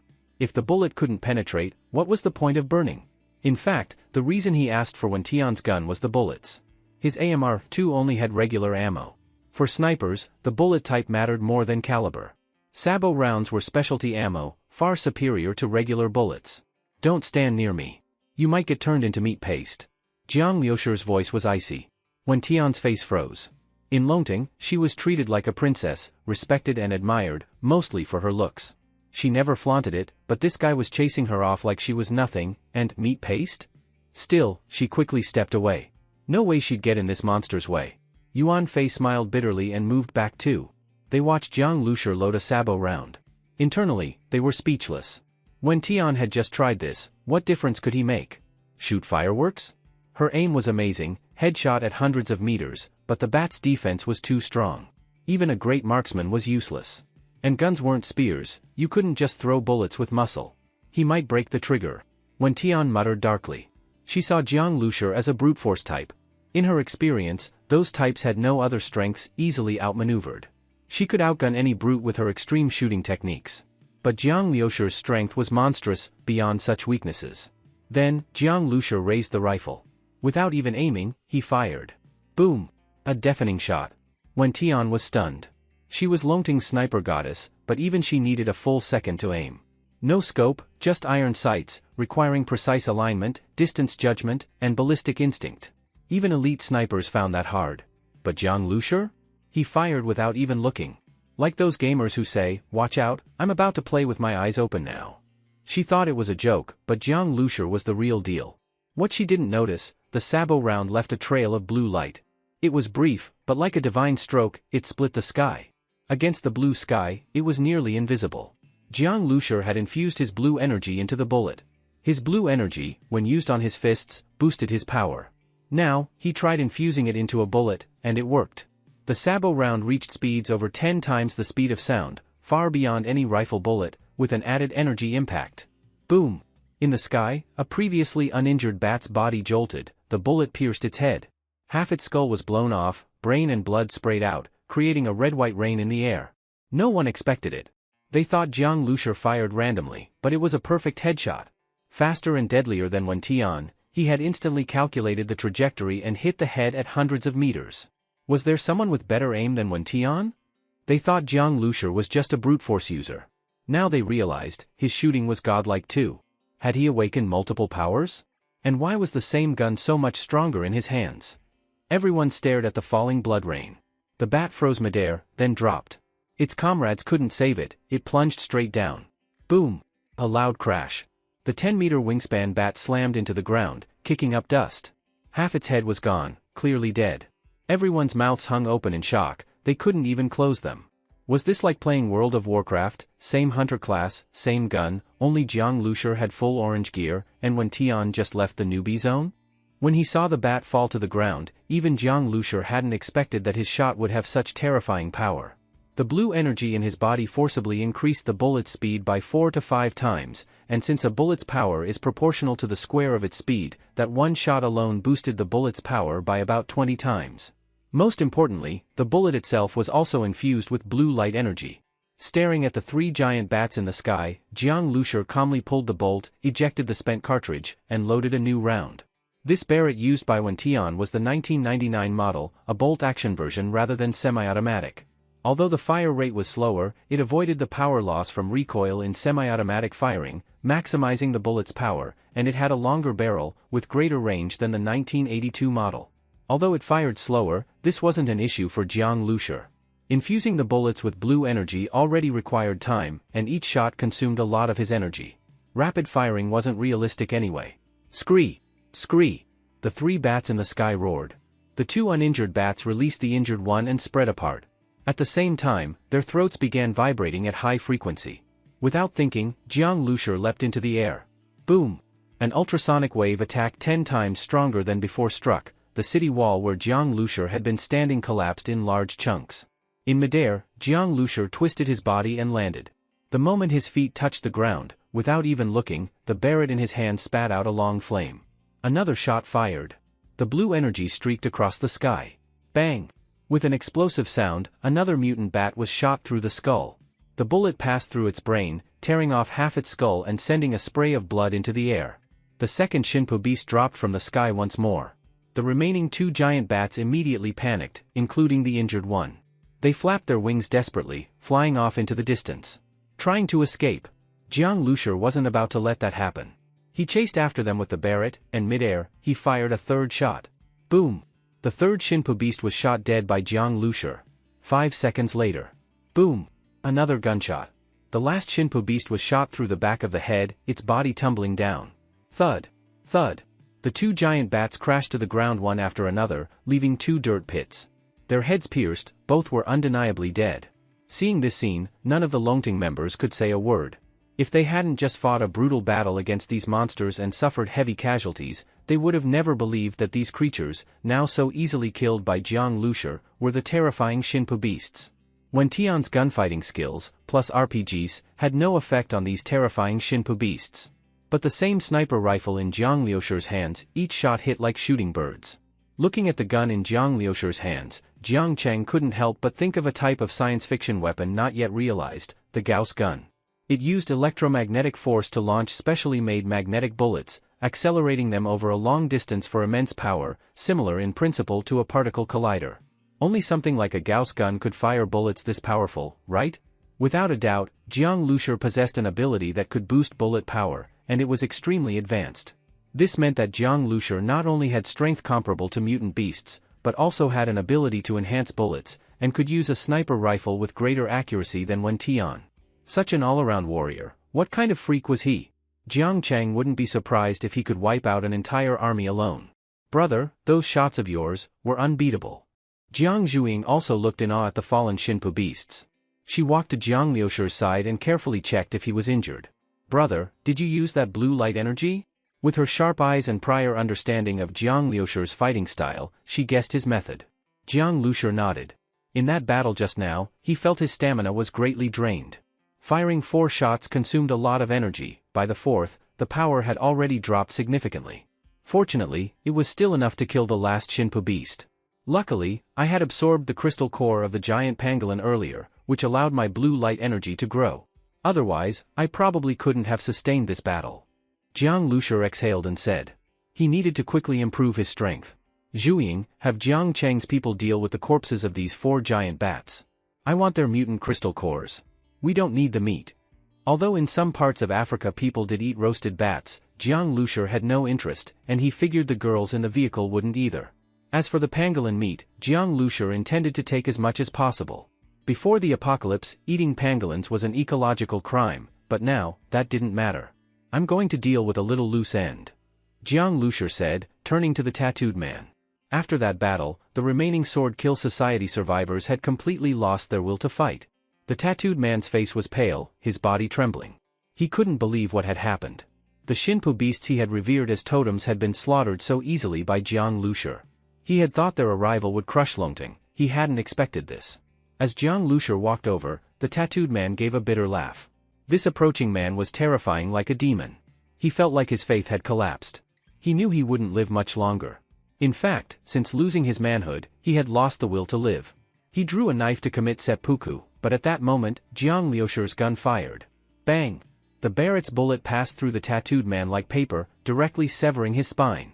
Normally, a sniper round could tear a person in half, but an armor-piercing round was different. Designed to pierce hard targets, it passed cleanly through flesh, leaving only a bloody hole. This meant the tattooed man didn't die immediately. But with his spine broken, his muscles spasmed in extreme pain. His eyes widened, filled with hatred and unwillingness as he stared at Jiang Lushur, not because he lost to him, but because Jiang Lushur hadn't even allowed him the dignity of a seppuku death. You're just some gangster. You think you're worthy of seppuku? Jiang Lushur knew that to samurai in the island nation, they pursued a brief and brilliant life. Seppuku was a way to die with dignity. But this tattooed man had committed countless atrocities: rape, murder, abduction. He wasn't a samurai, he was scum from the underworld. Someone like him had no right to die with honor. Once the tattooed man died, the battlefield was easy to clean up. Most of the other members of the Sword Kill commune didn't choose suicide but surrendered instead. Brother Jiang, I really don't know what to say. We owe it to you again this time. Jiang Cheng drove over, jumped out of the car, and at this moment, Wen Tian and Yuan Fei also arrived. Yuan Fei looked at Jiang Lushur with admiration. Qingzi, this brother is. Let me introduce, this is Jiang Lushur. He's the one who used 3 mutated crystal cores to buy Xiaowen and the others. I met brother Jiang on the way, and he didn't even want the crystal cores, he just gave Xiaowen to us. Jiang Cheng briefly recounted what had happened, then said to Jiang Lushur, this is Yuan Fei, the commander of Longting City now. This is Wen Tian, our sniper. Hearing Jiang Cheng's words, Wen Tian felt her face burn. She stuck out her tongue and said, what kind of sniper am I? It's like I've been shooting a toy gun. After speaking, Wen Tian looked curiously at the gun in Jiang Lushur's hand. That gun used to be hers. She had used it for a long time and knew every part of it well. She still found it hard to believe how the gun could have such great power in Jiang Lushur's hands. Mr. Jiang, may I take a look at this gun? It was originally your gun. Jiang Lushur tossed the gun to Wen Tian. The nearly 20-kilogram extended Barrett was caught single-handedly by Wen Tian.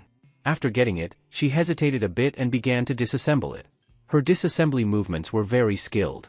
Seeing this, Yuan Fei glared at Wen Tian. What are you doing? Still the original parts, nothing changed. Wen Tian ignored Yuan Fei's question. She also knew that taking apart the gun in front of Jiang Lushur was a bit like probing his powers, which was impolite. But since her own awakened ability was related to shooting, she couldn't help but admire Jiang Lushur's skills. The bullet's power increased so much with one shot. That ability was just against the heavens. Jiang Lushur smiled and said to Yuan Fei, it's nothing. I just used some techniques when shooting. He casually explained. Since it involved blue energy, which was his trump card, Jiang Lushur naturally wouldn't say more. At this time, people from Longting had already started helping collect bat corpses. Zero and Shadow, holding daggers, swiftly dug out 4 crystal cores. These bats were among the top of level 2 mutant beasts. The 4 crystal cores were all high quality. When the cores were handed to Jiang Lushur, he could already feel the surging energy inside resonating with his bloodline. This made Jiang Lushur happy. He couldn't wait to absorb these crystal cores. Brother Jiang, I don't think you can take these 4 bats with you. How about this, you sell them to us? I'll exchange them for mutant crystal cores and evolution crystals, but I'll need a bit of time to gather them. Yuan Fei said apologetically. Longting City was really poor. Buying the corpses of these 4 level 2 mutant beasts wasn't a small expense. Jiang Lushur waved his hand. No need. These 4 bats were brought here by me. Even that tattooed man was lured by me. I caused Longting to lose quite a few brothers. I've already taken the most valuable crystal cores from these mutant beasts. The rest, by reason and emotion, should be left to you. How could that be right? Yuan Fei felt embarrassed. Although Longting did lose some men, in this post-apocalyptic world, getting food always meant sacrifices. Since its founding less than a year ago, Longting had been recruiting new members, and warriors had constantly died in foreign lands. These few mutant beasts would feed them for a long time. Moreover, since mutant meat is highly nutritious, it might even help awaken new abilities. Yuan Fei also knew that there would eventually be a battle between Longting and the Sword Kill Commune, and the result might be Longting's destruction. It's fine. If you think it's unfair, I want that Barrett and some bullets. Jiang Lushur pointed at the gun in Wen Tian's hand. Wen Tian was stunned. Although she was used to that gun, she quickly tossed the Barrett to Jiang Lushur. It can show its full power in your hands. Jiang Lushur took it, then took his usual AMR-2 from Shadow and exchanged it with Wen Tian. In all aspects, there wasn't much difference between the AMR-2 and the Barrett. Jiang Lushur wanted the Barrett mainly because it used sabot armor-piercing rounds. After all, regular bullets had soft cores that deformed easily upon impact, unlike the steel cores of armor-piercing rounds, which were most suitable for channeling blue energy. Thanks. Wen Tian had thought her trusted weapon was gone, but unexpectedly, she got an AMR-2 in return. That gun was also more than good enough for her. Captain Jiang, take the Longting people and clean up the battlefield. I need some rest. See you tomorrow? Jiang Lushur was indeed exhausted, and more importantly, he was eager to absorb those 4 mutant crystal cores. All right. After bidding farewell to Jiang Cheng, Jiang Lushur didn't go into Longting City. Instead, he drove the base vehicle to a drying field behind Longting City. Then Jiang Lushur shut the door, leaving only Li Yusin and Ran Qiyu in the room. One was a doctor, the other had psychic powers, ideal to handle any emergencies while Jiang Lushur absorbed the energy. Let's begin. Jiang Lushur took a deep breath and placed the first mutant crystal core on his forehead. Immediately, he felt a burning sensation, as if a red-hot coal was pressed to his skin. Endless energy surged into Jiang Lushur's meridians. He felt like his body was a boiler, with powerful energy rampaging inside. His whole body hurt, but there was also an indescribable pleasure. The Godwind Beast's mutant core was extremely high in quality, surpassing even the giant pangolin. For blue energy, it was a huge tonic. Jiang Lushur clearly felt his internal blue energy growing. At the same time, his physical body was being cleansed by the energy. Jiang Lushur spent an hour absorbing the first mutant crystal core. Then he immediately started absorbing the second one. As the absorption continued, Jiang Lushur began sweating profusely. Slowly, his body heated up, and his skin turned red like a cooked shrimp. All his pores opened, and waves of steam rose into the air. 4 hours later, it was already nightfall. Jiang Lushur finally finished absorbing the 4 mutant crystal cores. Just like when he previously absorbed level 1 cores, his body started evolving again, his flesh became denser, and his skin glossier. At the same time, some impurities in his body were expelled through his pores. Although there was less grime than the first time, it still smelled bad. At this moment, Jiang Lushur's whole body was red, breathing heavily. His meridians had been through long periods of intense energy clashes and were weakened. Li Yusin gently undressed Jiang Lushur and helped him into the bathroom. Having already been physically intimate with Jiang Lushur, Li Yusin was no longer shy. But Ran Qiyu still blushed. Li Yusin smiled and pulled Ran Qiyu's hand, started running water in the bathtub. Jiang Lushur's body, having just absorbed energy, now being pampered by 2 girls, felt like floating in the clouds. He slowly fell asleep. When he woke up, it was already dawn the next day. Li Yusin and Ran Qiyu were lying on either side of him, both wearing silky pajamas, sound asleep. Looking at the 2 girls' sleeping faces, Jiang Lushur felt a sense of satisfaction.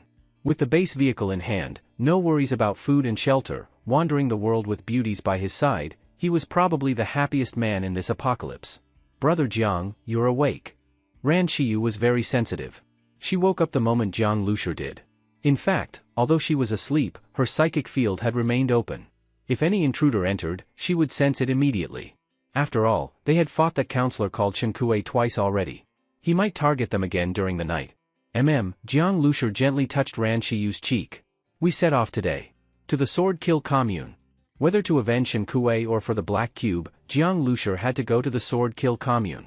Jiang Lushur knew that the news of his appearance in the island nation had surely reached Chuang. After all, his bus was highly recognizable, and Chuang had likely already collected intelligence on him. It wouldn't be hard to identify him. Chuang would definitely make a move. Rather than wait for enemies to come, it's better to strike first. At 8 o'clock in the morning, although the sun had already risen, thick clouds floated in the sky.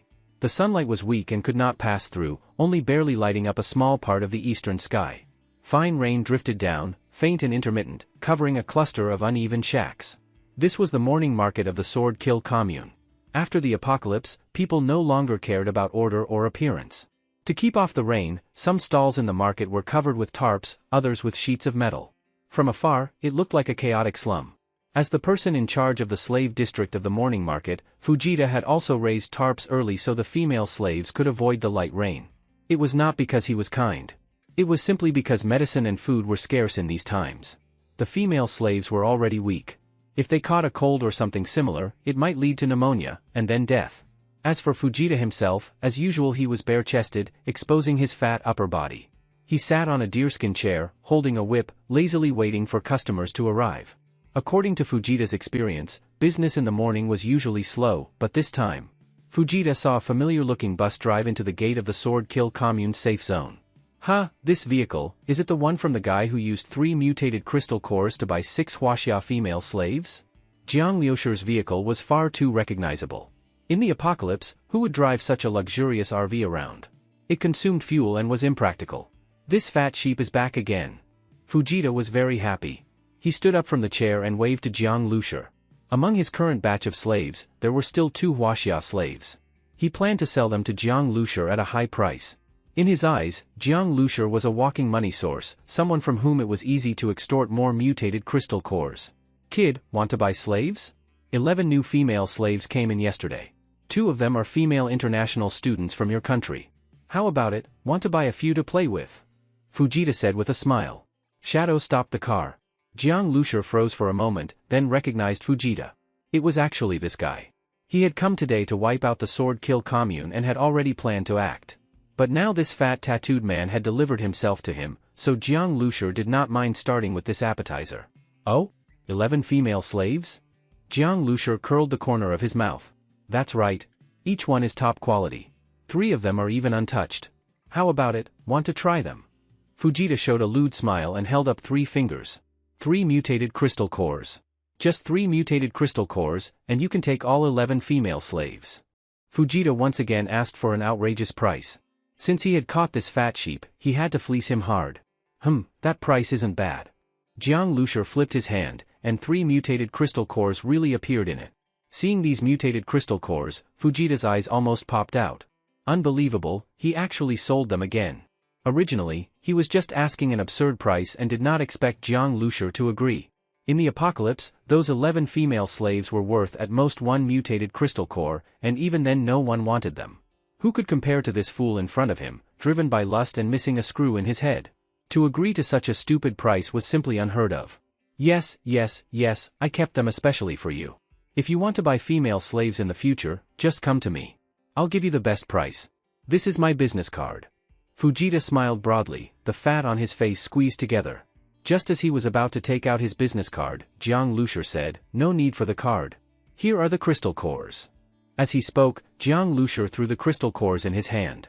The small crystal core, at the instant it was thrown, whistled through the air like a bullet. Pft! The crystal core traced a straight blue line, entered through Fujita's chest, exited through his back, pierced straight through his heart, and brought out a spray of blood. Fujita's body suddenly shook. He looked at Jiang Liushir with a blank expression. Then he slowly lowered his head and looked at his chest. The horrifying wound was spurting bright red blood with each spasm of his heart. But his blood pressure was too low, and after 2 spurts, it could no longer spray out. Immediately after, unbearable pain struck his chest. Fujita's facial muscles twitched violently, and then his body went limp and collapsed. At this moment, he saw a blood-stained mutated crystal core, flickering with faint blue light, slowly fly back into Jiang Liushir's hand. That man had pierced his body with a casually thrown crystal core? Fujita could not imagine why a crystal core could have such power. This was no longer something that strength alone could achieve. And he had clearly just thrown it casually. Was his strength really that terrifying? Until death, his face was filled with complete disbelief. He never imagined that his life would end today. Murder. In the slave market, someone from the Sword Kill commune shouted. The female slaves all stared at Jiang Liushir in shock or confusion. This man had killed Fujita? As a human trafficker of the Sword Kill commune, Fujita was someone with backing. In the eyes of these female slaves, he was undoubtedly a powerful figure who controlled their fate and life or death. Yet in the blink of an eye, he was killed by the man before them. You are free now. You can wait here for a few hours, and people from Longting will come. No matter what nationality you are, you can choose to join Longting. Or, if you don't want to, you can join other forces belonging to the island nation. Within Wakayama Prefecture, there was not only the Sword Kill Commune. There were other small factions as well. These factions were not necessarily hostile to Longting. In fact, under the oppression of the Sword Kill Commune, these small factions survived cautiously in the cracks and lived miserably. With the Sword Kill Commune destroyed, they could finally breathe a little easier. However, in future competition, Jiang Lushur estimated they would still lose to Longting. In this apocalypse, struggles over resources and survival had no right or wrong. At such times, so-called nationalism was merely a fuse. Catch that person, he's the murderer. He actually killed Fujita, we must not let him escape. The morning market instantly fell into chaos. Slaves fled in panic in all directions, while members of the Sword Kill Commune, holding knives, swords, and guns, began to close in on Jiang Lushur. Jiang Lushur simply leapt up and jumped directly onto the vehicle. He continued to play with the mutated crystal core in his hand. Using blue light energy to inject into the crystal core to kill enemies was an ability he already had before. But wrapping it in blue light energy and making it fly back into his hand was a new ability he gained after his second evolution, telekinesis. This ability was not yet very strong, but as he practiced and his strength increased in the future, Jiang Lushur believed it would grow more and more powerful. Catch that man. He's the one who killed Fujita. Get out of the vehicle. Out, now. The personnel in charge of maintaining order at the morning market had already rushed over. All were armed with guns, aiming directly at Jiang Lushur's base vehicle. Jiang Lushur sat in the front passenger seat, calmly watching them. Shiyu. Ran Shiyu nodded. Then she expanded her psychic field, connecting with Jiang Lushur's brainwaves and transmitting his words into the minds of everyone nearby using her powerful mental ability. Everyone step aside. In 3 seconds, anyone still pointing a weapon at me will be considered an enemy, and eliminated without exception. Jiang Lushur was not someone who killed indiscriminately. Even in the Sword Kill Commune, the real perpetrators of violence were the ones in power. Ordinary people were not at fault. 3 seconds? A burly, middle-aged man with a face full of scars walked through the crowd carrying a machine gun, sneering. No need for 3 seconds. You killed my man, I'll send you to hell right now. As he spoke, the machine gun in the man's hands erupted in a stream of fire. He was the leader of a team of ability users, and Fujita had been his business partner. Most of the slaves he caught were processed and traded for wealth through Fujita. With Fujita dead, he had lost a cash cow. Kill him. Around him, 7 or 8 men opened fire. They were all from the same team. Since their captain had taken action, of course, they would follow. Flames spat from muzzles, rifles roared. A barrage of bullets rained down on the windshield of the base vehicle, creating a cascade of sparks. But the vehicle's armor had been reinforced many times, there was no way ordinary bullets could penetrate it. Ping ping ping. Some bullets were directly deflected by the windshield. Lead core rounds simply flattened on impact, but the hardened steel core bullets bounced off at nearly the same speed. Ah! Screams erupted from the surrounding crowd. Stray bullets struck bystanders. Many were killed instantly, and others were seriously injured, collapsing to the ground. Run! People scattered in all directions. The entire market fell into chaos. It was already a crowded area, and now many were being trampled in the panic. Huh? Bulletproof vehicle? Seeing that their bullets were useless, the middle-aged man's heart was filled with shock. Even bulletproof glass should have shattered like a spider web under a machine gun, but the RV's windshield only had faint white marks. It was unbelievable. If you want to die so badly, I'll help you out. As Jiang Lushur spoke, the base vehicle erupted in thick blue lightning. Crackling. Blue-violet lightning danced wildly through the air like serpents. The team led by the middle-aged man was completely engulfed by the electric net. The weaker ones were instantly charred, while even the stronger ones, like the middle-aged man, were left paralyzed and foaming at the mouth. Though not killed instantly, they were in unbearable pain, clearly not long for this world. This. Security guards nearby trembled at the sight of the man's agony. Their legs gave out. Some turned and ran. Who would willingly throw their life away in a fight they couldn't win? At this point, Shadow stepped on the accelerator. The base vehicle roared forward, charging straight toward the Sword Kill Commune's headquarters. Before this, Hazuki had already learned the exact location of the commune's HQ. Jiang Lushur drove straight in, unleashing electric nets everywhere he passed. Anyone who approached the vehicle was struck, injured or killed. Boom! Under Hazuki's guidance, the base vehicle smashed through a concrete wall. Dirt and debris flew, and the barbed wire atop the wall was torn apart. The vehicle, unstoppable, burst into the inner zone of the safe area, the heart of the Sword Kill commune. Rat-a-tat-ta-ta. Rifle fire came from all directions, bombarding the base vehicle. But the RV moved through the hail of bullets like lightning through a rainstorm, completely unharmed. Whoosh! Whoosh! Suddenly, sharp screeching sounds filled the air, the sound of rocket-propelled grenades cutting through the wind. Someone had used RPGs, specifically, high-explosive anti-tank rounds. These rockets were powerful enough to damage even a main battle tank. If they hit the base vehicle, it would be a major problem. Without thinking, Jiang Lushur flicked his wrist. 2 steel beads shot out from the vehicle window. Infused with blue light energy, the beads whistled through the air, striking the 2 rockets with perfect precision. The triggers of the anti-tank rounds were at the conical tips, and the moment the beads hit, they exploded. Boom! Boom! The blast waves swept in all directions. Nearby Sword Kill members were instantly blown to bits.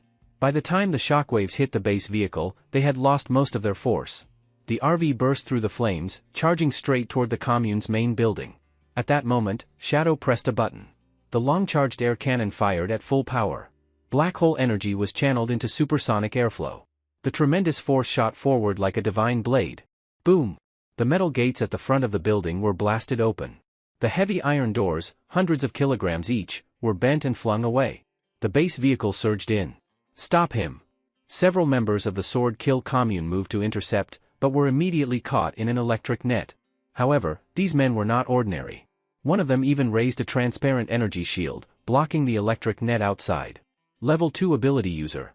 Jiang Lushur raised his eyebrows. He had finally encountered tough opponents at the Sword Kill commune HQ.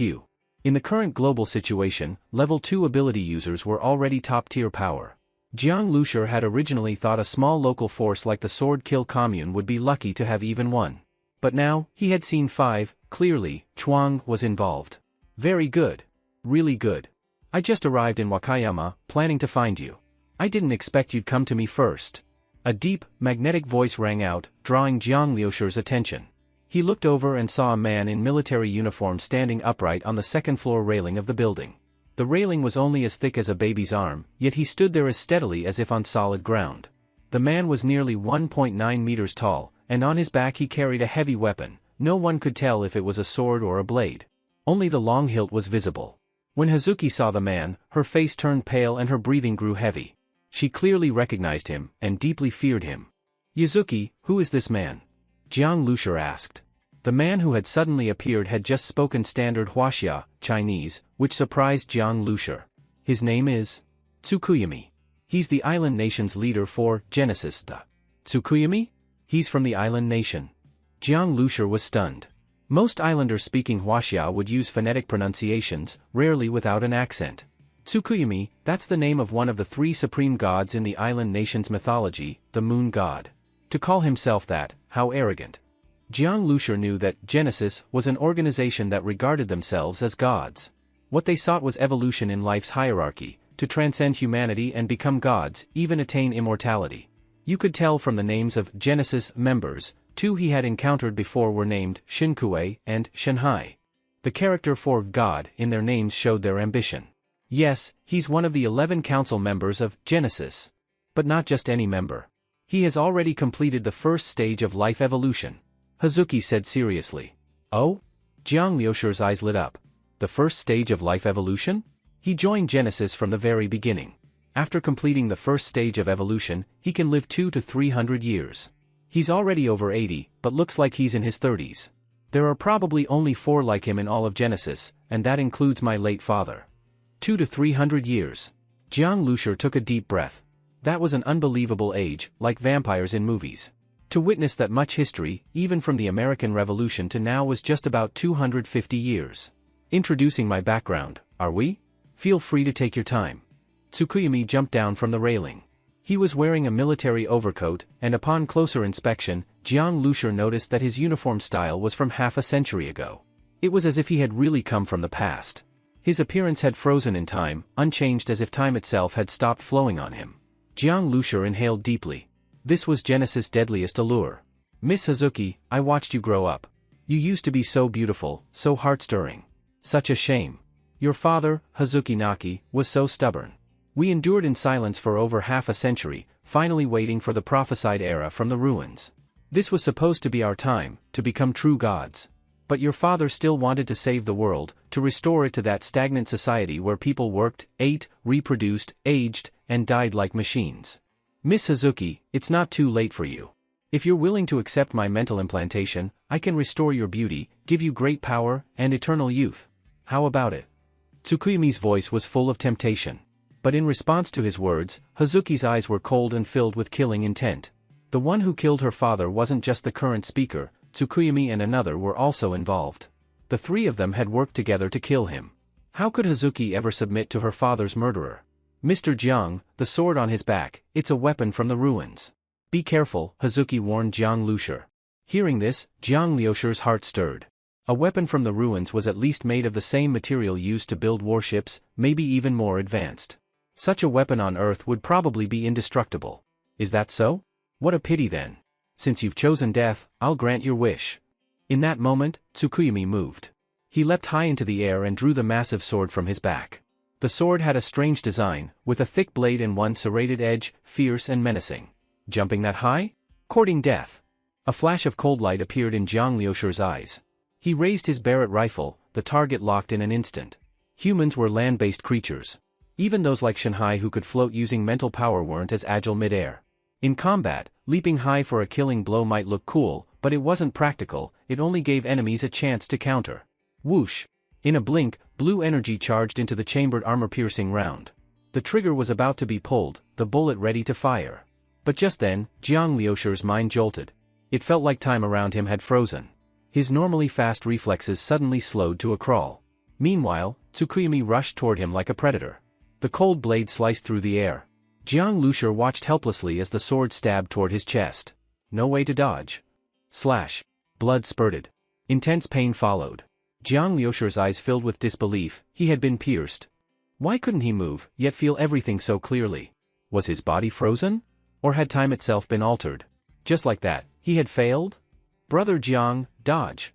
As Jiang Lushi felt life slipping away, Ran Shiyu's urgent shout exploded in his mind like thunder. He suddenly snapped awake.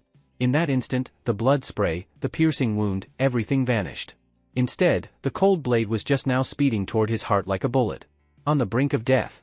Jiang Lushi bit his tongue hard to stay conscious. He jerked his body backward, but the blade was too close. It was already in full motion, while he had just begun to react, no time to dodge. Too late. At that moment, blinding electricity flashed before his eyes. A wild hurricane strong enough to topple towers blew past. Boosted by the wind, Jiang Liushi's speed soared. The sword missed him by a hair's breadth. Jiang Lushi broke into cold sweat. The lightning came from Jiang Zhuiying, and the wind from Xiang Shuahai. The two girls had acted in perfect sync, one to push back the enemy, the other to save him. Only then did he barely survive this deadly strike. Life and death, balanced on a thread. Illusion, huh? Jiang Lushi squinted at Tsukuyumi. This man was not only fast and skilled in combat, his deadliest weapon was his illusions. He could trap opponents in illusions where they couldn't see reality, turning them into helpless prey. This was what top-tier ability user combat looked like. Abilities varied greatly, making battles between ability users far more complex. It wasn't like Dragon Ball, where combat power could be measured by a single number, lower power always losing to higher. When power levels were close, or if one side didn't understand the other's ability, a careless moment could lead to instant death. Raw strength would mean nothing. Stay alert. Stay sharp. Jiang Lushi couldn't forgive his earlier mistake. If Ran Shiyu hadn't seen through the illusion and warned him in time, if Xiang Shuahai and Jiang Zhuiying hadn't acted immediately, he really might have died. He couldn't accept that his life had been saved by a string of coincidences. The women around you, they're not simple. Tsukuyumi calmly removed his scorched white glove, touched his lips, and smiled wickedly. But all they've done is delay your death a little. The women you brought, they're all so powerful. I'm jealous. Don't worry, I'll take good care of them. He said it casually, but Jiang Liushi's gaze turned cold. He would not make the same mistake twice. Are you done showing off? Then it's my turn. At the headquarters of the Swordkill commune, Jiang Lushi and Tsukuyumi stood 20 meters apart. Jiang Lushi held a Barrett sniper rifle in his hands, its bullets already infused with his blue energy. After absorbing 5 level 2 mutated crystal nuclei in a row, the volume of Jiang Liushi's blue energy had doubled. When fully summoned, it was the size of a pomelo. Naturally, his combat power had improved significantly. This shot was even more powerful than the one he used to kill the divine wind beast. A sniper rifle, huh? I've heard from Shinki that the bullets you fire are incredibly fast, with insane penetration. A slight smile appeared at the corner of Tsukuyumi's mouth. This was the combat advantage brought by asymmetrical information. Otherwise, if Jiang Lushur shot at an unprepared high-level ability user and the other person only thought it was a normal sniper rifle, they could easily be killed by a single shot. Oh really? Even if you know, so what? Ability users may have a good instinct for imminent danger, but when a bullet reaches its ultimate speed, can you really dodge it? The bullets I fire are much faster than. Before Jiang Lushur could finish, a gunshot suddenly rang out. Boom! A deadly blue streak of light sliced through the air. Jiang Lushur fired without warning. His earlier words were just to make the shot more unexpected. In a life-and-death battle like this, of course he had to use every means to kill his opponent. A nearly Mach 20 armor-piercing bullet, combined with powerful blue energy, this shot was unstoppable and indeed undodgeable. But the moment Jiang Lushur pulled the trigger, Tsukuyumi made his move. He didn't dodge. Instead, he raised his longsword horizontally. Clang! A metallic clash rang out. The sword suddenly transformed, metal plates extended from the spine of the blade and unfolded into a shield. Bang! The armor-piercing bullet struck the shield directly. The massive impact knocked Tsukuyumi backward through the air. He tapped the ground with his toes and left a deep mark. Then, Tsukuyumi slowly stood upright. He had blocked the shot. Nice shot. Ha ha ha. Even blocking it with my shield arm left it numb from the shock. Tsukuyumi laughed heartily. He looked down at his shield, and a flash of surprise crossed his face. There was a visible bullet dent in the center of the shield. The dent was half a centimeter deep, and a fully deformed armor-piercing bullet was embedded in it. Ha! You actually managed to leave a dent like this on my divine shield, unbelievable. I've used this shield to block 25mm autocannon fire before, and even sustained fire couldn't leave a single mark. Fortunately, this shield is made of memory metal and can repair itself. Otherwise, I'd be heartbroken. Tsukuyumi gently caressed the dent left by Jiang Lushur's bullet, as if touching a lover's wound. Seeing Tsukuyumi's expression, Jiang Lushur frowned slightly. This guy acted like a pervert. He hadn't expected the enemy's sword could turn into a shield. These weapons left behind in the ruins were too versatile. Brother Jiang. At that moment, Ranshiyu's voice rang out in Jiang Lushur's ear. Without thinking, Jiang Lushur leapt backward. Boom! The ground where he had just been standing collapsed as Tsukuyumi's greatsword smashed down, shattering the floor. At the same time, 20-some meters away, another Tsukuyumi was still stroking the shield. It was an illusion. Jiang Lushur's heart sank. Tsukuyumi's illusions were elusive and difficult to see through. Even an ability user's danger intuition was nearly useless against them. That meant his illusions could deceive even the instincts of ability users. That was terrifying. Jiang Lushur couldn't rely on Ranshiyu's warnings forever. Ha! Dodged again. A smirk tugged at Tsukuyumi's lips. Suddenly, Jiang Lushur noticed an almost imperceptible change in the Tsukuyumi before him, on an energy level. It was as if this Tsukuyumi suddenly became a hollow shell. Damn! Jiang Lushur's heart dropped. He had a strong sense of danger. He quickly turned to look at the base vehicle. Almost at the same time, Tsukuyumi's real form appeared directly in front of the vehicle. Holding the heavy relic sword, he swung it toward the windshield. His target was none other than Ranshiyu. As the only one who could see through his illusions, Ranshiyu had been intently observing the battlefield through the windshield. Naturally, Tsukuyumi's first kill target was her. Boom! Tsukuyumi's sword crashed down on the windshield. The glass trembled violently, spiderweb cracks spreading across its surface. But it didn't break. Ah? Ranshiyu, who was very close to the windshield, felt like a hurricane had slammed into her. The powerful soundwave and scattered energy hit her like a sledgehammer. After all, Ranshiyu was just an ordinary girl. Her ears rang, overwhelmed by the shock. Sister Shiyu. Jiang Zhuiying reacted quickly and caught Ranshiyu. She was deeply shocked. The windshield of the base vehicle could even withstand grenades, yet this person almost shattered it with one sword. This showed not only Tsukuyumi's strength but also the power of his weapon. Made from the strongest metals in the ruins, it far surpassed Earth-made materials. The vehicle's shell and windshield were no match in terms of durability. From the extent of the cracks, just one more strike would probably destroy the windshield. If Tsukuyumi got into the vehicle, the consequences would be unimaginable. Just as success seemed within reach, Tsukuyumi didn't linger. He leapt into the air and twisted midair, transforming the relic sword back into a divine shield to block in front of him. Clang! His body shook violently as the divine shield blocked another of Jiang Lushur's lethal shots. The intense numbness in his arm made Tsukuyumi frown slightly. He was blown backward in the direction of the bullet and then suddenly vanished in midair. It was as if he had evaporated into thin air, eerily strange. Invisibility! But this wasn't true invisibility, just an illusion that mimicked it. At that moment, Ran Shiyu was still dazed, her ears ringing, unable to restore her mental field. With Tsukuyumi entering stealth mode again, Jiang Lushur was undoubtedly in extreme danger. How pitiful.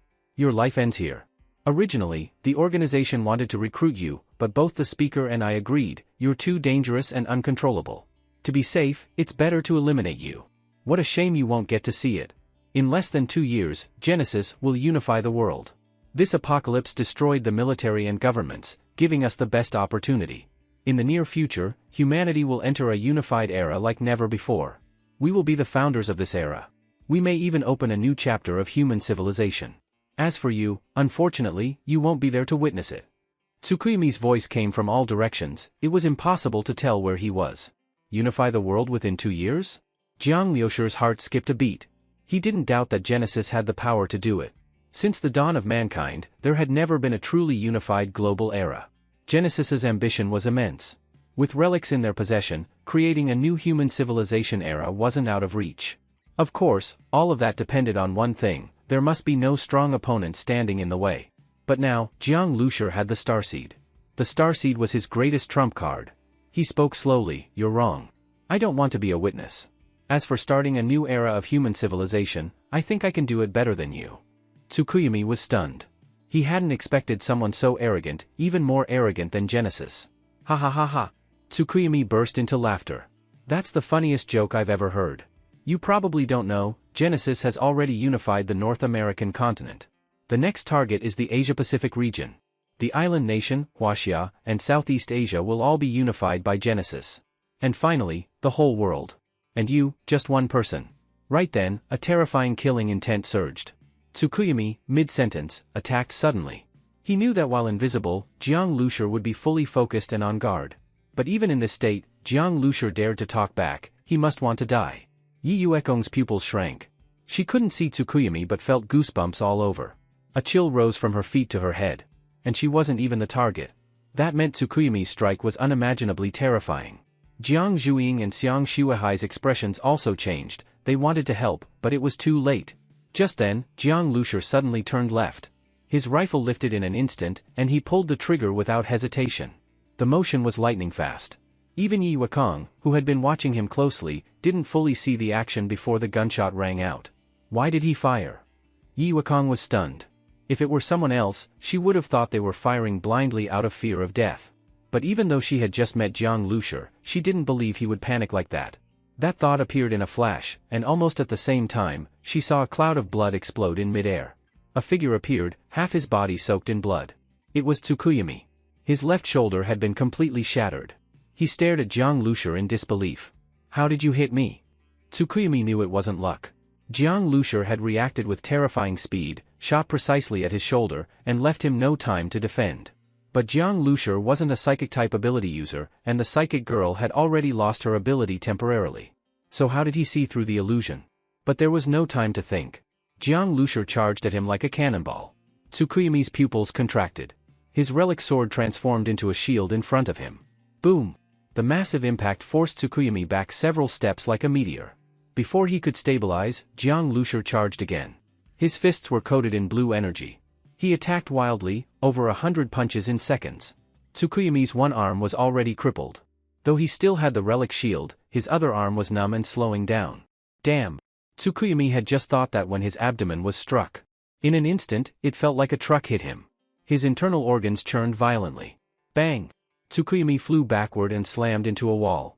He barely stayed upright using his relic sword, but fear flashed in his eyes. Pfft! He coughed up blood. But then, he vanished again. The Tsukuyumi in front of Jiang Lushur turned into a shadow. At the same time, a fierce sword strike slashed from his side.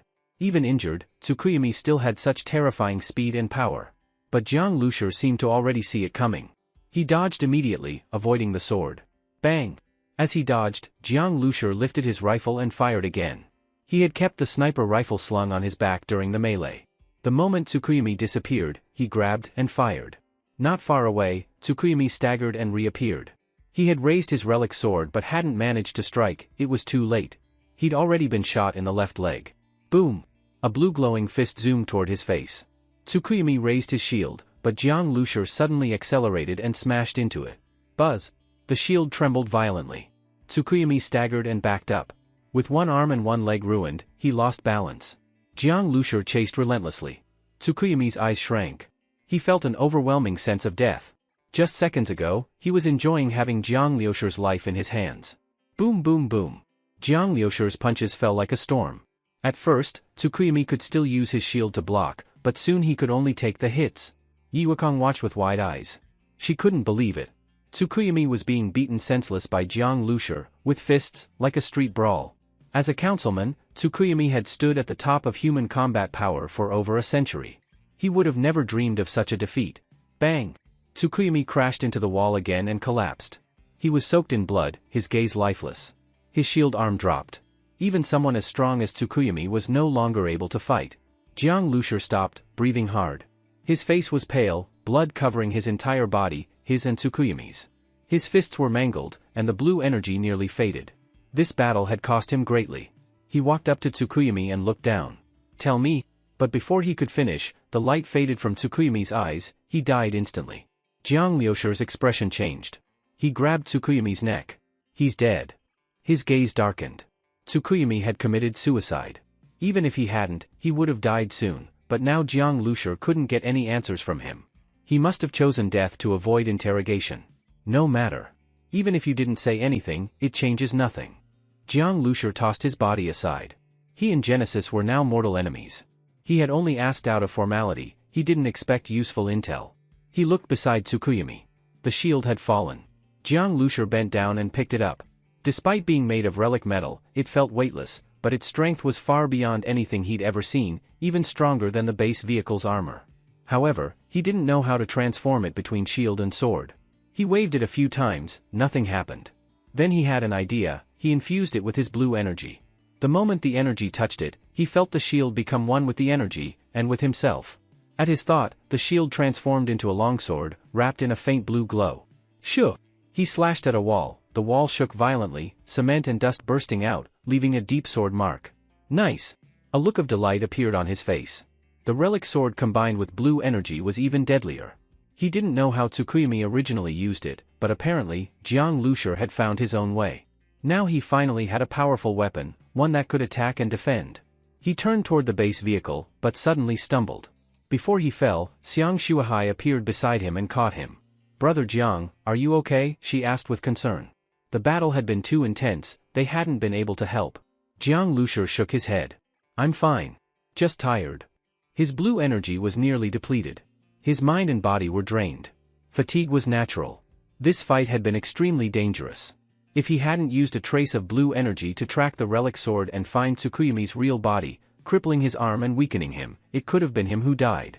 With the blue energy bound to the relic sword, Jiang Lushur ignored all visual illusions and focused solely on where the sword appeared. Wherever the sword was, Tsukuyomi was. Tsukuyomi died without ever knowing how Jiang Lushur found him, and Jiang Lushur had no reason to tell. Let him die ignorant. Brother Jiang, let Yusin take a look at you. Ran Shiyu spoke, full of concern after the intense battle Jiang Lushur had just fought with such a powerful enemy.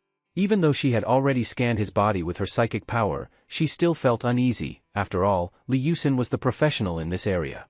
As for Ran Shiyu herself, she was fine now. Tsukuyomi's attack hadn't actually hit her. I'm fine. Jiang Lushur waved his hand and turned to look at Yi Wukong, intending to ask about the black cube. But he saw her standing there, mouth slightly open, completely stunned. Do you even know who you killed? You actually killed Tsukuyomi. Yi Wukong's voice trembled. Before Jiang Lushur could say anything, she continued, he was one of the first counselors of Genesis, one of the 4 strongest back then. Now that my father is dead, he was probably Genesis's 3rd strongest, and you killed him with just one shot.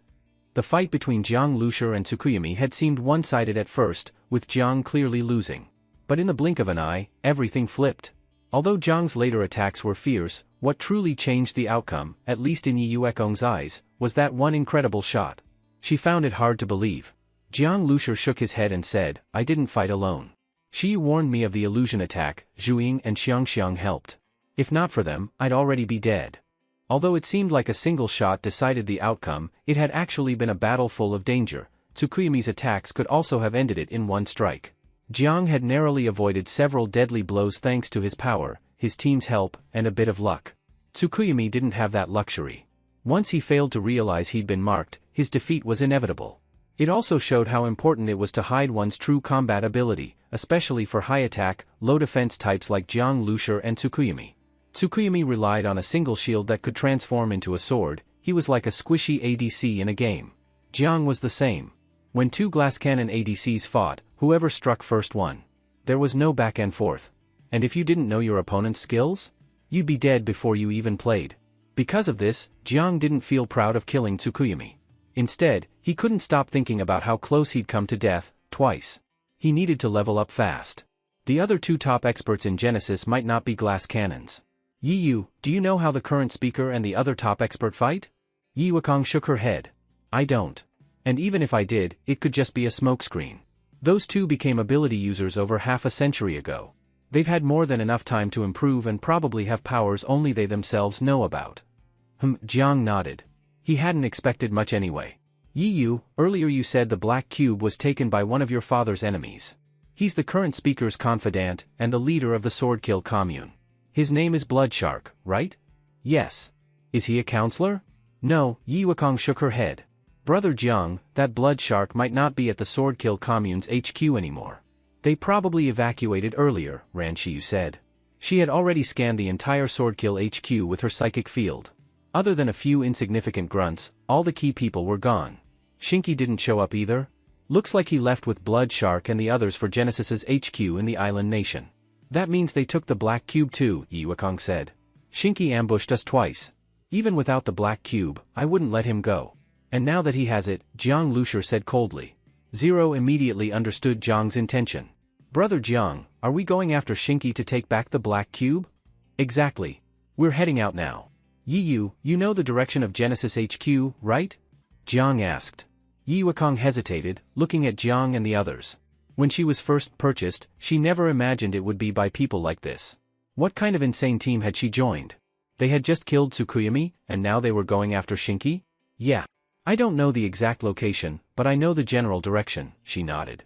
Jiang and the others drove their base vehicle out of the building, and right into a group of armed Swordkill members waiting outside. But when those members saw them, they didn't dare open fire. They'd all heard the fierce sounds of battle from inside, even felt the whole building shake. That level of combat was beyond them. And now that only this vehicle had come out, the outcome was clear. The area they stood in was full of ruins and bodies, all caused by this vehicle. Even if each of them held 2 guns, they knew they didn't stand a chance. Surrender and you won't be killed. Your boss abandoned you and ran. If you resist, don't blame us for being rude, Ran Shiyu's cold voice echoed directly in their minds. Some Swordkill members still couldn't believe it, but after hearing that, they had no choice but to face reality. After a moment of silence, a few threw down their weapons first. The rest followed quickly. Shinki had taken Bloodshark and his confidants and left. The ones left behind had no real loyalty anymore. Their top brass had fled, why fight? And anyway, they were just gangsters. The low-level members were basically thugs. They weren't about to risk their lives for pride. Someone tell me where your warehouse is. If no one talks, no one's leaving. Jiang Zhuiying asked with a sweet smile, but her eyes were cold. A young man hesitated, then stepped forward. I'll show you. Bloodshark and the others had left in a rush. They took some things, but left behind plenty. In the warehouse, Jiang's group found high-quality mutant beast meat, food, and weapons, including more of the armor-piercing bullets Jiang used now, and in good quantity. He happily stored it all in the base vehicle. Then he found something even better, 2-level, 2 mutated crystal cores and 3-level, 2 mutated blood cores. Apparently, Bloodshark left too hastily to take them. These were definitely overlooked. Holding one of the level 2 cores, Jiang could sense the immense energy inside. Once he absorbed them, his blue energy would grow significantly. The fight with Tsukuyumi had shown him just how dangerous things were. Tsukuyumi was terrifying, and there were still 2 even stronger enemies. Especially the speaker, who, according to Yi Wukong, was unfathomable. The Swordkill member who led them to the warehouse stood outside, too afraid to move or even breathe loudly. He had thought they'd spend all day moving stuff, but the base vehicle rolled out quickly. He peeked inside, completely shocked. Aside from a few things useless to ability users or unworthy of Jiang's attention, the place was nearly emptied. He stared at the base vehicle in awe. Just one man and a few beautiful girls, how had they moved everything so fast? By the time the base vehicle left the Swordkill commune, the entire place was basically abandoned. The surrendered members quickly fled.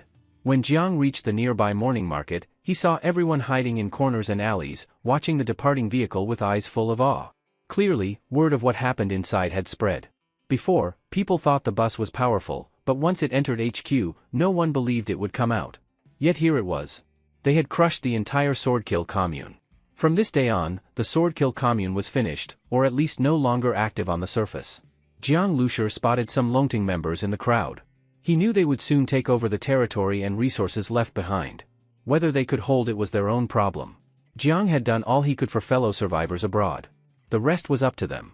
Now, his only target was Shinki, and the black cube he had taken. Genesis's Island Nation HQ lay in the direction of Heiankyo. The base vehicle soon left Wakayama Prefecture, entered the highway, and sped toward Heiankyo. The highway was mostly free of zombies, perhaps already cleared.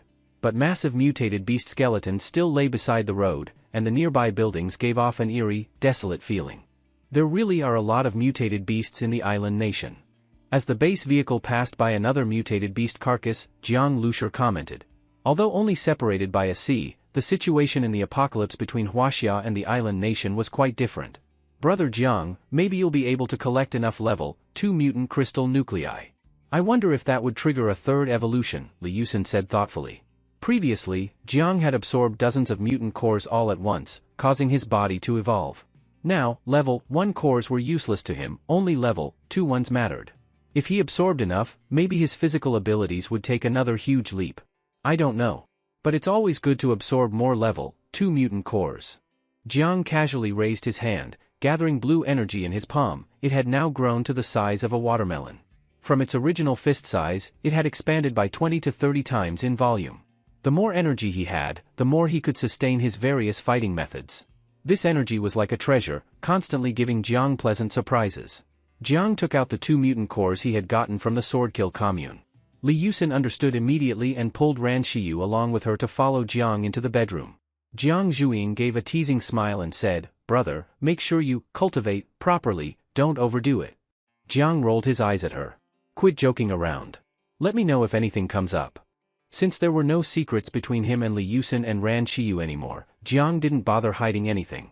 Inside the bedroom, Li Yusin checked Jiang's body and confirmed there were no problems. Because they were so close during the process, Jiang inevitably took a few liberties.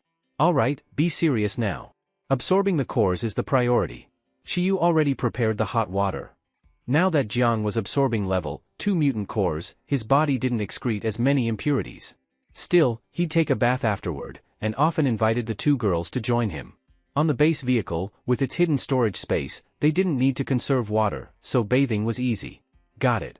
Jiang pressed a mutant core to his forehead. "I'm guessing Shinki and the others got away. Maybe they left by helicopter." "Shiyu, did your psychic skin pick up anything?" Jiang looked at Ran Shiyu.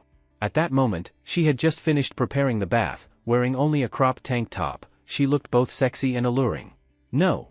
We'll have to keep chasing them toward Heiankyo." Jiang nodded and quickly entered a meditative state. He had taken off his shirt. As the mutant core was slowly absorbed, fine beads of sweat formed on his skin. Li Yusin gently wiped the sweat off with a warm towel.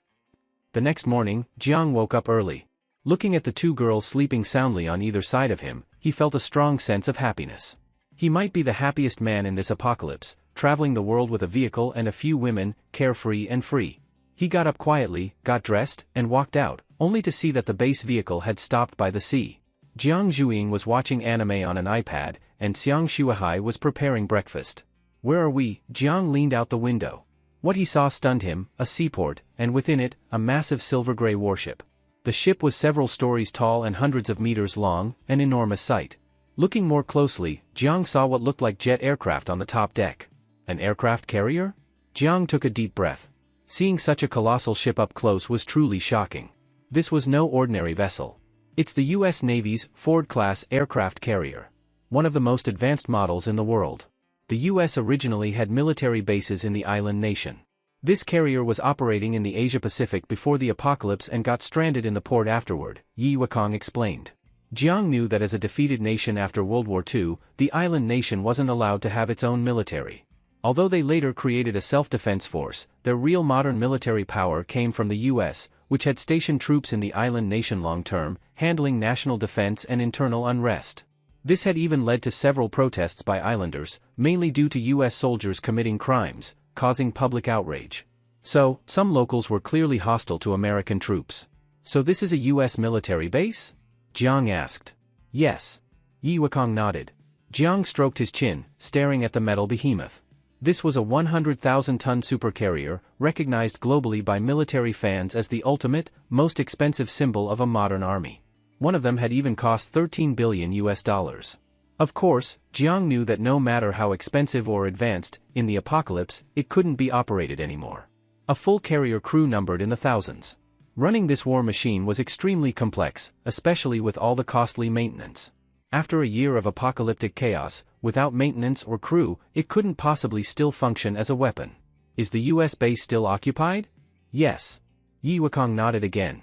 "They've built a residential area nearby with farmland. Around several hundred, maybe over 1,000 US soldiers live there. They're a powerful faction." Jiang nodded. A remnant army with ammo would have strong combat power. But against Genesis? They'd still be helpless. First, most of their equipment probably couldn't function anymore due to lack of maintenance. Second, high-level ability users could massacre normal humans. For example, a council-level psychic could control people's actions, even make them kill each other. In that case, you couldn't even call it a battle. "Did we stop here for a reason?" Jiang asked. "I heard from Zhuiying that Captain Jiang needs level 2 mutant crystal cores.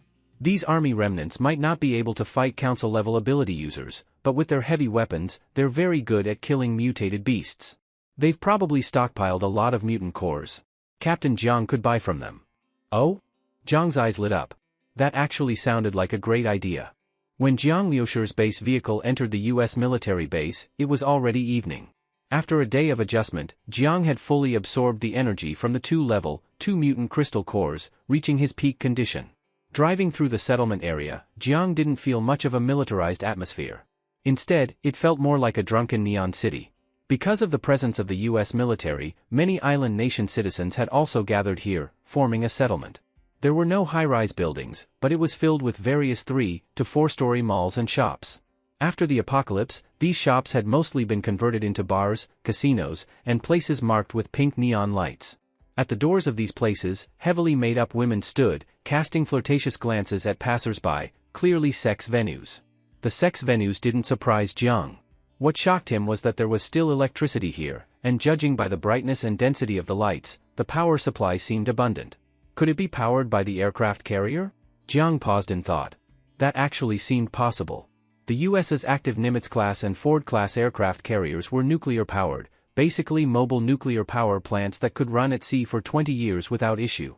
A single aircraft carrier's power output was equivalent to hundreds of thousands of kilowatt-hours, more than enough to power a small city of 100,000 to 200,000 people. In fact, there were real-life examples. During President Hoover's administration, a city lost its power plant due to drought. Hoover ordered a newly commissioned aircraft carrier to dock there and supply power for a month. Since then, using aircraft carriers for emergency power during earthquakes and floods was not unheard of. Among the surviving US soldiers, there were surely engineers and technicians. While they couldn't maintain the entire carrier, simply connecting cables to power this small settlement was definitely doable. These American soldiers are really living it up. Jiang looked at the casinos and bars. US soldiers went in and out, beer bottles in hand, women in their arms, as if they had forgotten this was a world filled with death and starvation. Americans love to have fun, Ran Shiyu added. She had studied in the US for a long time and understood the culture well. From high school, there were constant parties and sports events, baseball, hockey, football. Clubs were everywhere. And that lifestyle didn't end with school. Many Americans embraced the idea of enjoying life.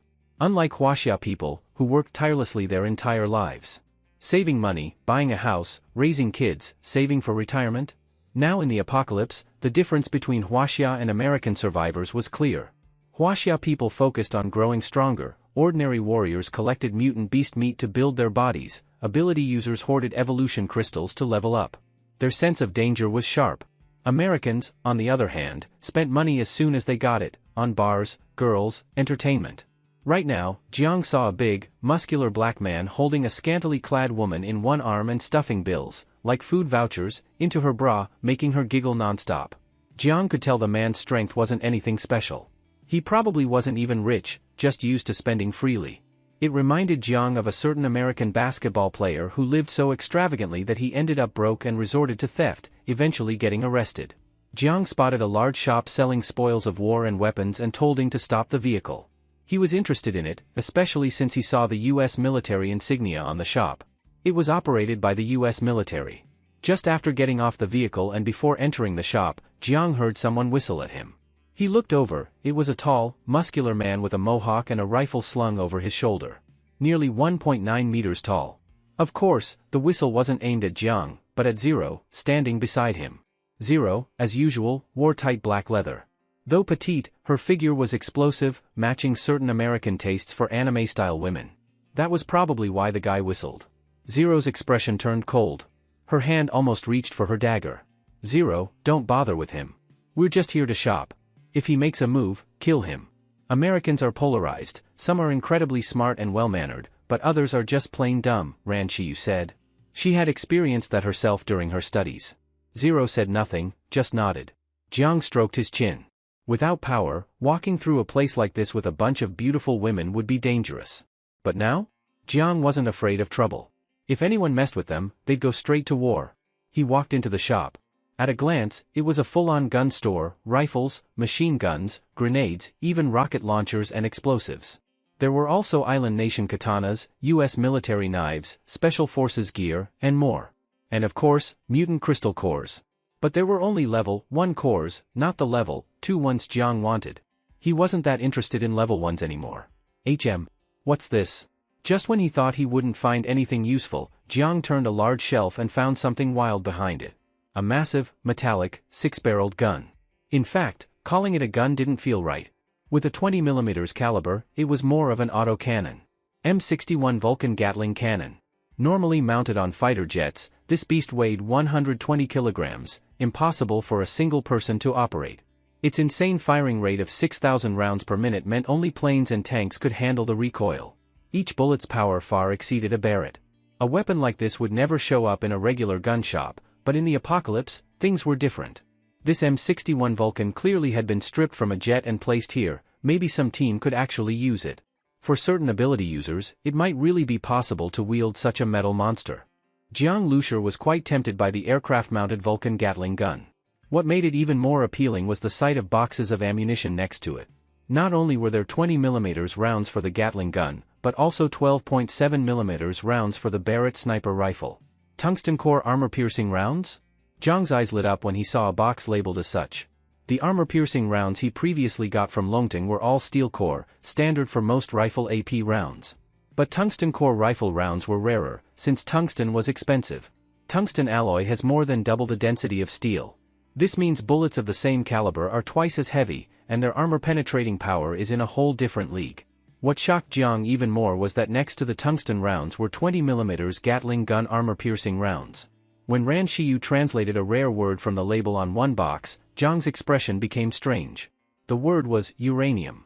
Depleted uranium armor-piercing rounds? Jiang was surprised. He had only ever read about these in military magazines or online, never seen one. Uranium was used in nuclear weapons, denser than tungsten, and had even stronger armor-piercing ability.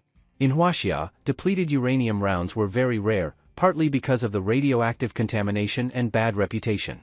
But the US was different. They had little tungsten but lots of uranium, making them the largest producer of depleted uranium rounds. Their power was superior to tungsten rounds. Especially the ones in front of him, 20mm in caliber. He picked one up and found it longer than his palm, from fingertip to wrist. This whole weapon setup tempted Jiang. With his significantly improved blue energy, combining it with the 20mm Vulcan Gatling might create an incredible effect. This aircraft-mounted Gatling and these boxes of ammo, I'll buy them. What's the price? Jiang asked the sexy female shopkeeper. He had already learned the hard currency in this area. Besides evolution crystals, it included whiskey, beer, cigars, and marijuana. He didn't have those last items, but he had plenty of evolution crystals. Over the past few months, Jiang had raided place after place, gathering supplies. The base vehicle storage was packed full. Not only that, but the base vehicle's lab could produce gene serums and evolution crystals. The gene serums were only usable by Jiang himself, but the evolution crystals weren't restricted. And the lab-made crystals were higher quality. Earlier, Jiang had gotten a big batch of level 1 mutant cores from Shanghai. After using some himself, he fed the rest into the lab to produce evolution crystals. However, when he asked, the curvy female clerk responded coldly, "There are M16S, M4 carbines, Barretts on the front shelves, aren't those enough for you?" Jiang's English was decent, but the weapon names were a bit much. Luckily Ran Shiyu translated for him. Jiang frowned slightly. "So you display the weapons but don't sell them?" The woman said, "This settlement is near the sea. Sometimes mutated sea beasts land here. Our soldiers have to fight them with heavy weapons. Even if we sold them to you, you probably couldn't use them. M16S are enough for you. Are you planning to use a mounted Gatling gun to fight zombies? What does it matter what we use it for? If you're not selling, why display it? And I don't think you're in charge here, can you even make that call?" Jiang Zhuing said, clearly annoyed after Ran Shiyu translated. To her, this woman was meddling too much. "My God, is that Ran Shiyu?" a surprised voice suddenly interrupted, making Zhuing pause. She turned in surprise. "Someone knew Shiyu here?" A young man in U.S. military uniform, in his 20s, looked at Ran Shiyu with joy. "Ran Shiyu, what are you doing here?" Ran Shiyu was momentarily stunned, her eyes flashing with surprise. "It's you." "Yeah, after graduation I joined the military. Didn't expect the apocalypse to hit just 6 months in. Weren't you supposed to be in Huaxia? How did you end up in the island nation?" "Anyway, I'm so happy to see you," the young man said excitedly. "It's a long story. We just arrived here from Huaxia," Ran Shiyu replied. The man was stunned, then started asking her more questions. As for her claim of just arriving from Huaxia, he clearly didn't believe it. Crossing the sea wasn't something just anyone could do these days. Ran Shiyu only smiled lightly and didn't explain further. "This is my team leader, Jiang Lusher.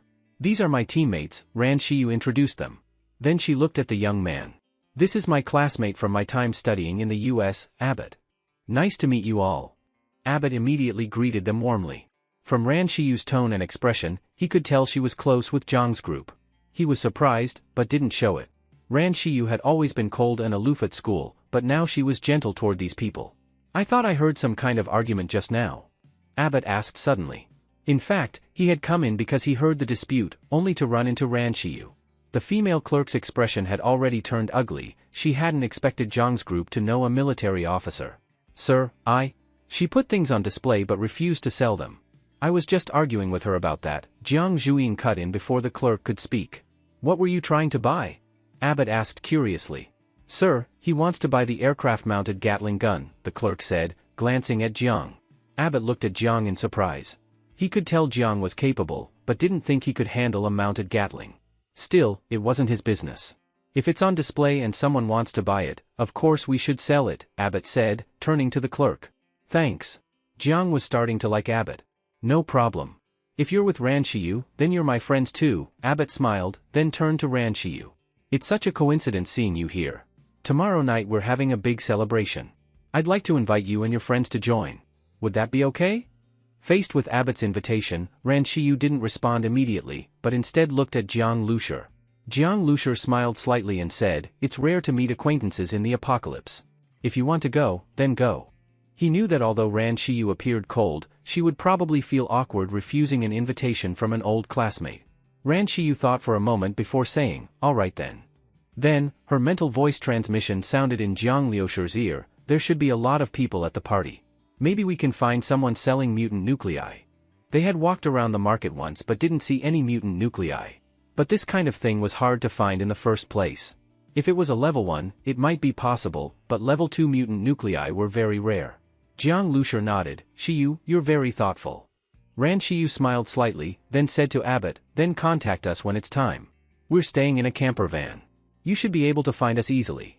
Abbott looked at Ran Shiyu, then at Jiang Lusher, feeling very surprised. He had been classmates with Ran Shiyu for 4 years and knew her personality very well. Although she looked gentle and polite to everyone, she was actually very proud. None of the boys who pursued her could get close. But now, Ran Shiyu gave off a dependent, gentle vibe. More importantly, when Ran Shiyu wasn't speaking just now, he suddenly felt he couldn't see through her. It seemed like a mysterious energy fluctuation was radiating from her. This surprised Abbott even more. He had no idea what had changed in Ran Shiyu after the apocalypse. After Ran Shiyu and the others left, Abbott recalled what she said earlier, camper van? Driving a camper van in the apocalypse? Truly knows how to enjoy life. But while a camper van was indeed enjoyable, it was also dangerous. Abbott thought that next time he saw Ran Shiyu, he would remind her about it. This mounted Vulcan Gatling gun is really nice. Jiang Lushur was very satisfied with the gun and bullets he had bought. He couldn't wait to try out the power of this mounted Gatling gun. Having gotten the Gatling, Jiang Lushur lost interest in the market and directly returned to the bus. The bus parked outside the market was quite eye-catching, attracting many glances from passers-by. But they could only see its exterior, there was no way to see inside. They could never imagine that the interior of this bus was like a luxurious small villa. The next evening, a knock came from outside the door. In fact, even without the knock, Ran Shiyu already knew Abbott had arrived. Seeing that the door opened after just one knock, and Ran Shiyu and the others were standing behind it, Abbott knew that his beautiful classmate was indeed no ordinary person. The celebration party is about to start. My God! Abbott had just begun to speak when he saw the interior of the vehicle and couldn't help exclaiming. He had sighed about the comfort of living in a camper van before, but never imagined it could be this luxurious. Looking at the bus, he even wanted to sit in it himself. As for the words of persuasion he had prepared, they were now long gone. Although such a luxurious camper van was dangerous, it was way more comfortable and clean than those steel-reinforced off-road vehicles. Those off-road vehicles were often covered in blood, impossible to clean, and full of dents. Comfort was out of the question. If a regular person from before the apocalypse were to ride in one, they'd probably vomit before even getting on. Abbott. Ran Shiyu's voice brought Abbott back to reality. It's too beautiful, I was dazzled. Abbott laughed and said, let's head out quickly. Are you going to drive this bus there? But you probably won't be able to get in, it's going to be really crowded.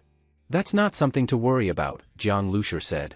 After all, this was an American military base.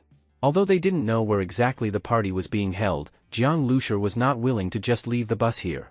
Although they were going to the party to see if they could find any mutant nuclei, Jiang Lushur also wanted to let Jiang Zhuiying and the others relax a bit. Since the apocalypse began, they hadn't participated in any normal entertainment. Jiang Zhuiying occasionally watched anime and dramas, while Li Yusin and the others mostly spent their time practicing their abilities. Of course, their idea of fun had little to do with Americans, just eating food and walking around. Wow, so many people, Jiang Zhuiying exclaimed in surprise. From afar, Jiang Lushur saw many vehicles heading toward a tall building. The front parking lot was clearly already full. Although it wasn't completely dark yet, the building was already brightly lit with neon lights flashing. Even the streetlights outside were on. Although they knew the American military used an aircraft carrier to generate power, it still felt extravagant. It's only natural there are many people.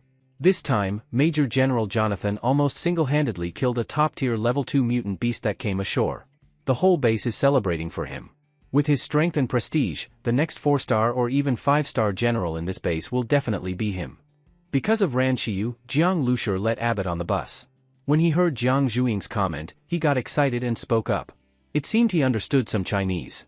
Jiang Lushur knew that 5-star generals were part of the US military rank system and would not exist in peacetime, only awarded during wartime, equivalent to a marshal.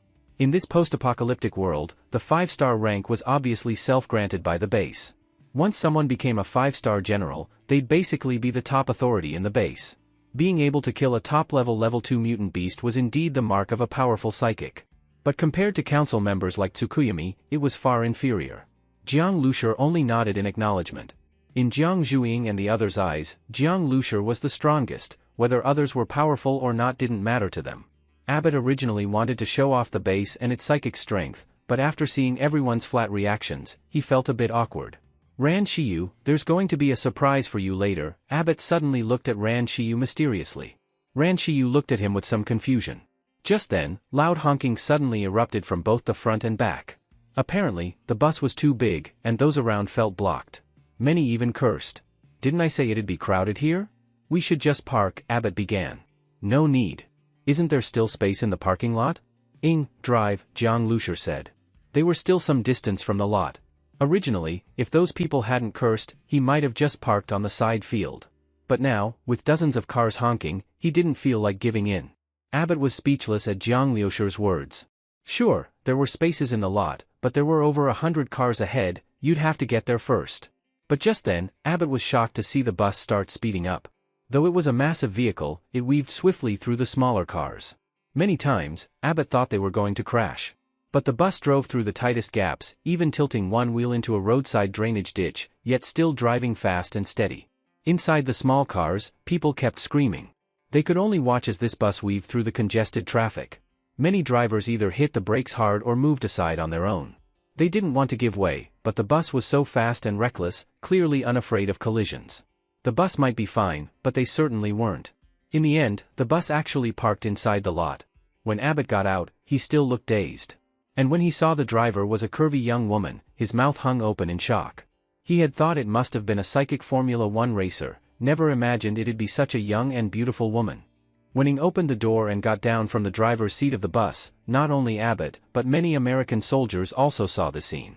The US is a country on wheels, not only having the most cars in the world but also ranking among the top in per capita car ownership, comparable to some small countries with very high per capita income. A luxurious RV in the shape of a bus is still rare in Huaxia, but in the US, it is very popular. What a powerful girl. She might be a race car driver. Race car drivers drive small cars, but driving an RV doesn't necessarily require those skills. Most of the people present were young men in their 20s who naturally liked to talk about cars. Some had even participated in street racing. Seeing such a luxurious bus paired with a highly skilled female driver made them even more excited. Especially when Jiang Lushur and his group got off one after another, and they saw 6 girls and 1 young man entering the venue together, many people started looking at Jiang Lushur differently. What the hell? This guy is riding in a luxury RV full of beautiful women, this is the apocalypse. While others are risking their lives, this guy looks like he's on a sightseeing tour. That's just damn enviable. Under the attention of many, Jiang Lushur had already become the focus before even entering the venue. You know, this is the US military. There's a saying, after 3 years in the army, even a pig looks like a beauty.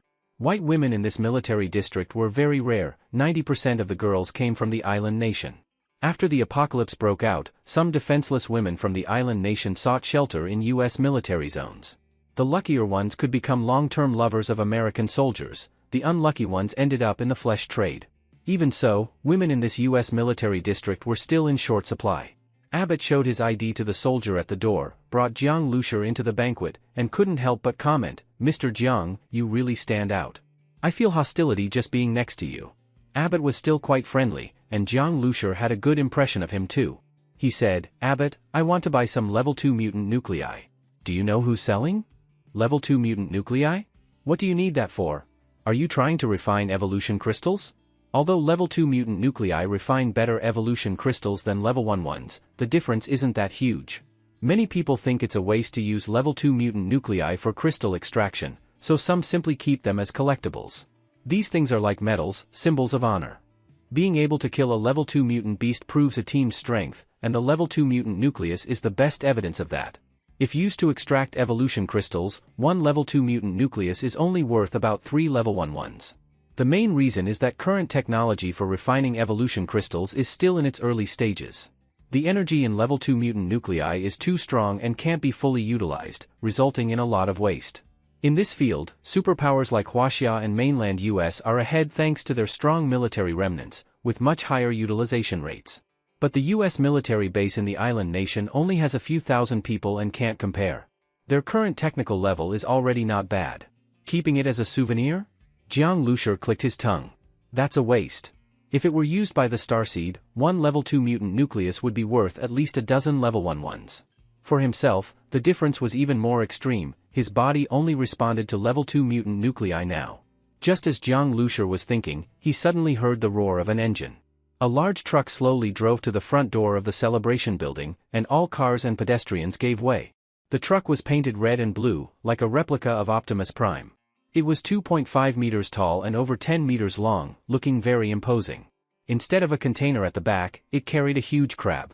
The crab's legs were like spears, and the claws were exaggeratedly large, capable of twisting off a metal tower. Obviously, this was the top-tier level 2 mutant beast that had crawled ashore. But Jiang Lushur had a strange expression when he saw it. Such a mighty truck carrying a load of seafood felt weird. At this moment, the door opened, and a 1.9-meter-tall man jumped out of the driver's seat. He had long legs, wore tall military boots and a crisp uniform, with deep facial features and sapphire-like eyes, appearing about 30 years old. Foreign men, due to their sharp facial features, naturally fit the Asian aesthetic, one reason why many white men are popular in Asia. For a moment, many girls from the island nation screamed and cheered for this man. Some girls shouted his name in English or Japanese. In the apocalypse, people became more desperate and more extreme. Even the usually reserved girls from the island nation were no exception.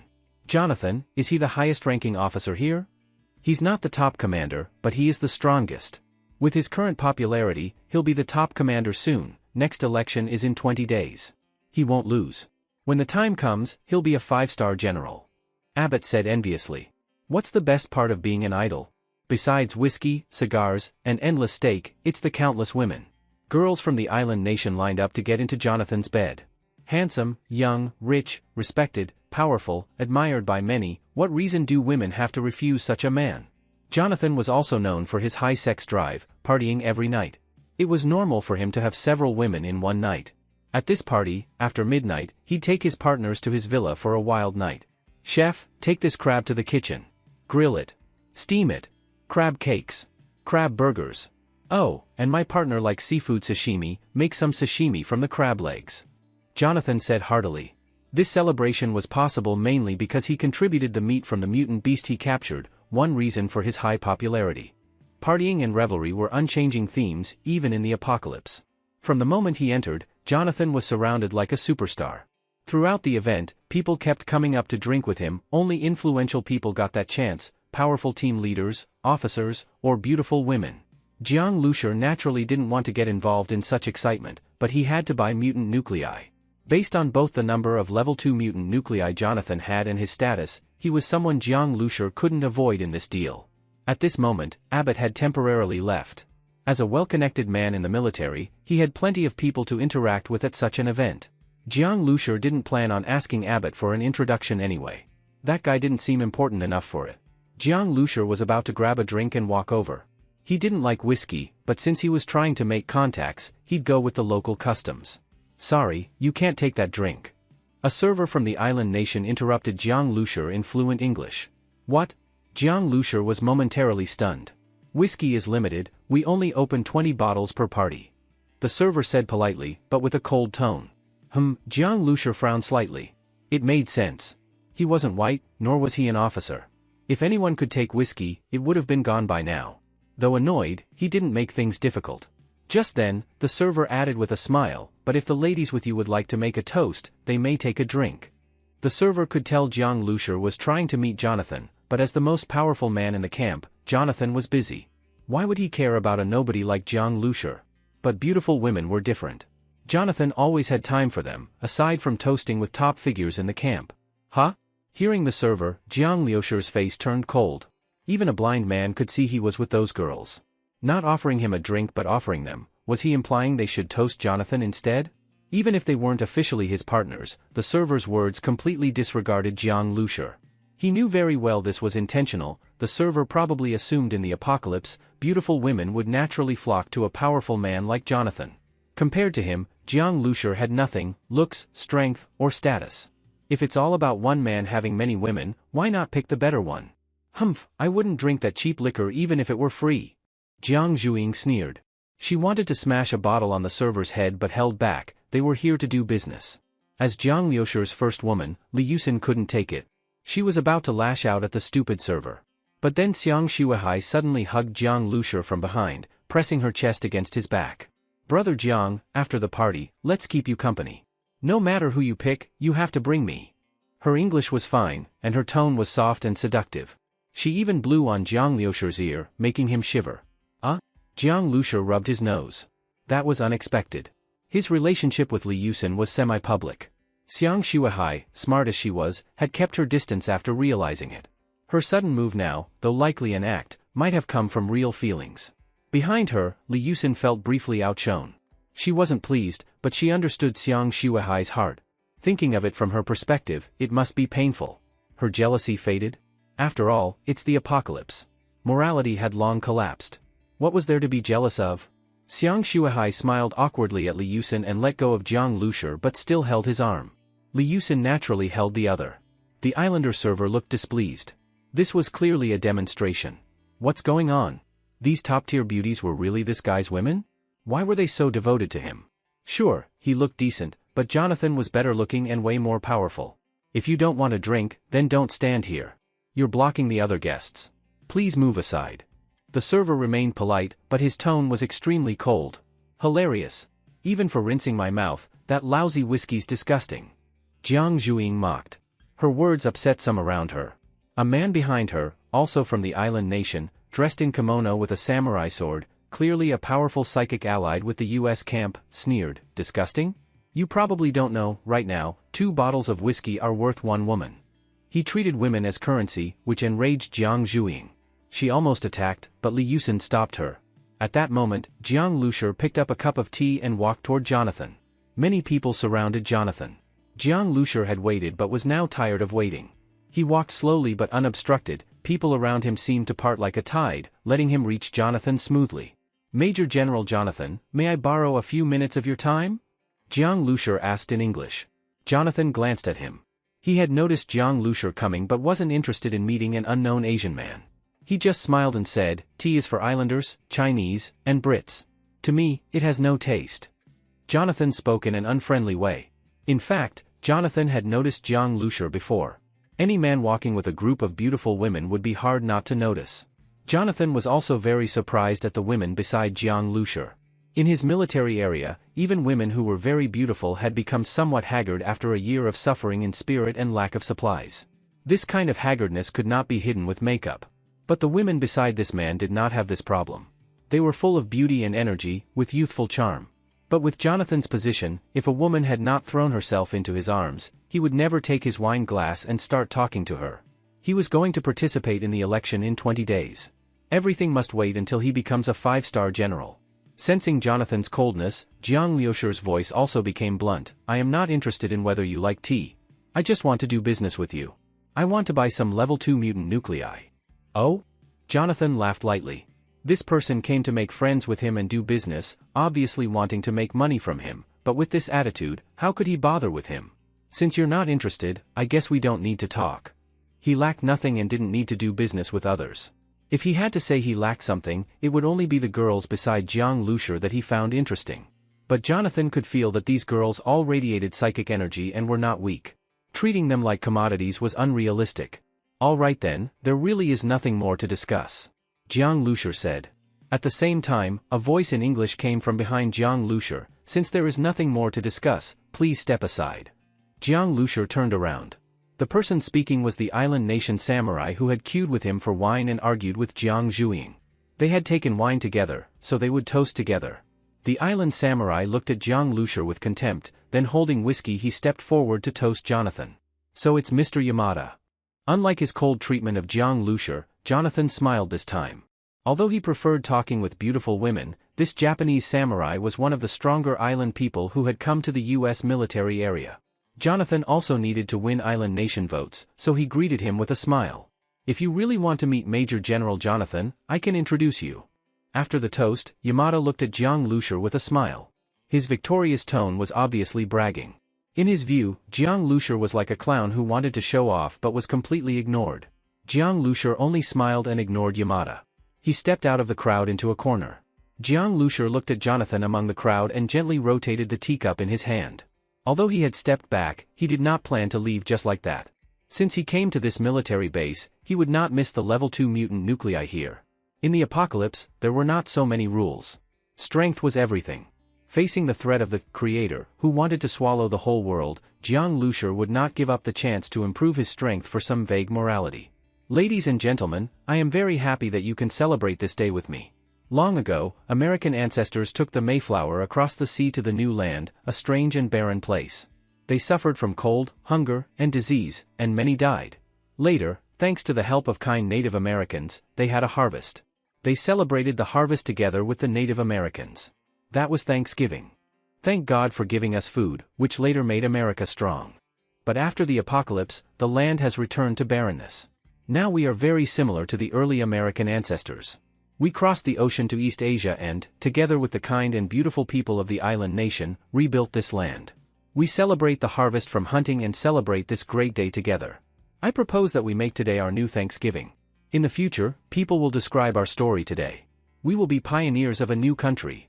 Jonathan's speech was passionate, making many people cheer like waves. Jiang Lushur saw many island nation girls crying and shouting for Jonathan. He had to admit this guy was an excellent speaker. People in despair were indeed easily moved by such speeches. Jonathan's popularity was not without reason. Of course, in Jiang Lushur's view, all of this was illusion. In front of the Creator, this small country was nothing. Our chef has prepared the food. Enjoy the food. As Jonathan spoke, someone pulled open the large door at the back of the hall, revealing a large grass field behind the building. A bonfire had been set up in the middle, and various foods were laid out on the tables. There were beautiful women dancing around the bonfire. These were 7 or 8 island nation beauties wearing bikinis. They showed off their perfect bodies without reservation. With their wild dancing, layers of beauty and waves were everywhere, breathtaking. Of course, a bonfire party could not be without these hot performances. Americans who liked to show themselves went up to demonstrate their skills. A fire-type psychic performed fire breathing, and the fire he breathed out exceeded the central bonfire.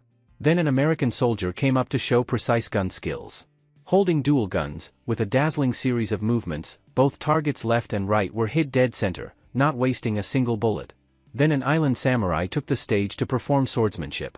Coincidentally, this island samurai was Yamada, who had queued with Jiang Lushur for wine and toasted Jonathan.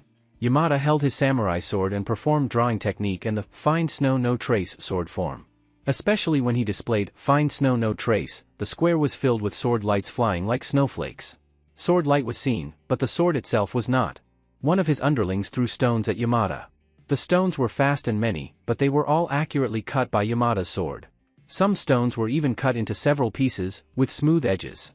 Many Americans cheered. Most Americans were used to firearms, and they were originally soldier marksmen. They were very interested in this ancient and mysterious Eastern sword art. Especially because the sword light looked stunning, able to slice through hard stones. It looked very satisfying. Yo-ho! This is Fruit Ninja. Seeing this, Jiang Zhuing laughed. She had been defended against by this Yamada before, 2 bottles of wine for one woman? Someone showing off on stage like this, how could Jiang Zhuing tolerate it? Once Jiang Zhuing spoke, many people paid attention. Fruit Ninja was a world-famous mobile game before the apocalypse. Now that Jiang Zhuing said it, it really did look like it. For a moment, Yamada, who was playing with his sword, somehow looked a bit comical. An American soldier laughed. Yamada stopped with his sword and frowned at Jiang Zhuing. You seem tired from throwing stones. How about letting me try? Jiang Zhuing said to the island man who threw stones. Seeing Jiang Zhuing, Yamada smiled. He knew this girl had argued with him before and was not happy. But his swordsmanship was peerless and not afraid of her. The stones she threw, no matter how fast, were nothing compared to his sword.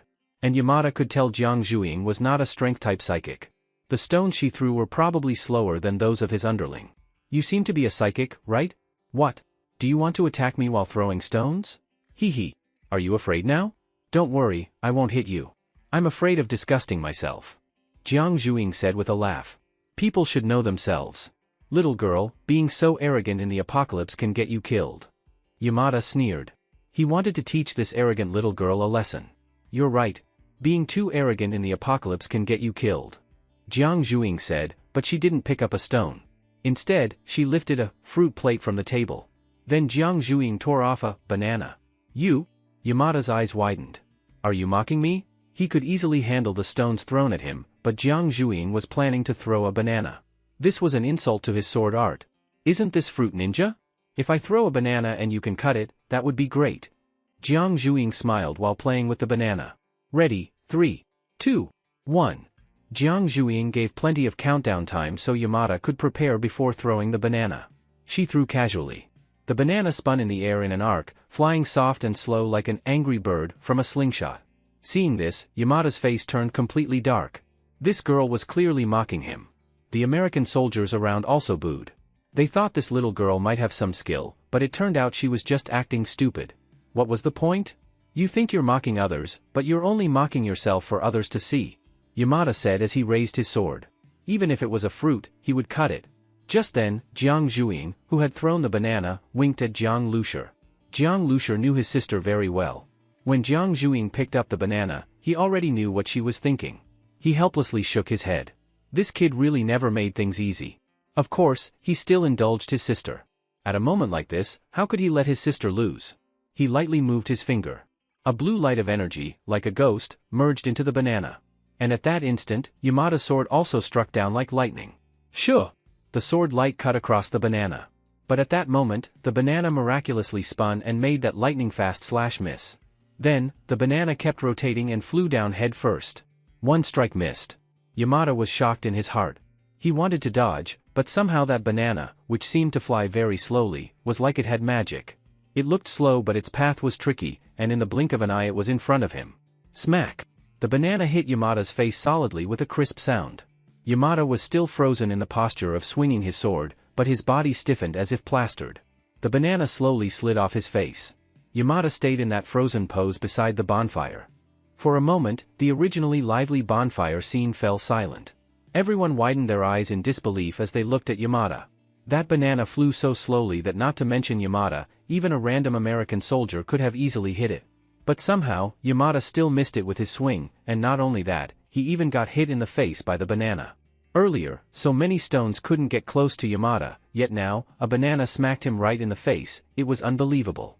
At this moment, the banana had already fallen to the ground. Yamada's face had turned the color of pig liver. His hand gripping the sword was so tight that his knuckles turned white. "Your sword skills aren't that great," Jiang Zhuing said with a smile as she held a fruit platter. "I can get thousands of points in Fruit Ninja. You couldn't even handle the first fruit. You're too weak." Yamada glared angrily at Jiang Zhuing, the veins on his forehead bulging with rage. He was sure Jiang Zhuing had used some trick to mess with him just now, but he couldn't figure out what it was. "You're very good.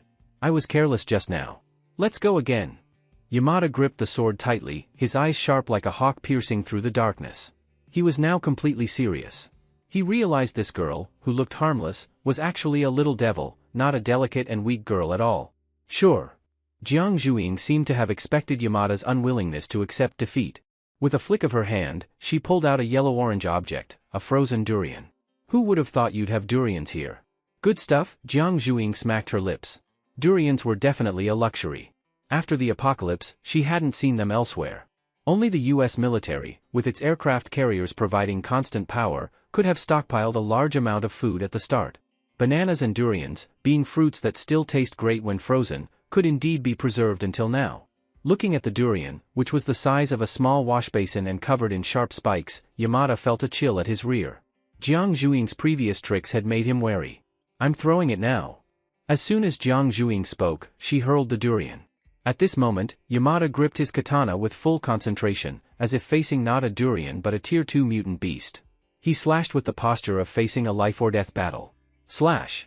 The sword light sliced through the durian, cutting it cleanly in two. Hit! Yamada was overjoyed. He had finally neutralized this girl's deadly move. However, in the next moment, Yamada's expression froze. He saw that the durian, though cut in half, didn't explode apart as expected. Instead, the two halves stuck together as if glued, maintaining their original shape and speed, still flying toward him along the same tricky trajectory. Smack! The durian smacked hard against Yamada's face. His body stiffened, and his mind went blank. Oh/my/God. An American girl covered her mouth. To her, this was a tragic scene. The other American soldiers also twitched at the corners of their mouths. That must have hurt. The durian had indeed been split. After hitting Yamada's face, it broke into two halves and fell to the ground with bits of ice. Yamada wobbled on the spot and sat down heavily, his face swollen from the hit. Yamada wasn't a strength-based ability user. Even with superb sword skills, getting hit head-on by a durian made stars appear in his vision. After a while, Yamada came back to his senses, covering his face as he got up from the ground. His nose was bleeding. He felt ashamed and furious, wishing he could die on the spot. He wanted to rush at Jiang Zhuing for a fight. Although he knew she was strong, only by fighting could he regain his dignity. "Yamada, stand down." Just then, Jonathan spoke. He could tell Jiang Zhuing was deliberately showing off, and Yamada had already been completely overwhelmed. Continuing would only be self-humiliation.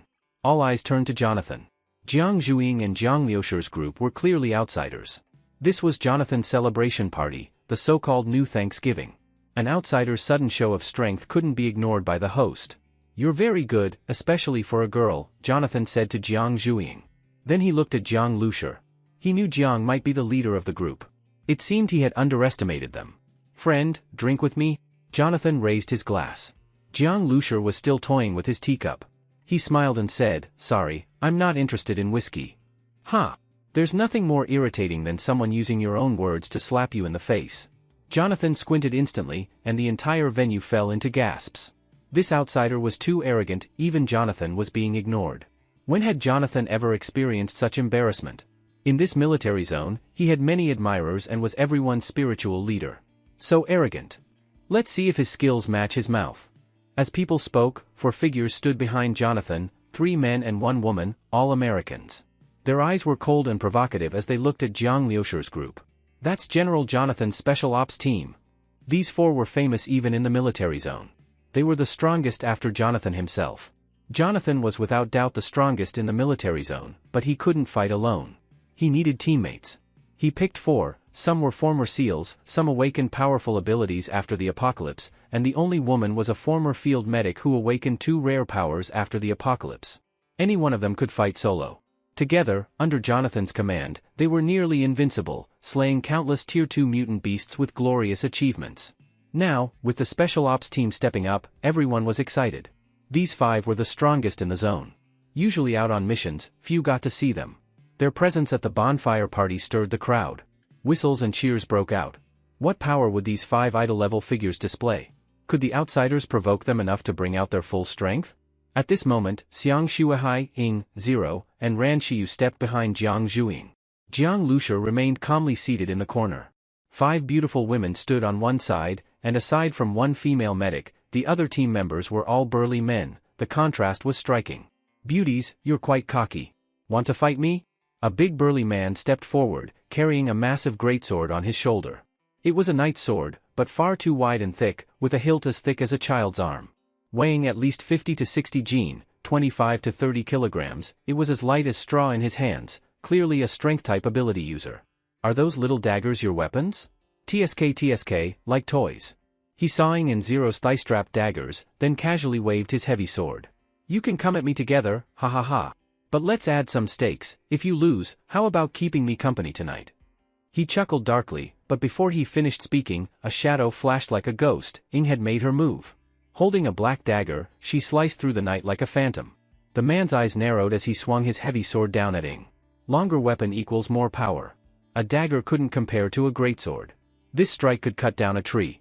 But Ying twisted her body mid-air in an incredible motion, as if boneless, dodging along the blade's edge. Her dagger, like a venomous snake, struck at his throat, lightning fast. Ha! The man had skill too. He sensed deadly intent instantly and leaped backward. But Ying was too fast. Her blade still grazed his right neck. Sure! Ying's strike slashed open his sternocleidomastoid muscle and the carotid artery beneath. Blood sprayed over a meter high. He shuddered violently, lost grip of his sword, and it flew into the bonfire, sending sparks flying. Ah! He clutched his neck, veins bulging, his face twisted in pain. The carotid artery, once cut, rapid blood loss leads to shock and death.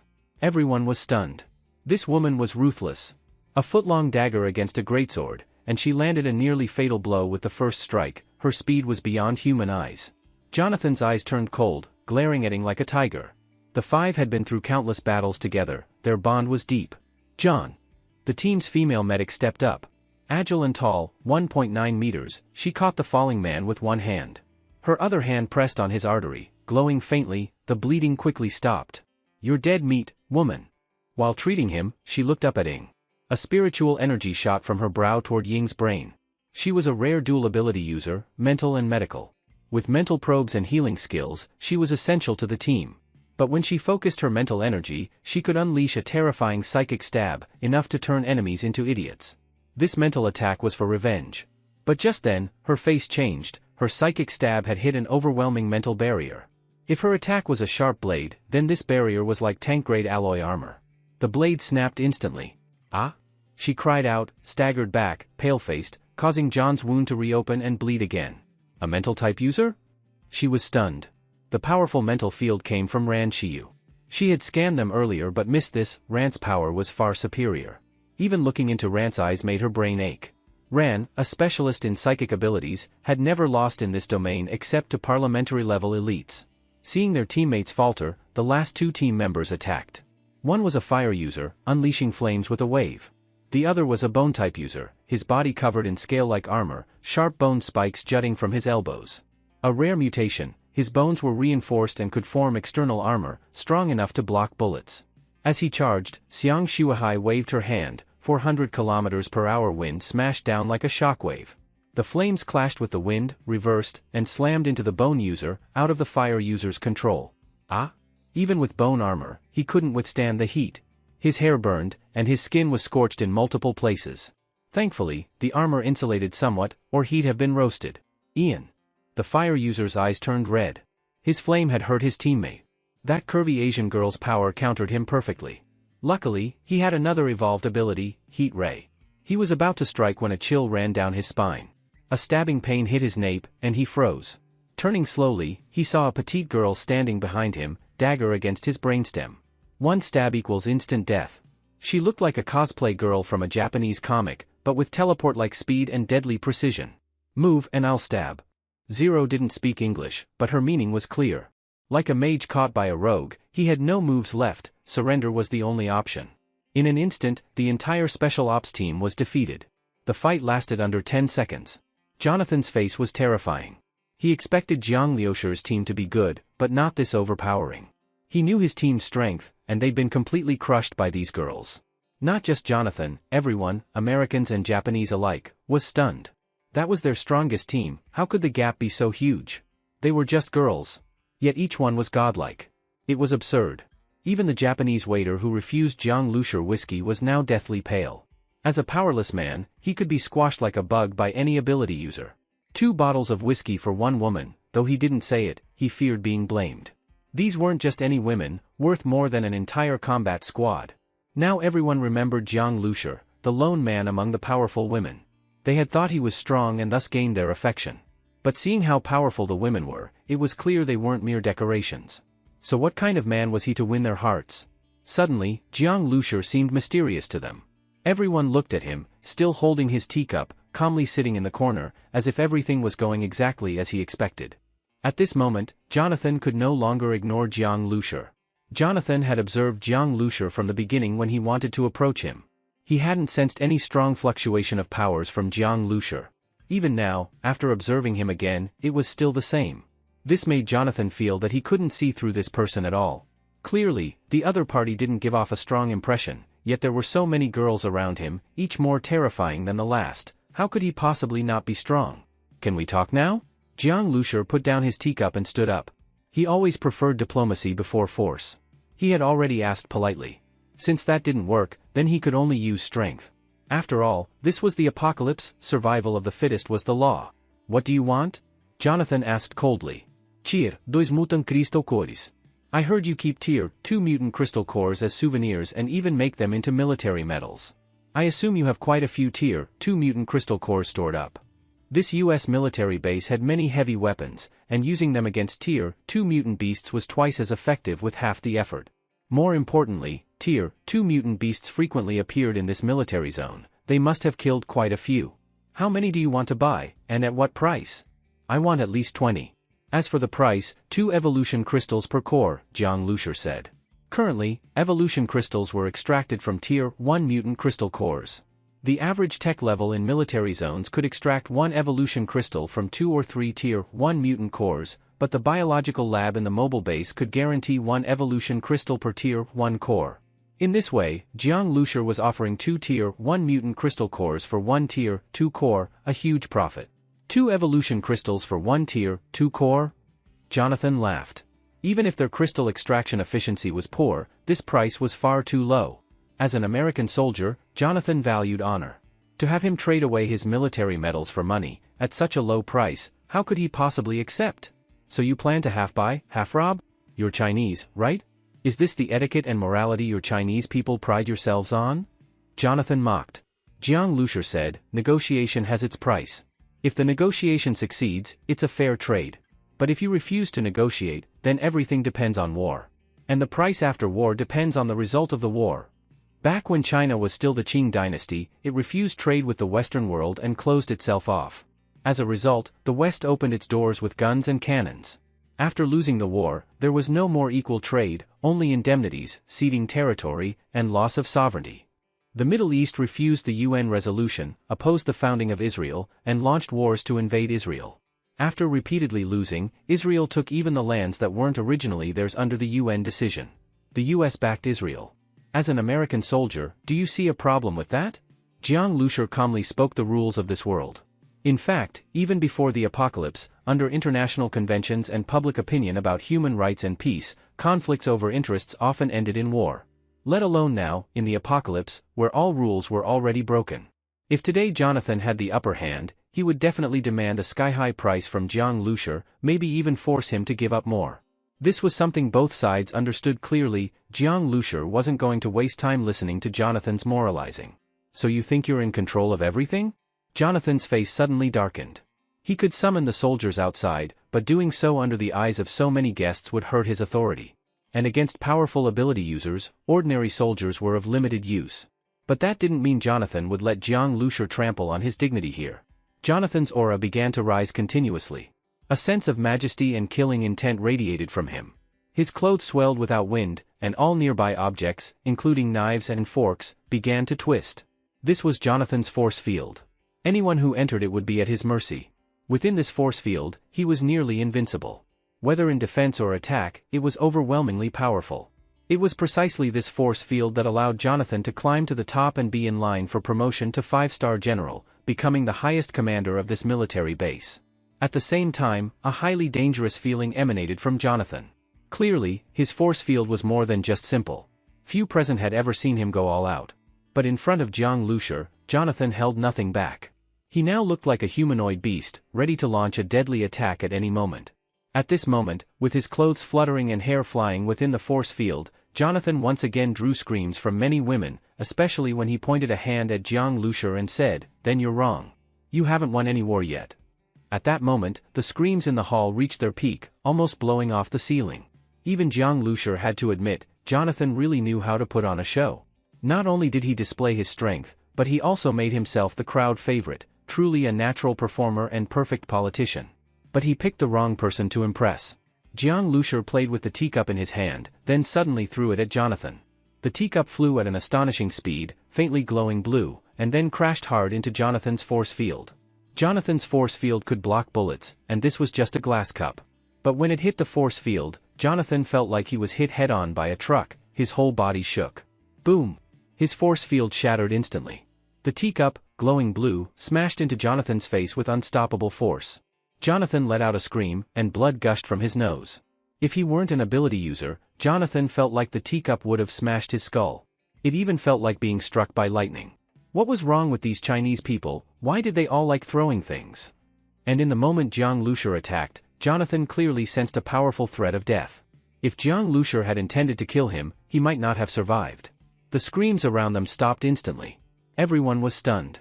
Jonathan now didn't look much better than Yamada earlier. And at least Yamada was hit by a frozen durian. Jonathan got taken out by a glass teacup. All of Jonathan's aura and killing intent were instantly shattered by that teacup. Only then did Jiang Lusher speak again. "Now, do you think the war is over?"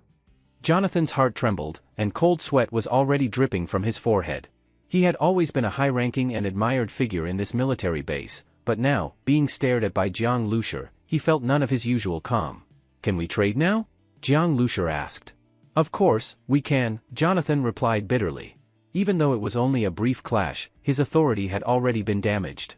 He could feel that the previously worshipful and fervent gazes had lost their enthusiasm.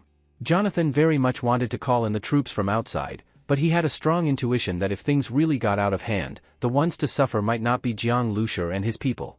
Very soon, Jonathan had someone bring over the mutant crystal cores. Jiang Lusher glanced at them and was instantly pleased. Sure enough, Jonathan had quite a few Tier 2 mutant crystal cores. There were 16 in total, and one of them was nearly at Tier 3. Being well-equipped truly made a difference. "Here are your evolution crystals.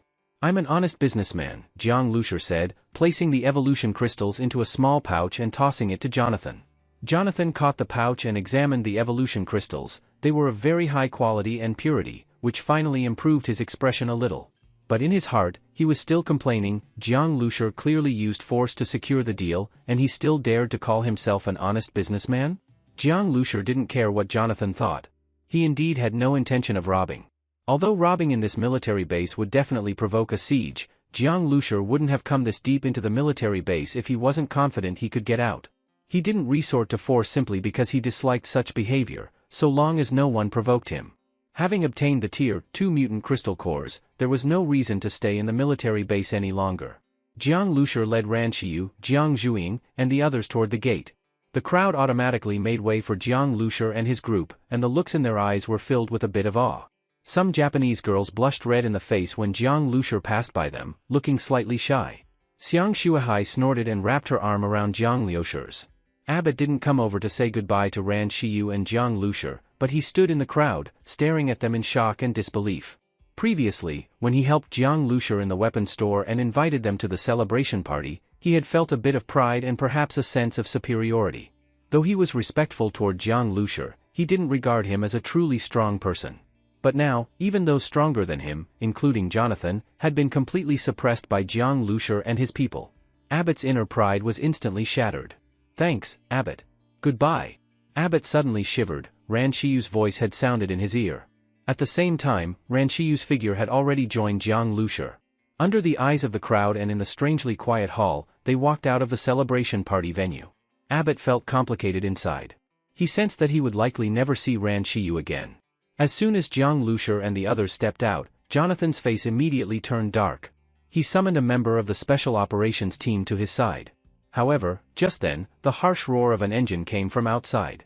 Jonathan quickly walked to the window and saw a large bus.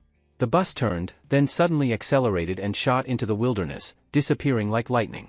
Jonathan's eye twitched. That speed was faster than a sports car, and it appeared on a bus. And to charge into the wilderness in such darkness, either one was ignorant and reckless, or extremely confident. Jiang Lushi and his group clearly weren't the former. Jonathan was now completely certain, if they had truly fought just now, it would have been his side that lost. He would not have been able to keep Jiang Lushi and his people. This time the trip to the US military base was definitely worth it. With so many Tier 2 mutant crystal cores absorbed, I wonder what the result will be, Jiang Lushi said in satisfaction. At this time, Ing was already driving the bus back to the main road. They had gone into the wilderness just to leave the military base quickly. Now that the goal was achieved, there was no need to wander there. Although Jiang Lushi didn't fear normal Tier 2 mutant beasts, who knew what strange things might be out there in the wilderness? Ran Xiyu was using her psychic ability to scan the surroundings, while Ing drove according to Ran Xiyu's scanned results.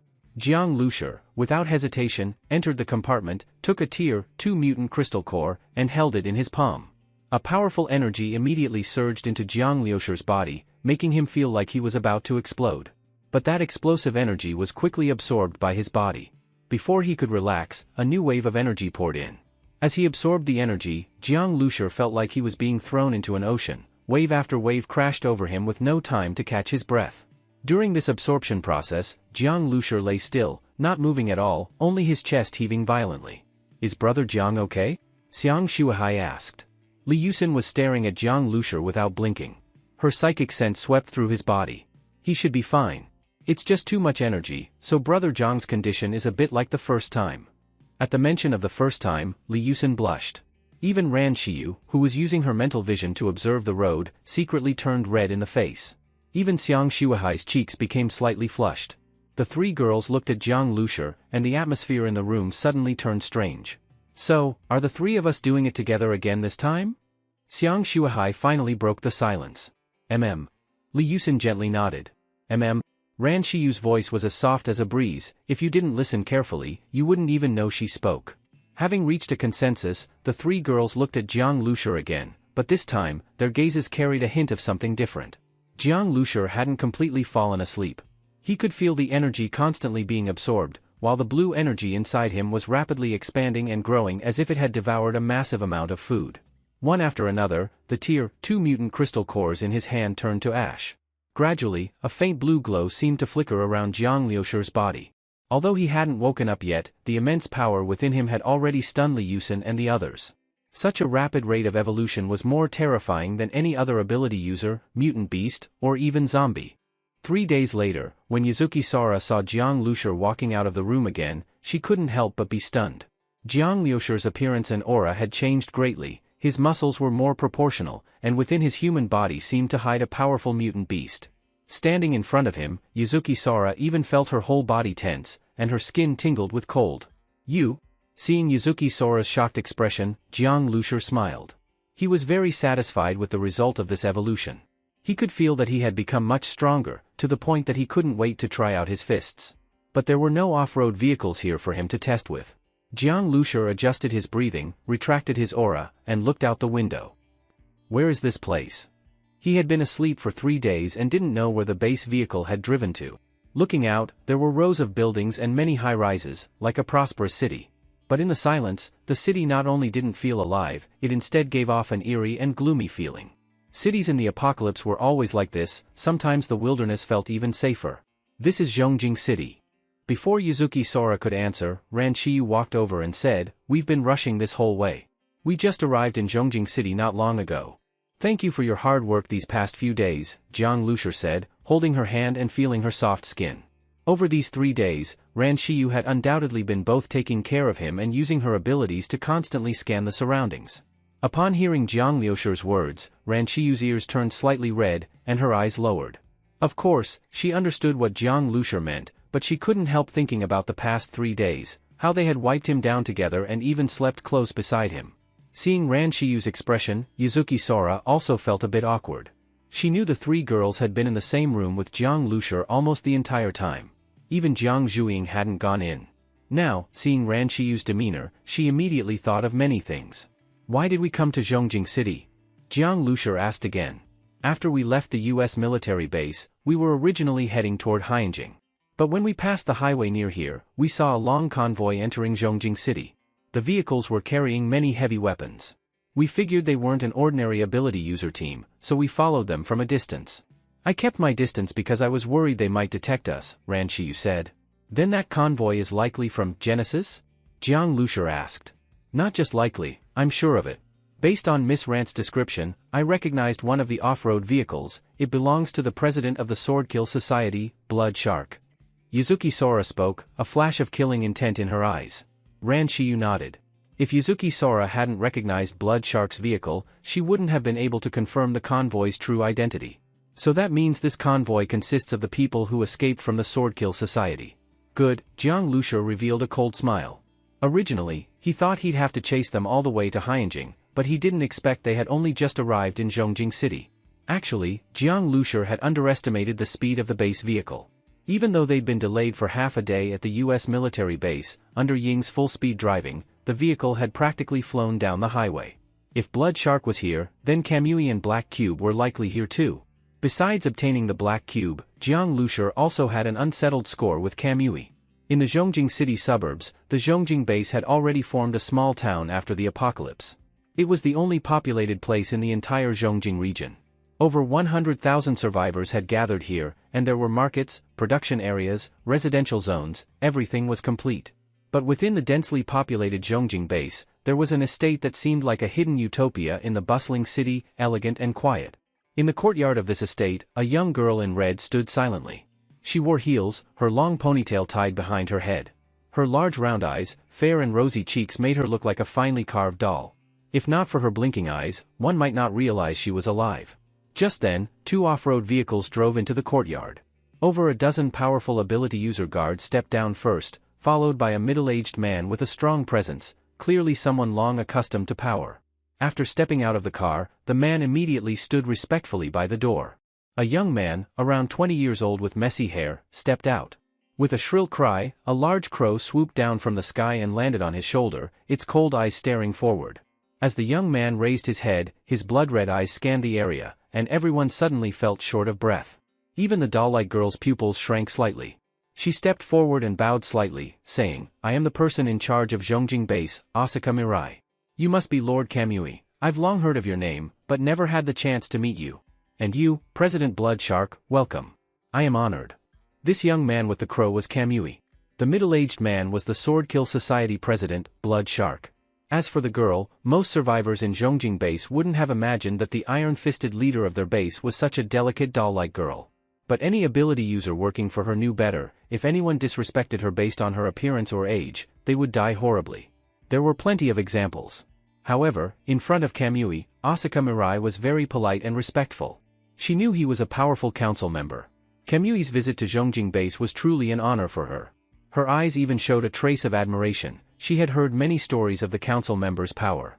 Kamui nodded and got straight to the point. "Is the thing I want ready?" "Of course." It's in the back. I'll take you there now, Asuka Mirai said with a smile. Very soon, they arrived at the entrance to a basement. As soon as the door was opened, a low growl sounded from within, followed by a shadow suddenly pouncing toward the doorway. But just as the shadow reached the door, there was a clattering of chains from inside. The ability users who had followed Kamui and Asuka Mirai instinctively shivered when they saw what it was. It was a zombie woman with half her face bitten off and a bare upper body. She was abnormally tall, with limbs longer than normal human proportions. One of her eyes glowed red, and she bared her teeth.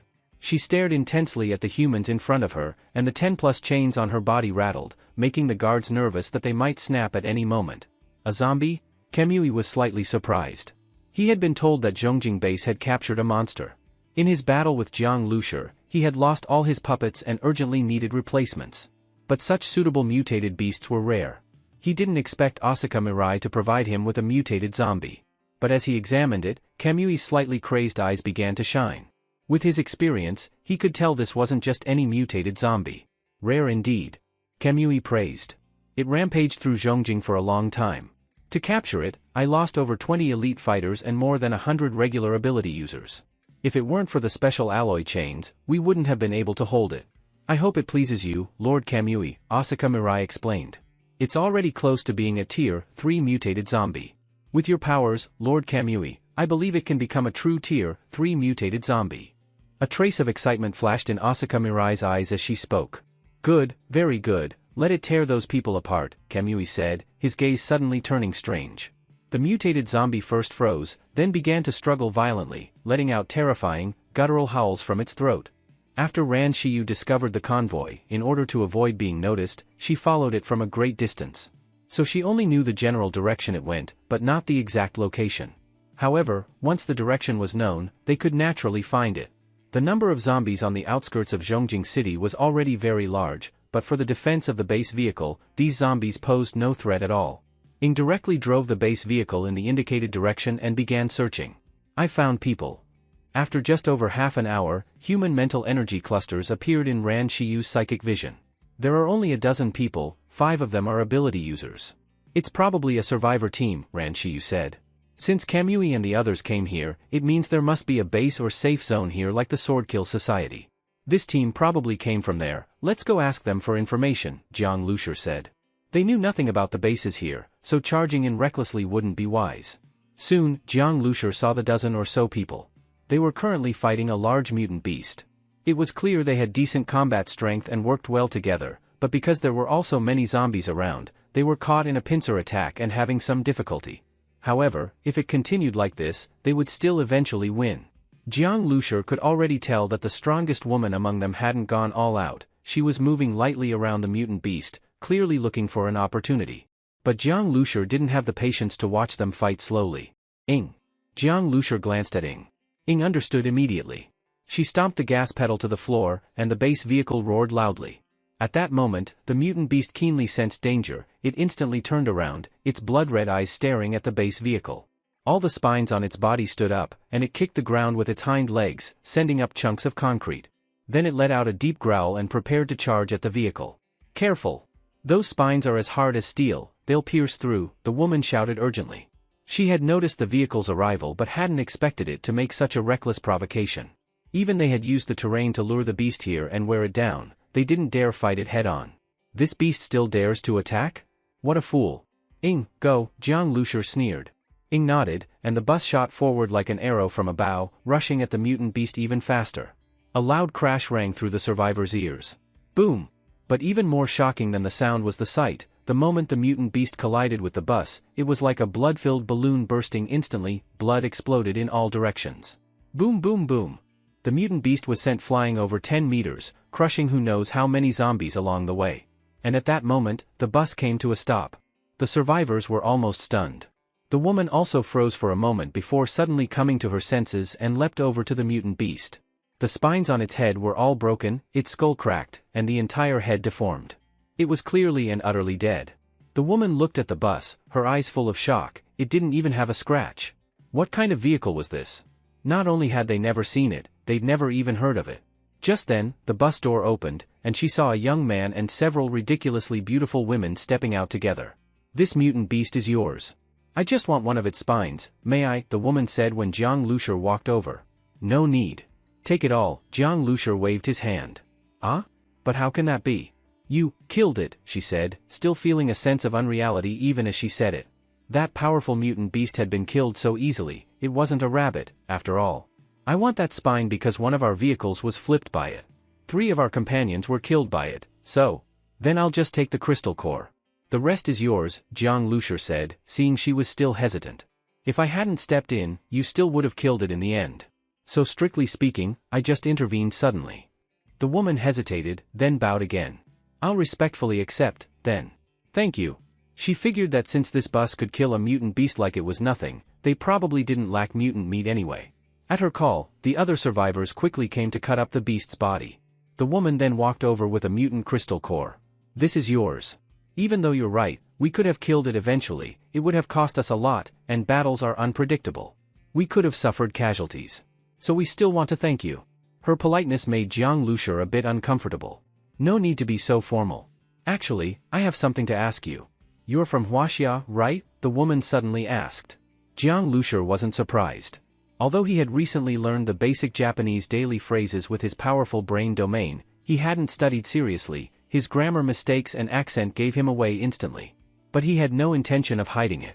So upon hearing the woman's words, he simply nodded. They all are too, she asked, looking at Ran Shiyu and the others. Yes, we are, Jiang Zhuiying answered. The woman smiled. You're all very beautiful. Aside from Miss Asuka Mirai, I've never seen girls this pretty. If you have any questions, feel free to ask. Oh, I'm Morita Miko. Just call me Miko. Miss Miko, actually, we want to join the local safe zone. We were hoping you could help lead us there, Jiang Lushur said, feeling slightly helpless. He found that Miko was not only very curious but also seemed rather overly friendly. Her eyes kept glancing toward the bus, clearly wanting to ask something but not knowing how. Ah, you want to join Zhongjing base? With your strength, the base will definitely welcome you. I can take you directly to the administration office. I know Miss Asuka Mirai there, Miko said quickly. That would be perfect, Jiang Lushur smiled. The administration office sounded like the government hall or something similar, surely located in the core area of Zhongjing base. With Kamui and the others' identities, they would have been taken straight into the core anyway. Having Miko lead them would save a lot of trouble. While waiting for Miko's team to process the beast's body, Jiang Lushur and the others chatted idly with her and a few surrounding survivors. From this, Jiang Lushur learned that Miko had just graduated from college and used to be a small-time model, which was how she knew Asuka Mirai. Asuka was a famous idol in Japan. Jiang Lushur wasn't very interested in this gossip, but Miko's chatter made him feel helpless. After she saw that Ran Shiyu and the others were friendly, and Jiang Lushur was approachable, she quickly became familiar with them. I've always wanted to go to Huaxia. Do you know why? Because of pandas. Even though Japan has rented some pandas from Huaxia, there are too few of them. The babies born each year are far too few, barely enough to look at. I want to go to a panda base in Huaxia to see them. Oh, speaking of that, I'd love to go to a zoo. Maybe I'll find a mutated baby panda. Maybe I could raise one, or maybe it would slap me to death with one paw. Thinking about it that way, we wouldn't need to worry about them being endangered anymore. If they mutate, they'll survive just fine, right? Miko said, troubled and conflicted. Jiang Lushur glanced at her. She really overthinks everything. By the way, Mr. Jiang, what is your vehicle made of? Why is it so tough? If it were you, I'm sure you could catch a mutated baby panda, right? Miko asked again. Alloy, Jiang Lushur had no interest in catching mutated pandas. He already had a mutant beast, and it ate a ton. But when Jiang Lushur turned his head, he saw Jiang Zhuiying and Li Yusen looking at him expectantly. Even Ran Shiyu was silently watching him. If we come across one, we could try raising it, Jiang Lushur said stiffly. Pandas are beasts. A mutated panda would be a beast among beasts, can you all be more realistic? Jiang Lushur silently complained in his heart. I heard that, Ran Shiyu suddenly said. After this casual chat, Jiang Lushur already had a rough understanding of Zhongjing base. Zhongjing base was strictly managed, with its own guards. Ordinary people who lived there had to work to earn residence rights, and ability user teams had to pay monthly taxes. Besides that, the base had strict rules, and violators would face heavy punishment. Some ability users who committed crimes refused to accept punishment, those people either disappeared overnight or left the base and never returned. According to Miko, the base was relatively powerful and had several well-known strong ability users. But to Jiang Lushur, those so-called strong ones weren't real threats. As long as no other council members were present, today would be Kamui's death day. Soon, the bus followed Miko's team into a bustling base. After passing through the gates, they gradually approached the administration center. In the distance, Jiang Lushur already saw a quiet, grand estate. "Mr. Jiang, that's the administrative office over there," Miko said after getting off the vehicle. "What is that manor?" Jiang Lushur asked as he looked at the manor. "That's where the leader of Zhongjing Base lives. It's heavily guarded, and ordinary people are strictly forbidden to approach," Miko explained. "Thanks for today. As for the administrative office, I won't be going," Jiang Lushur said with a smile. Miko was stunned. She didn't understand what Jiang Lushur meant by that. Weren't they here to go to the administrative office? At that moment, Miko's eyes suddenly widened. She watched as the bus roared to life and charged straight toward the manor. At that moment, Miko felt like her brain was buzzing. Her mouth hung open as she watched the bus rush forward, and her mind screamed, "It's over." She had lived in Zhongjing Base for a long time, and never had she seen anyone dare approach the manor without permission, let alone charge straight at it like this. Gun barrels immediately appeared atop the manor walls, all aimed at the bus. Without any warning, they pulled the triggers directly. A barrage of gunfire rang out, and Miko quickly ducked behind the vehicle. But what shocked her was that the bus drove straight through the hail of bullets and slammed into the manor's gate. With a loud bang, the thick, reinforced gate was blown off its hinges. Seeing the gate flying out, Miko's mouth practically dropped to the ground. Was this a declaration of war against Zhongjing Base? The impact of the bus seemed to shock everyone in the manor, and the gunfire on the walls abruptly stopped. Soon after, a man in traditional Japanese clothing walked out from the manor. He looked at the bus with a dark expression and said coldly, "Is this your way of knocking on someone's door? This is far too rude." As he spoke, he was also examining the vehicle. After such intense gunfire, there really weren't any marks left on the bus. And the steel gate on the ground, its thick plating was dented from the impact. That gate couldn't even be blown open with artillery, yet it had been smashed open by this bus. When he first received the report, he didn't believe it. But now that he had seen it with his own eyes, he had no choice. This kind of vehicle should belong to the manor. That's Mr. Nakamura.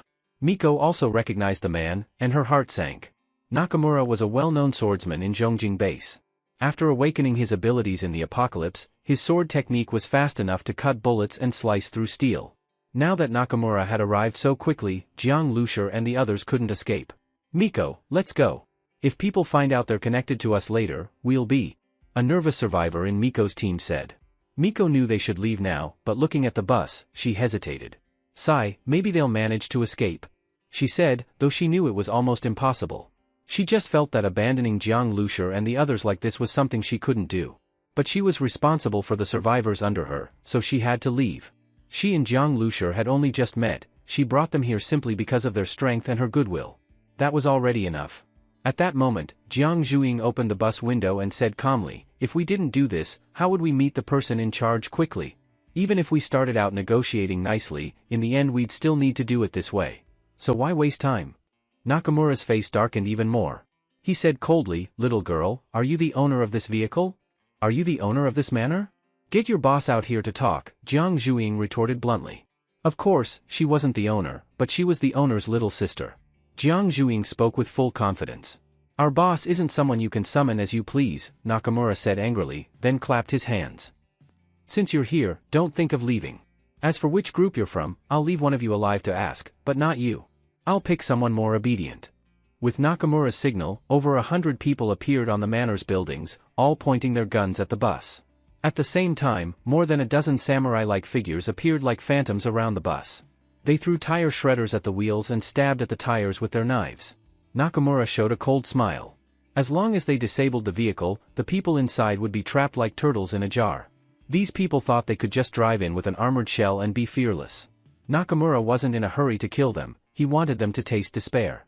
But just then, a blinding electric light burst from the bus. Before the samurai could act, they were engulfed by the lightning. Though their movements were as fast as ghosts, how could they be faster than lightning? There was almost no resistance, screams rang out as the samurai twitched and burned to cinders. Courting death. Nakamura roared in rage, completely forgetting that he didn't plan to kill Jiang Liushur's group right away. Now he just wanted them dead.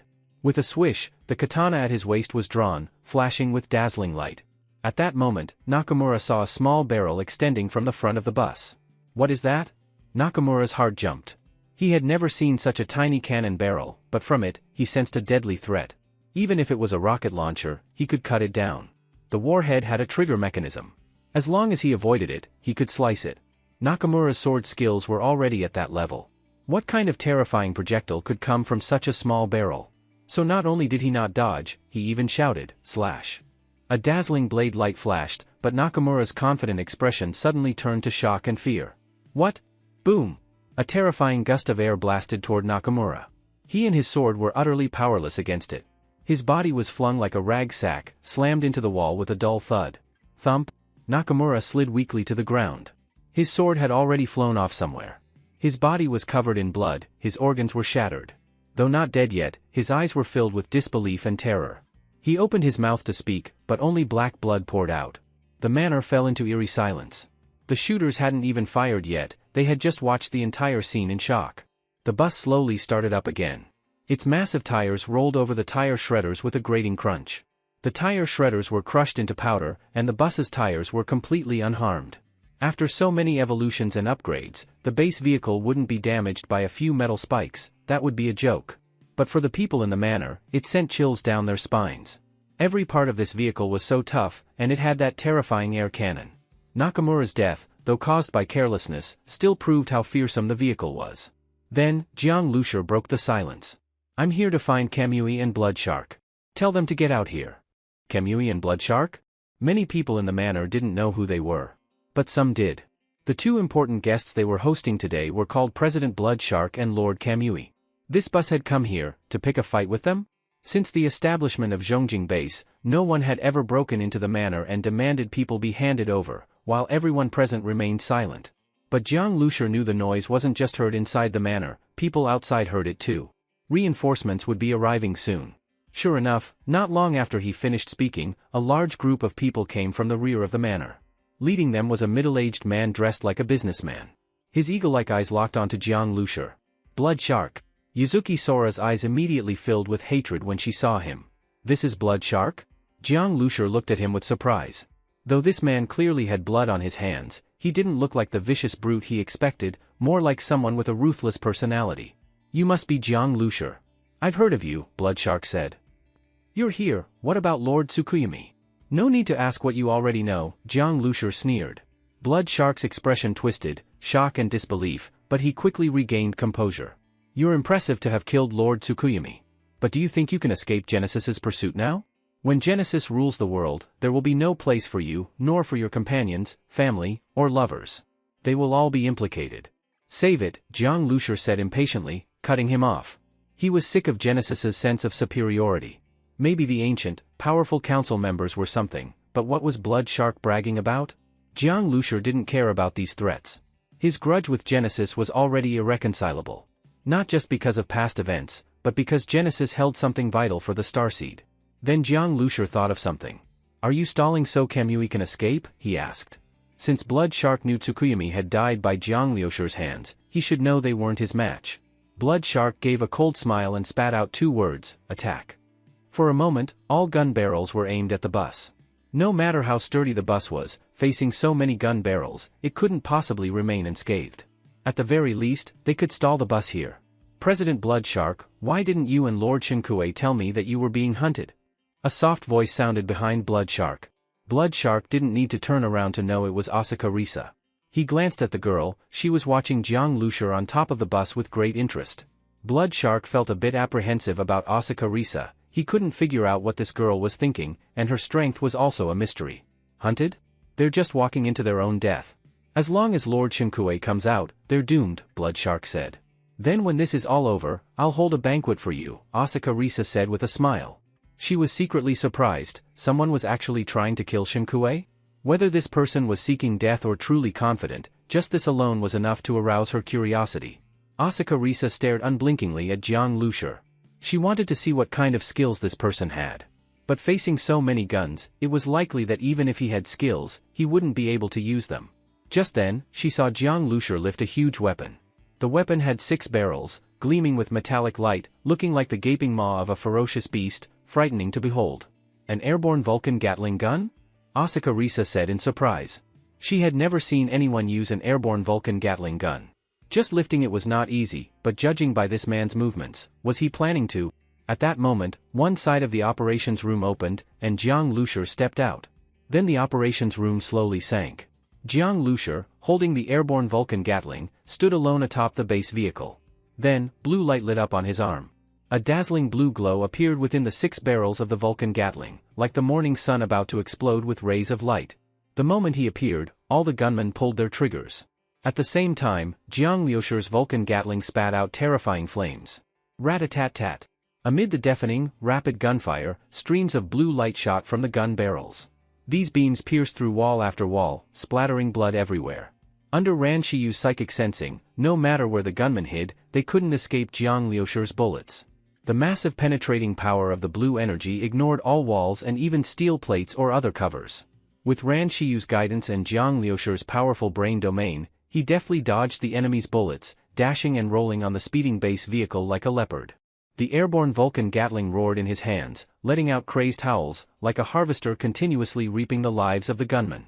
Then, Jiang Lushur jumped off the base vehicle, carrying the Vulcan Gatling as he walked toward Blood Shark. Blood Shark's expression had completely changed. He knew Jiang Lushur was strong, but never imagined he was this monstrously powerful. Carrying an airborne Vulcan Gatling and firing it with such precision? And still able to dodge bullets? This wasn't a human, this was a killing machine.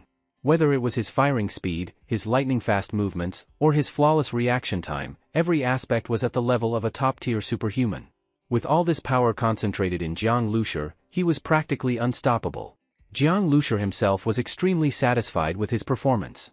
His movements were more agile, almost synchronized with his thoughts, and his brain processed information much faster, allowing him to make decisions instantly. This was the result of his latest evolution. However, during this battle, his body was still grazed by bullets. This is because I haven't evolved enough. Otherwise, even these grazes would vanish, Jiang Lushur thought. In the blink of an eye, more than half of Blood Shark's men were killed by Jiang Lushur.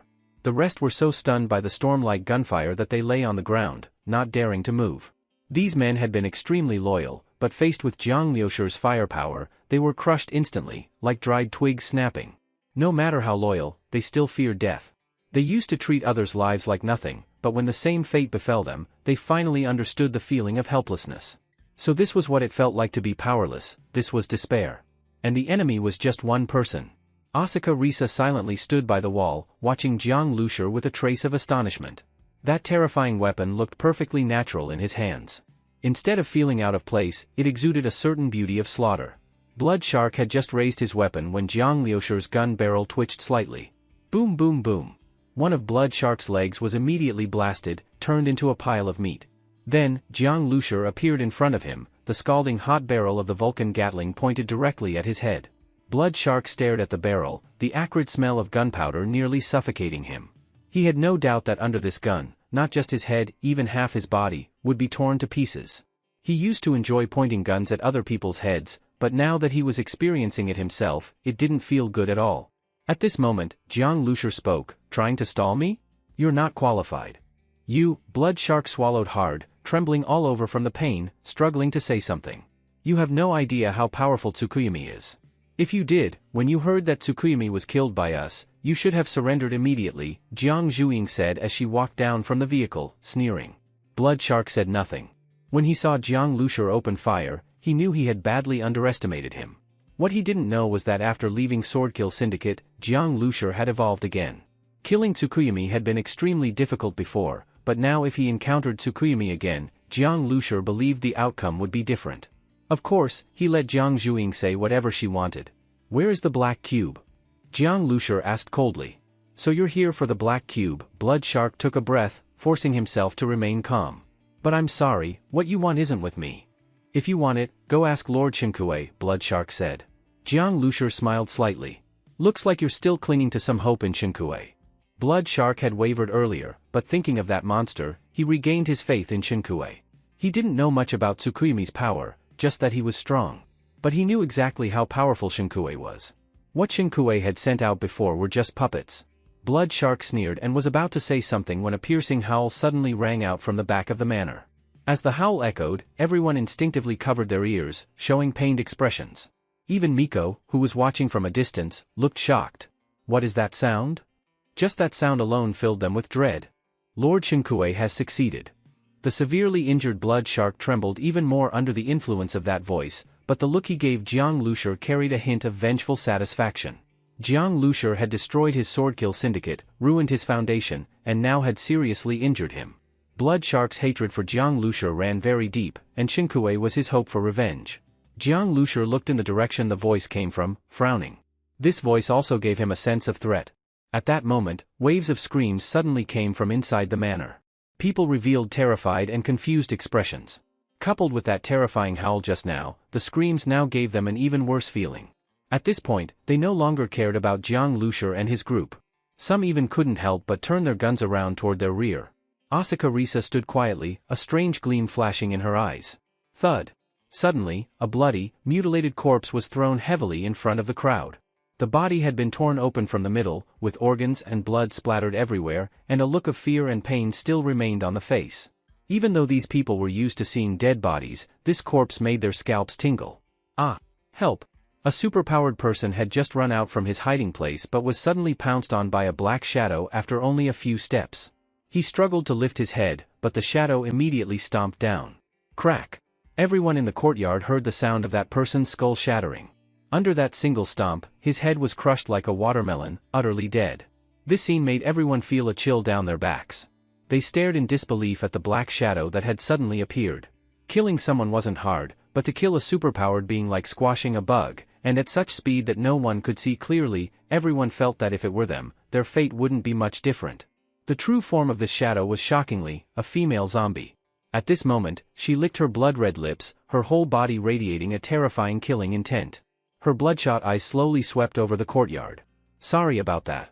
I just finished the fusion and couldn't control myself for a moment. But this feeling of power, this speed, it's really quite satisfying, the female zombie grinned, and a sound like sandpaper scraping came from her mouth full of sharp, hideous teeth. This female zombie had actually spoken. People had never heard a zombie speak before. They usually only let out instinctive roars. Even the intelligent ones still used roars to give commands. Although her voice sounded as if it was being forcibly squeezed from her throat, raspy and harsh, every word she said was clearly heard by those present. Even Blood Shark showed a horrified expression. A zombie that could talk was even more of a monster, truly chilling. Only Asuka Risa smiled slightly with delight. This was even better than she had originally expected. Xingkui, is this your trump card? A zombie? Compared to those toy bears you played with before, this zombie doesn't look that impressive, Jiang Lushur mocked. The armored mutant beasts and giant bats previously controlled by Xingkui were visually shocking and extremely difficult to deal with. In contrast, this female zombie seemed much plainer. But although Jiang Lushur said that, he was more alert now than when facing those other beasts. This female zombie gave him a strong sense of danger. Starseed, scan this zombie's mutation energy level, Jiang Lushur said in his mind. Soon, Starseed gave him the result. This was a level 3 mutant zombie. Jiang Lushur had never seen a level 3 mutant zombie before. Level 2 ones were already very troublesome, so a level 3 was naturally far more powerful. However, according to Starseed's analysis, this level 3 mutant zombie hadn't evolved through normal means, it had just evolved. Jiang Lushur guessed that it was originally a level 2 zombie that was very close to level 3, and Xingkui had somehow forced it to evolve. But even a fake level 3 like this was still extremely dangerous. Besides its deadly power, its whole body was filled with virus. Jiang Lushur, the female zombie, or rather, Xingkui, locked her gaze onto Jiang Lushur, her eyes igniting with hatred. We meet again. Good. You actually dared to show up. You destroyed my puppets, ruined all my work. Now that you've come to Zhongjing, this will be your grave. I'll have you buried with my puppets. Surround him. Not a single fly leaves this place today. Jiang Lushur sneered and interrupted him. First of all, are you confused? I'm the one hunting you, why do you make it sound like you caught me? Second, your hard work? Those mutant puppets weren't easy to raise, right? Judging from how you casually killed your own men earlier, I bet those puppets were fed using your cannon fodder followers, weren't they? After hearing Jiang Lushur's words, more people showed skeptical expressions. Most of Blood Shark's loyal followers from the Swordkill Syndicate had already been gunned down by Jiang Lushur. The rest were mostly from the Zhongjing base. They had never sworn loyalty to Xingkui in the first place, and now Xingkui had brought out such an inhuman monster and killed many people. People began to believe Jiang Lushur. Just hearing Xingkui talk about his puppets in a pained tone like they were precious treasures made their skin crawl. It was obvious those puppets were monstrous. Plus, they had just witnessed Jiang Lushur sweep the field with his Vulcan Gatling gun. Naturally, no one wanted to be cannon fodder now. So for the moment, no one moved. Shin Kuei's gaze swept across the surroundings, and his killing intent grew stronger. Asuka Risa? The things you raised, do they not understand how to follow orders? Shin Kuei said coldly. After fusing with this mutant zombie, his aggression had clearly intensified. And that aggression mainly came from his hatred toward Jiang Lushur. Jiang Lushur had not only reduced him to a fleeing dog, but even chased him all the way to Zhongjing to completely wipe him out. This was forcing his hand. When Jiang Lushur heard the name Asuka Risa, he found it familiar. Then he remembered Miko had mentioned her before, her friend, a famous idol in Japan before the apocalypse. But clearly Miko didn't truly understand this friend. Judging from Shin Kuei's words, Asuka Risa was clearly the boss of the Zhongjing base. He looked at the girl. She was standing there calmly and openly, yet Jiang Lushur hadn't paid much attention to her before. Clearly, Asuka Risa was not simple. Looking closely now, she had an incredibly delicate appearance, so perfect that she didn't even seem real, more like a finely crafted doll. Lord Shin Kuei, at your level of fighting, my people can't help at all. Instead, they would just get in the way. Facing Shin Kuei's questioning, Asuka Risa reacted very calmly. Then she turned her head, met Jiang Lushur's eyes, smiled slightly at him, and gently nodded. Brother, could it be that she likes you? Jiang Zhuiying also jumped down from the base vehicle. When she saw Asuka Risa's actions, she froze for a moment and then said in surprise. Likes my head. Jiang Lushur said irritably. After hearing Asuka Risa's words, Shin Kuei did not get angry. You're right. Then just stand aside and watch how I kill him, Shin Kuei said. What Asuka Risa did was nothing more than trying to separate the Zhongjing base from this matter, because Jiang Lushur and the base vehicle's combat power had already made her take this seriously. However, Shin Kuei knew this was only one reason. The more important reason was that Asuka Risa wanted to see how he would perform after controlling this level 3 mutant zombie. People from the island nation admire the strong, and Asuka Risa embodied this very clearly. Shin Kuei's strength earned her respect, so she was willing to do her best to work for him. Now that Jiang Lushur had come knocking on the door, Asuka Risa needed to see Shin Kuei show even greater strength. Shin Kuei had no objections to this, because he did not think his strength was insufficient to defeat Jiang Lushur. Tsukuyumi died in your hands, but that doesn't mean I will too, the female zombie controlled by Shin Kuei said coldly. Shin Kuei was fearless. Zombies do not fear death or injury, and their combat power is terrifying. As soon as the words fell, the female zombie suddenly pounced forward. Its speed was unbelievably terrifying. Many people were staring at the female zombie the whole time, but when it actually moved, they couldn't even see its movement path. If this zombie were charging at them, their end would be the same as that superpowered person whose head was crushed earlier, no ability to resist at all. And the speed the female zombie showed now was even slightly faster than before. Be careful. Ran Shiyu's voice rang out in Jiang Lushur's mind. Even though her mental power had already locked onto the female zombie, its speed was so fast that she didn't have time to warn Jiang Lushur of its position. Ran Shiyu and Jiang Lushur communicated directly through their minds, without speaking, which was already the fastest way, but at the moment she formed the thought, the zombie's position had already changed. Too fast. You can't see it clearly with the naked eye at all. Xiang Shuahai was startled in her heart. She looked at Jiang Lushur, feeling extremely uneasy. At this moment, as the target of the zombie's attack, Jiang Lushur was still standing in place without moving. Just when many people thought Jiang Lushur might not have reacted yet, he suddenly moved. He sharply lifted the airborne Vulcan Gatling and began to spray fire rapidly. This is one way. Using this kind of indiscriminate fire can force the zombie to stop, a superpowered person said. He's not firing randomly. Look, another superpowered person with very sharp eyesight pointed at the ground. The zombie's speed was astonishing, but the footprints it left could still be seen on the ground. Every step it took left a crater in the ground due to its terrifying strength. From these footprints, its movement path could be seen. This superpowered person noticed that wherever Jiang Lushur fired, footprints appeared on the ground. After careful observation, he confirmed that the two happened at the same time. That meant Jiang Lushur was truly keeping up with the zombie's speed. His eyesight was already very strong, yet Jiang Lushur's eyesight was even more abnormal. At this moment, the female zombie had already rushed right in front of Jiang Lushur. Chi-chi! Dazzling electric light instantly burst out, weaving a net of electricity in front of Jiang Lushur. Boom! With a loud explosion, the electric net instantly collapsed, and the female zombie's figure appeared. Other than slightly scorched hair, it showed no sign at all of being shocked by electricity. There were several small bloody holes on its body. As it appeared, the holes wriggled and squeezed out bullet heads one by one, then immediately began to heal. This body was truly too strong. Even Jiang Lushur couldn't help but sigh. Zombies were originally human bodies, but after mutation, they could tear cars apart with their bare hands. Their strength and defense were far beyond humans. Even at the same level, purely in terms of physical body, human superpowered beings could not compare to mutant zombies. "See? You're no match for me," the female zombie said, then looked at Jiang Zhuiying. "You're a bit troublesome, so I'll deal with you first. I originally didn't want to kill such a pretty little girl like this." As it spoke, the zombie's figure disappeared from the spot. Immediately after, Jiang Zhuiying felt a powerful life-and-death danger rushing toward her. It wasn't that Shen didn't want to kill a pretty girl, he wanted to tear Jiang Zhuiying to pieces in front of Jiang Lushur. Electric snakes instantly danced wildly around Jiang Zhuiying. Lightning connected into a defensive net. However, the fact that the zombie had shown no reaction to electricity earlier made Jiang Zhuiying doubt the defensive power of the electric net. At that moment, Jiang Lushur suddenly threw away the airborne Vulcan Gatling. Gave up? The survivors couldn't understand what Jiang Lushur was trying to do.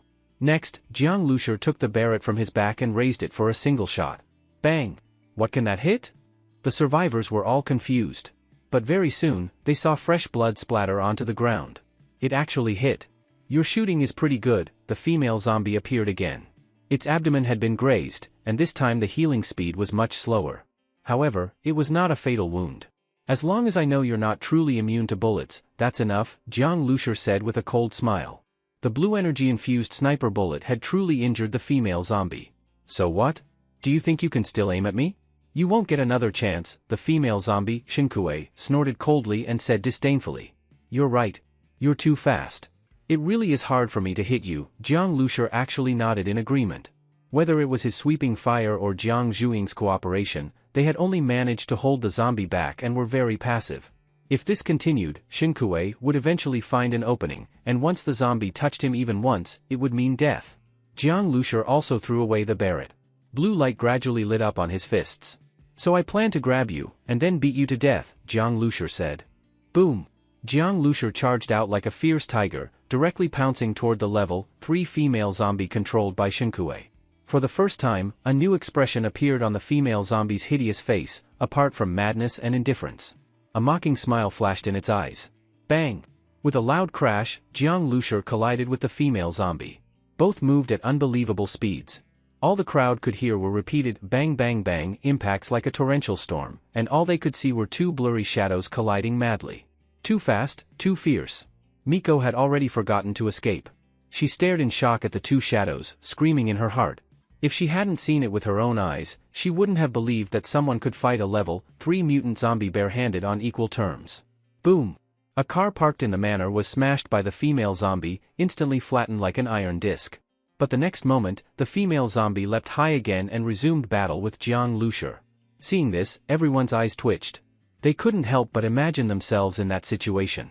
That was just a casual move by the zombie. If they were the target, such power would crush them instantly. Blood Shark, on the other hand, looked excited. In his eyes, Jiang Lushur had completely abandoned his advantage. Now tangled in melee, even that electric girl couldn't assist. The female zombie was extremely savage.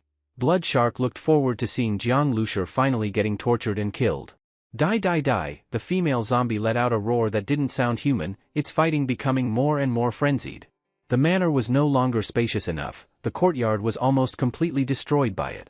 Several superpowered individuals couldn't dodge in time and were sent flying, their bodies breaking apart in midair, blood splattering. The rest of the survivors hurried to escape further away. Shen had never felt this exhilarated before. The mutant beast puppets he had made in the past were also powerful, but far inferior to this mutant female zombie. Perhaps because it was originally a human, Shen, after gaining control over it, gradually began to feel as though the zombie was an extension of himself. Its powerful regeneration and terrifying strength gave Shen an overwhelming thrill. When the survivors were torn apart in its hands like rag dolls, the blood and organs splashing out gave him a strong sense of excitement. At this moment, Jiang Lushur, in his eyes, was just prey. No matter how he struggled, he would capture him. Compared to the female zombie's madness, Jiang Lushur remained extremely calm. He had already sensed that after Shen took control of the zombie, his thoughts had clearly been influenced by it. Jiang Lushur fully activated his brain domain ability, calmly engaging the zombie. His attacks were fierce too, but every time he struck the zombie, it began to regenerate quickly. Such terrifying healing was bone-chilling. It meant that he had to find an opportunity to land a fatal blow, otherwise, no amount of attacks would matter. But the zombie was fast and hit hard, appearing to have many openings, yet in fact having none. Brother Jiang, my mental power can't affect this zombie. I estimate its brain domain strength has already surpassed mine. But I'll try one full force attack, Ran Shiyu's voice came. Got it. Shin Kuei had made this female zombie his trump card. If it were easy to handle, that would be strange. At that moment, the female zombie's speed suddenly slowed. It looked like Ran Shiyu's psychic attack had worked. Those closely watching the battle also noticed this. This was Jiang Liusher's chance. If he didn't seize it now, it would only get harder. A strange glint flashed through Asuka Risa's eyes. Jiang Liusher's gaze sharpened. He shouted and lunged forward, reaching for the female zombie with both hands. At that moment, the corner of the zombie's mouth twitched, showing a weird, cruel smile. You're seeking death, it said, staring at Jiang Liusher. At the same time, an even more powerful aura suddenly erupted from the zombie. Veins bulged all over its body, bones cracked like firecrackers, its body swelled a size larger, and its hands could now grasp an adult human whole. I'll crush your head. The female zombie reached for Jiang Liusher's head, its speed now even faster than before. Now everyone understood, whatever tricks Jiang Liusher's team had played before, they had no real effect on the zombie. Instead, it had used them. The zombie was fast, but Jiang Liusher had avoided being caught due to his brain domain power. Now, however, he was walking right into it. Asuka Risa gently shook her head. The fight had been good, but Jiang Liusher was ultimately weaker than Shin Kuei. Now that Shin Kuei had caught him, there was no need to keep watching. Faced with death, Jiang Liusher's expression remained calm. This made the zombie feel uneasy, but it didn't want to give up the opportunity. It pushed its speed to the limit, its force crashing down like a mountain toward Jiang Liusher. At that moment, Jiang Liusher struck. His punch was slower than the zombie's. But as his fist swung out, an extremely bright blue light suddenly exploded from it, as if he had grasped a blue sun. In the blinding flash, his punch struck ahead of the zombie's claw and collided with it. Crack! The punch hit the steel-like claw, and it was the zombie that staggered back several steps. Its claw twisted bizarrely like bent iron wire. The zombie showed a look of disbelief. How could Jiang Liusher have such terrifying power? Asuka Risa's graceful body suddenly tensed, her expression changing as she looked at Jiang Liusher. She had thought the zombie was holding back, but never expected Jiang Liusher hadn't shown his full strength either. That punch, just standing far away, made her feel suffocated. If it had been aimed at her. Jiang Liusher ignored the zombie and the others' reactions. His figure flashed and he appeared in front of the zombie again, punching once more. The zombie let out a shrill howl and crossed its arms to block, but Jiang Liusher's fist landed squarely on its arm, then smashed directly into its face. Boom boom boom. The zombie crashed through 2 flower beds and slammed into a wall, creating a dent in it. Its arm was broken, and when it lowered its hand, its face was visibly caved in, covered in blood and flesh. Although zombies feel little pain, Shin Kuei, who was controlling it, let out an angry roar. He had thought Jiang Liusher only killed Tsukuyomi because Tsukuyomi underestimated him and got ambushed. But now in battle, it was he who ambushed Jiang Liusher, and got beaten instead. Jiang Liusher used his fists to pummel him down. Shin Kuei couldn't accept it. He was a counselor, and Jiang Liusher was just a regular survivor. Why was he so strong? But there was no more time to think. Jiang Liusher had no intention of holding back. He shot forward like a cannonball, seizing the moment to finish the job. Boom! Like a blazing meteor, Jiang Liusher's punch smashed toward the zombie. Shin Kuei only had time to raise the zombie's 2 broken claws to block, but how could they stop Jiang Liusher? From the first punch, the zombie became nothing more than a sandbag, taking blow after blow to the head from Jiang Liusher's hammer-like fists. Blood splattered, mixed with chunks of flesh, and the dull sound of fists hitting bone sent chills down the spines of all the survivors present. Some couldn't help but shudder. Too brutal. And the one being beaten like this was a mutant zombie known for tearing people apart. Boom! The zombie was slammed hard into the ground, leaving a dent in the concrete. Its whole body, especially the head, was a bloody mess, its facial features indistinguishable. Only one blood red eye still flickered with a trace of humanity. It still wore an expression of disbelief, unable to accept what had happened. Everyone now looked toward Jiang Liusher. The blue glow on his fist slowly faded, revealing blood-covered hands with exposed bone. He slowly walked to the Vulcan Gatling he had discarded, picked it up, and approached the zombie. Jiang Liusher, the zombie glared at him, raising its head with hatred. Bang bang bang. Flames burst from the Gatling's barrels, cutting off the zombie's words. Its body twitched from the bullets, its upper half nearly blown apart. Jiang Lushur walked to the still barely breathing zombie, reached out, and ripped out its mutated blood core from its chest. The zombie let out a final, shrill scream, and died completely. The mutated core was like a transparent crystal, with a bright red drop at the center. Jiang Lushur glanced at it and stuffed it into his pocket. Now, Jiang Lushur stood silently, holding the Vulcan Gatling. Everyone around looked at him with awe and even fear. To beat a level 3 mutant zombie to death with his bare hands, was he even human? Even though he stood still, no one dared to even think of ambushing him. Not even a level 3 zombie's trap had worked. Unless they had a death wish, no one would try. Blood Shark felt as if all strength had drained from his body. He was suddenly overwhelmed with despair. Jiang Lushur stood there, took a deep breath, and glanced at his fist. Although his fist was covered in blood, with thick blood still dripping to the ground, when Jiang Lushur clenched his fist, he felt extremely satisfied inside. In Jiang Lushur's view, the level 3 mutant zombie controlled by Shinkue wasn't as strong in combat as Tsukuyami, but it was like an unkillable cockroach. Being able to beat it to death made him very satisfied with his current strength. With this, Jiang Lushur could now confidently go find the counselor from Chuang. "Brother Jiang, you're amazing." Xiang Shuihai rushed down from the vehicle and quickly held onto Jiang Liushur's arm. Li Yusin also hurriedly got out of the car and began treating Jiang Liushur's wounds. No rush, Jiang Lushur waved his hand and walked straight up to Asaka Risa. "Where is he?" Asaka Risa looked at Jiang Lushur with surprise. The result of this battle was completely unexpected to her. That blue glow contained dangerous and terrifying power. She really wanted to know what it was. "He's in the back, but he should be." Asaka Risa pointed behind her, directly ignoring Jiang Liushur's rather impolite tone. Before she finished speaking, Jiang Lushur had already brushed past her. Shinkue had the black cube he wanted. He couldn't let Shinkue escape again. "Mr. Jiang." Asaka Risa didn't hesitate and followed him. Only after Jiang Lushur left did the people in the courtyard finally dare to breathe. Jiang Lushur had put too much pressure on them. From the moment the zombie appeared and terrified everyone, to Jiang Lushur fighting it head-on, and finally beating it to death, everyone was deeply shocked. Miko covered her mouth, trembling in her heart. She had misjudged Jiang Lushur again and again. Every time she thought she'd seen his limit, he would prove her wrong with action. "Miko, he's amazing." "If he stayed in Zhongjing," a superpowered member of Miko's team said excitedly. "It's too late." Miko came to her senses, sighed, and shook her head. "If we had helped earlier, maybe we could have become friends with them." She knew that their attempt to leave and distance themselves from Jiang Liushur's group had definitely been noticed. But this was understandable, so Jiang Liushur's group probably didn't mind. But gaining their friendship was now impossible. To storm Zhongjing base's headquarters, kill so many people, and walk away unharmed, someone like Jiang Lushur was a monster. And they had missed their chance to befriend him. As Miko looked at the manor, her feelings were complicated. Even the shock of learning Asaka Risa was the leader of Zhongjing base was overshadowed. The manor was large. After passing through a garden, there was a Japanese-style courtyard with a peaceful and elegant atmosphere. When Jiang Lushur walked in with the Vulcan Gatling, it immediately created a jarring contrast with the scenery. He walked directly to a building, blasted the lock with gunfire, and kicked the door open. As the door opened, Jiang Lushur saw an SUV and a pale-faced young man trembling as he tried to get to the car.